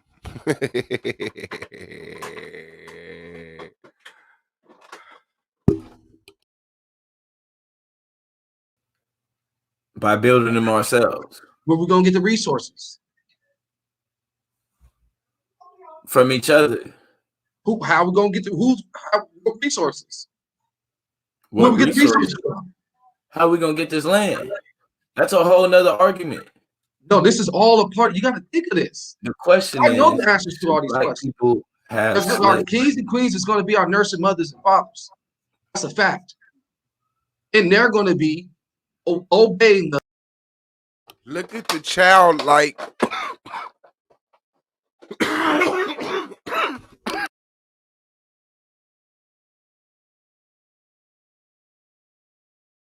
Look at the childlike cluelessness in his eyes. He's a boy. He's a boy. Look at the childlike cluelessness in that man's eyes, man. You can't tell me that boy ain't dumb as shit. You can't tell me he fuck up hundreds of times a day. Damn. Unquestioningly. Do black Muslims believe that's a fact? Yes. Black people know when black Muslims do Comedics know Israelites into rulership, they got to be obedient to them dudes. It says it in the Quran. Hermetics believe. Okay, what about brothers who believe they are Hamites and practice? Those are heathens. Those are heathens? Okay, yes. Thank you. They ain't got nothing to do with the black people. They don't call themselves black people. They call themselves Africans. That's a fact. And then, matter of fact, they don't call themselves Africans. They be like, I'm from this place, or from this place, from here. They even make a separation from who they are. But anyways, have you ever laid concrete? Yes. Oh, don't was you, that okay, another one? was Did he laying do it concrete? again? Okay, Yes. thank you.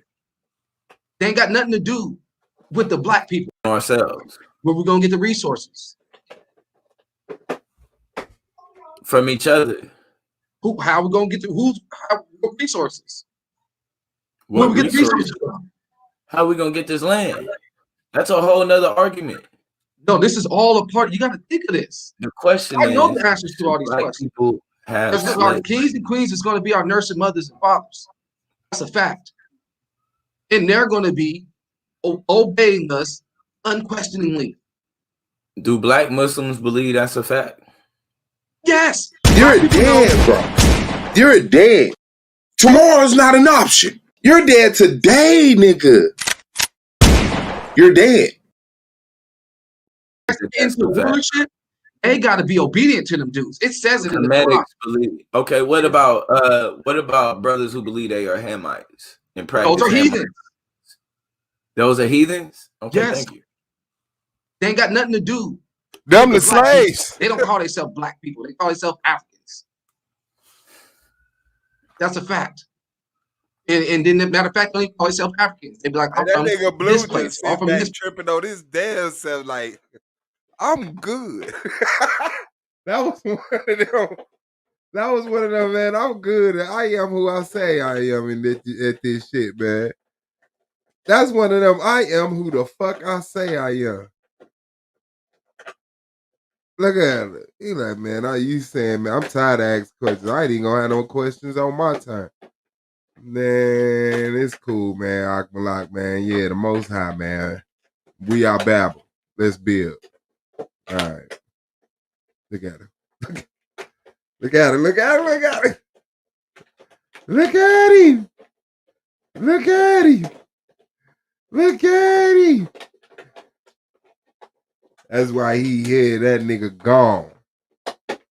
What? That's why he was motherfucking rapid fire king of last year. It's just a clear difference. Yeah, you ain't know? If the Israelites and are black people, the black people are the Israelites, and the Israelites supposed to have slaves, who you think? You heard him when he said, we the Most High children, we ain't made to be slaves. Who you think was created to be slaves? Read the Bible. The children of Ham. I don't know Are what you that has commonly to do known with as a consumer? Yes. So are you work, right? Yes. You work to buy whatever you feel is necessary, right? Yes, I do. So therefore, if we got our own land and we need people to work for us and do our biddings, just like these white folks got here in America, they got other people doing their biddings instead of them doing it themselves. I'm saying white people because, see, white people are they brothers. They closer to the white people than they are to Africa. See, the Africans are Ham. Shem is the Israelites, right? Yeah. And the cracker was with them. They a mixed multitude. But because Ham got cursed, you feel me? So they gonna stand next to the Mexicans, the Spanish, the Cubans, Puerto Ricans, and the crackers. And say, these my brothers. Y'all don't follow the Most High. You heathen ass Africans.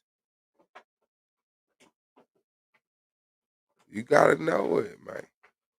This shit is amongst us. Wouldn't we need a consumer class? No. How are we gonna get this done? By yourself? You're gonna do everything by yourself? Everybody should get what they deserve, bro. You want Are more you than what gonna you do deserve. everything? That's Can your you do problem. everything by yourself? Can you fight With fires? the help of Can you black fight people out fires? Can you plumb the toilets? Can you build the house? Can you lay down foundations?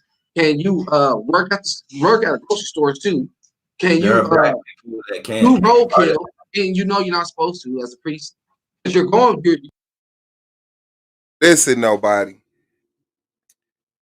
Yes. See, the Canaanites, remember in the Bible, them the ones that the Most High always sent the Israelites in to take their land. Not once did the Most High send the Israelites to take some crackers' land. Never. Never. Always the Canaanites.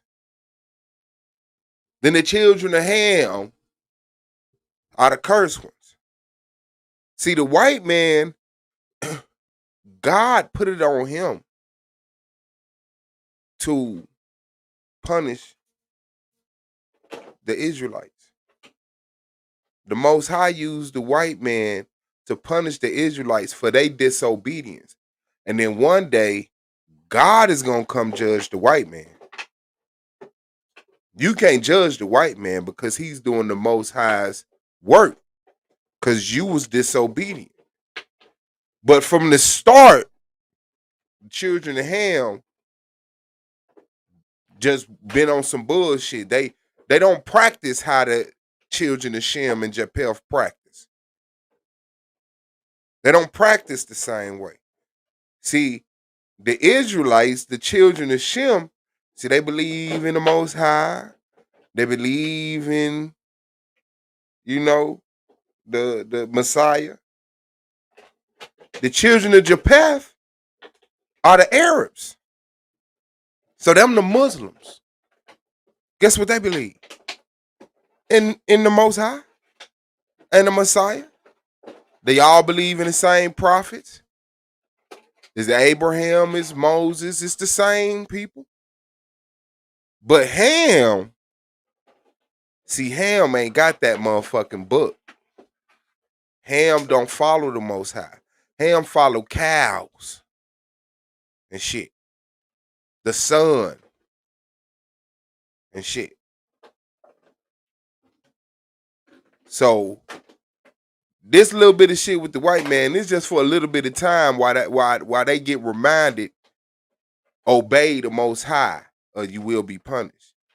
After this, they ain't gonna have no problem with the white man. That's gonna be the makers of their babies. They, they fathers, they mothers. But them Africans, ain't no healing with them niggas. They got to go. Look at they hair. They can't grow no fro like an Israelite. Look at they skin, they face. They don't grow no beards like an Israelite.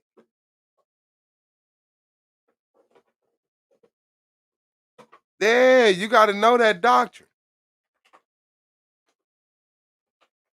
Yeah, I know it's some Israelites out there. That ain't how I go. But it's some out there like, that's right, Suave. Damn, that nigga Suave know that shit. I never say that shit. And then there's some that say, I'll say that shit. I just don't want to hurt y'all feelings.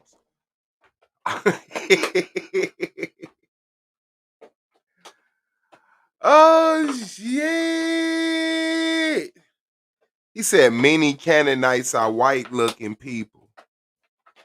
Listen to him say he agree with me. Boy, you don't think it's no white-looking Canaanite? They called albino. Look at him. Look at him. You don't think I know what he talking about? Self-hated motherfuckers. you're using the Bible. You're trying to use the Bible, you know what I mean, against me. And now when I use the Bible back at you, you're not trying to succeed to the Bible. What definition are you using, brother? A slave? Someone that is completely subservient to a dominating influence. Explain what that means. A plumber. He's gonna plumb. That's somebody that's completely subservient. Who is he subservient? Who is the plumber subservient to? To the dominating influence. What is the dominated influence? In our case, when we're in our land, it's going to be us. We're going to be the dominated influence. So basically, okay. Okay, so my next question is, man, so you believe that we need plumbers, right? Yes, I do believe we need plumbers. We need other workers, right? That yes, like we need I do believe we need paid Are those workers. people completely subservient? No, those people How aren't they are not completely subservient? Is there still a construction company? Work. If when is there they don't have to work, will that construction company still be there? If they don't work, if people don't work, will they eat? Will they live? What do you mean? So If are you people saying don't work? So what's the dominant influence? Is it hunger or is it us? We're the dominating influence. Okay, bro. So why are you They're talking gonna about be- whether they're gonna eat or not? You gotta work in order to eat. In our when they go into our land, Now, just like we gotta work here. when you argue that way, you're eating You the gotta work. dominating influence. Don't you have to work? Yes or no? For what? Do you have to work in order to live? In order to, so living is the dominating influence. Do you have to work, man? Time. Yes. All right. Akmalak. Nigga dirty, you gonna say yeah. Akmalak is Blue's turn to interrogate Akmalak. Whenever you're ready, Blue, you can begin your interrogation. Okay. Brother, can you see my screen? No, you can't. No, you can't see it. Hold on, I got you right here. I need your full attention too, brother, because you're kind of going through it. Can you read that's on the screen for me? Hell the no, definition that you agree to? One that is completely subservient to a dominating influence. Okay. Cool. So the influence is dominant, correct? Yes, we're going to be dominant. We're going to be the ones that's be dominating our land. That's a fact. Cool. And that's completely subservient, correct? Yes, the people that come with us is going to be completely subservient because they fear our God and they're going to be in agreement with our God and they're going to respect us and who we are, which are the priests, and they're going to know our laws, statutes, commandments that we go under. Okay, can you read to me where it says the word worker? Completely subservient. Slave. Slave is a worker. The verb of a slave is a worker. No, a slave does work. That nigga said the verb of a slave. Verb is the action. That means hold a slave does work. It's going to be completely subservient because they fear our God and they're going to be in agreement with our God and they're going to respect us and who we are, which are the priests, and they're going to know our laws, statutes, commandments that we go under. Okay, can you read to me where it says the word worker? Completely subservient. Slave. Slave is a worker. The verb of a slave. There's a reason why these niggas quit. There's a reason why there's the conversation of the motherfucking top tier and all this stupid shit. Now we actually see that top tier, bottom tier shit. It's a little cloudy now. Because the obvious bottom tiers have quit. And some debaters have stepped up and they don't look so bottom tierish. Best rookie league, best rookie season, hands down.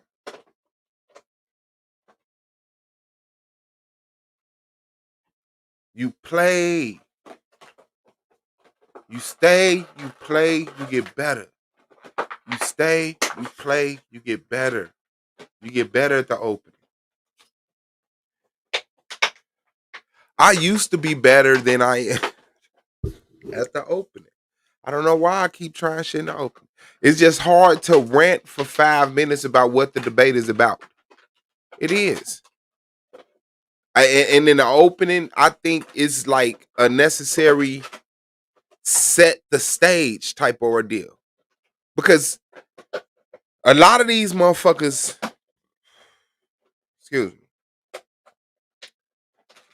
a lot of these motherfuckers hit the panel like everybody in the chat agree with them. You should be able to do a dance in that opening round that kind of normalizes people to your mentality.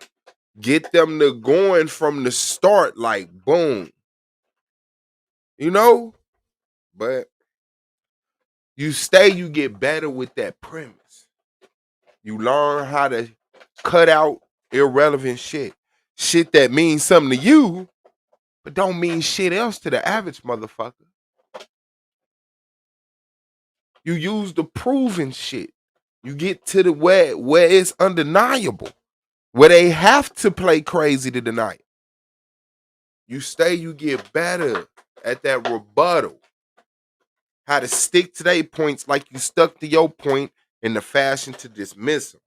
Provide information that goes against them, contradict them, conflict with them.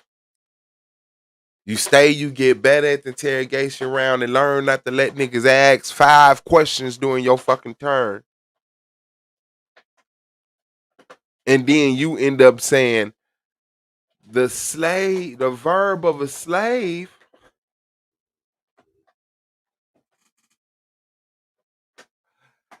The verb of a slave. Nobody, you know you don't smoke. Yeah, that's odd. The verb of a slave is worker. All right. Is a worker. No, a slave does work. You know, verb is an action. That means a slave does work. Yes. A worker also does work. Without question. Okay. So a worker is an employee, correct? Yes. They go to work without question. Okay, cool. So a worker is an employee. Can you read the definition of employee right here? Employee is a person employed for wages or salary, especially a non-executive level. They're going to get paid.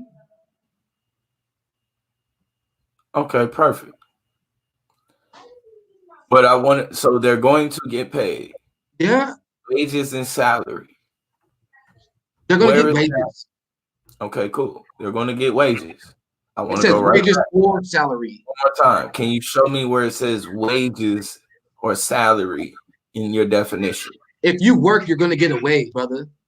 Sir, you haven't even showed work, you'll get a wage.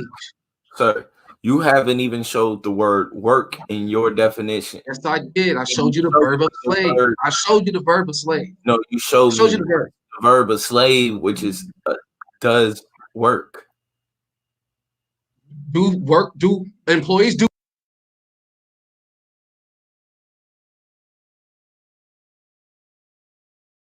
He keeps saying that shit. I showed you the verb of slave. Do you know you're not talking like an adult? Do you?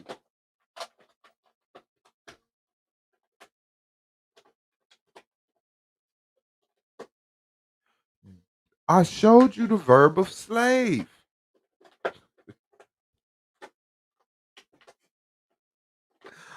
Oh, shit.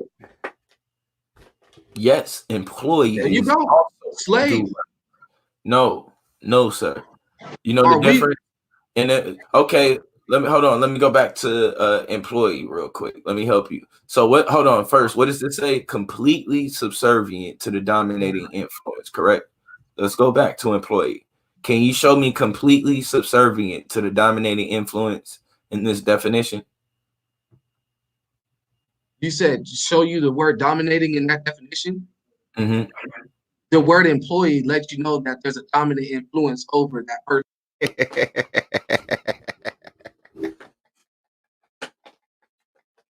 Hey, nobody said.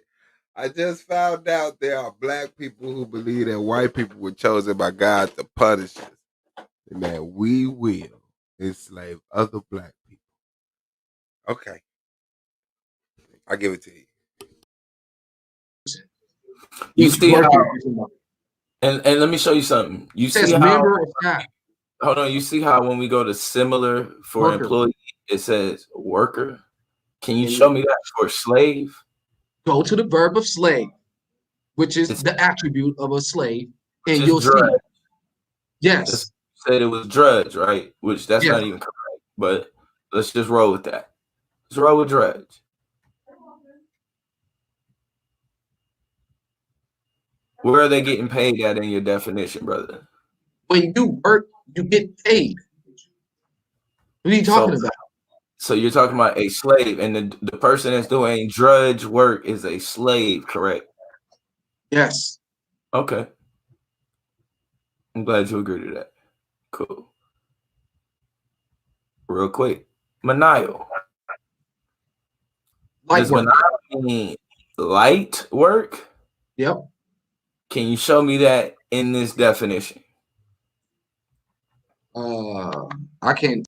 That nigga say he turned the slave all the way up.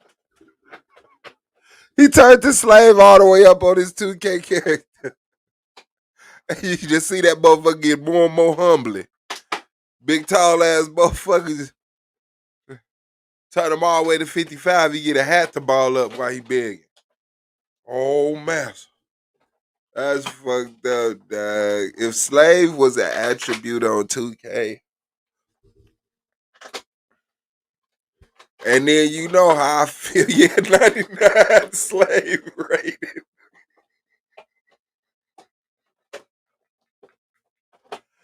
Hell no. Hey, you know how I feel about sports. That's even extra fucking funny. See that. You're gonna have to blow it up or something. Brother, it says of work, not requiring much skill and lacking prestige. Not requiring much skill means light work. Manial factory jobs.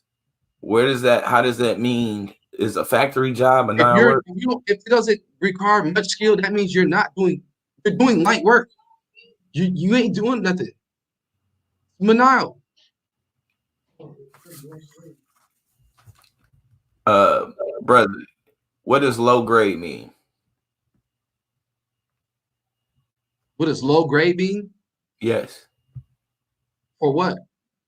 If you have a low grade job, what does that mean? A low grade job is like working in the fields or something. What about a low status? Low status job is like working in driving buses. Okay, is that hard work? No. It's manial. Hey, he tear niggas up, dog. This nigga calling all us slaves. Nigga said,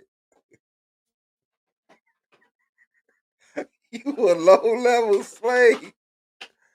You a low level slave if you drive a bus. He hate working. That's what it is. He don't hate workers. He wants workers, and he's willing to pay them. According to his rhetoric in his debate, he hate being a worker. That nigga hate working. That nigga, I want to be at home. Damn, boy. So working in the field isn't hard work. Okay, I'm not even gonna Matter of fact, let's just go into low grade. Look at what it says. Similar, poor quality, inferior. Inferior. You can keep going in the definitions. That's not going to change the fact that we need slaves, brother. You know that, right? Brother, we need slaves in order to have an authoritative economy. You have to have slaves. You have to have them. Not only are there slaves, there must be slaves, and there always will be slaves. You know that, right? Sir, how should we treat slaves? It's not how should we treat them. It is should we have them? These slaves. According to the law, statutes, and commandments of the Most High Power. Okay. And is that how you would want to be treated? No. I keep the law, statutes, and commandments. You keep the law, statutes, and commandments. Yes. Okay. I'm going to be the priest. So when the laws go down, hold on. If you got hired as a plumber to do some plumbing, I'm not going to do plumber job. That's not my job. Okay, cool. Working for the Most High. Oh my God, bro. You know Serving what? to the Most High. So if a plumber shows. Hold on now, dumbass boy. Now you've been saying slaves are workers this whole debate. You've been saying workers are slaves this whole debate. Now we've all seen you sit in that goddamn parking lot protecting them U-Hauls, telling niggas where to park them after they close. This nigga asked you, what do you do for work? Who do you work for? Nigga, you said, I work for the Most High. Does that mean you're a slave for the Most High? You're the Most High slave.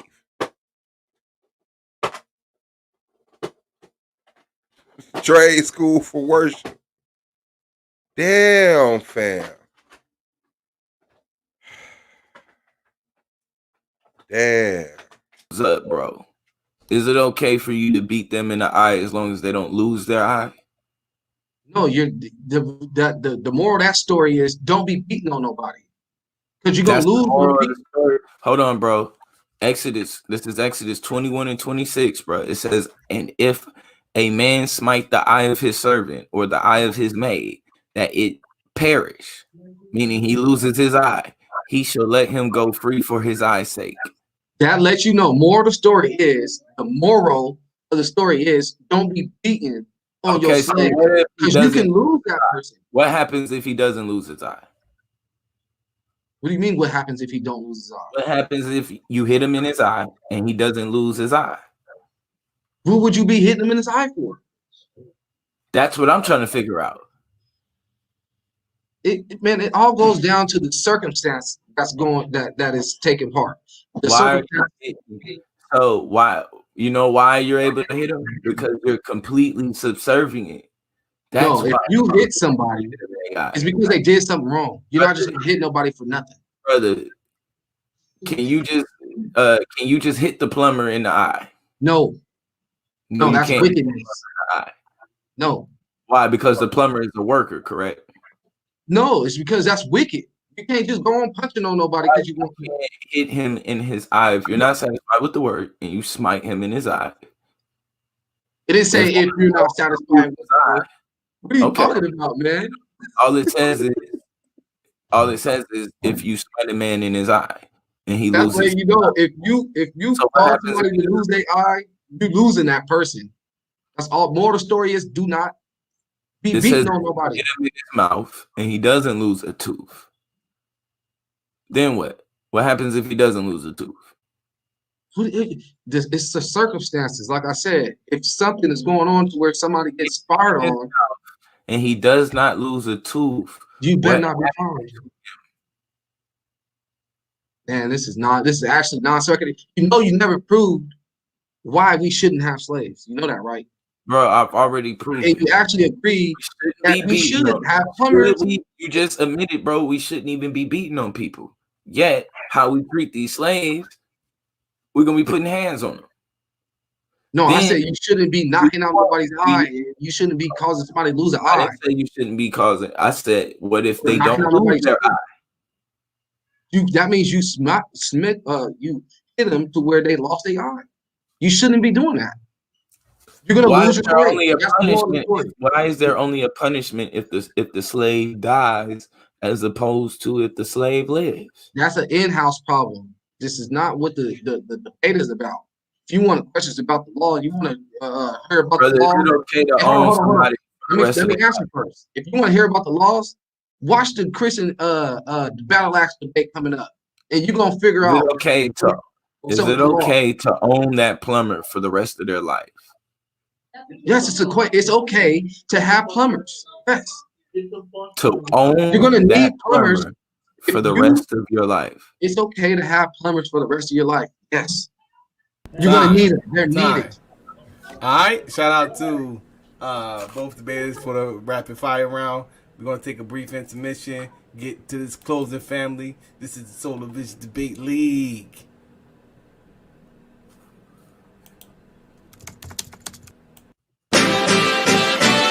Yeah. Vanglorious Vanguard. Knowledge born.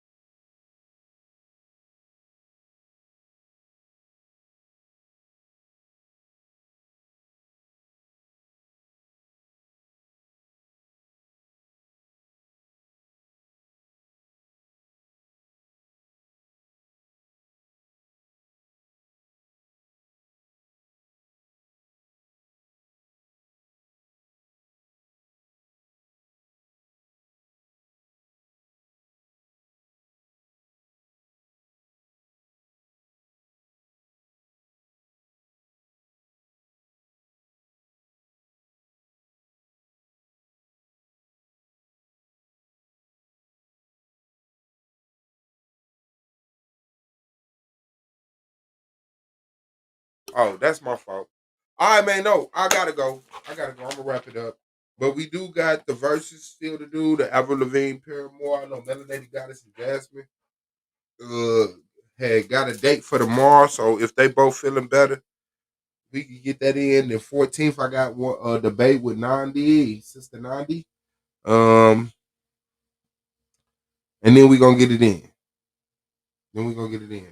But yeah, man, appreciate y'all. Real talk. Keep y'all head up so y'all see the bullshit going, man. Hope y'all progressing in lanes. Y'all got a passion because work is work, but it ain't gotta be slavery, man. It's the boy Suave, man. Shalom, shalom, assalamu alaikum, hotel. I say peace, my niggas. Black power, man. And we are out. It's been another episode.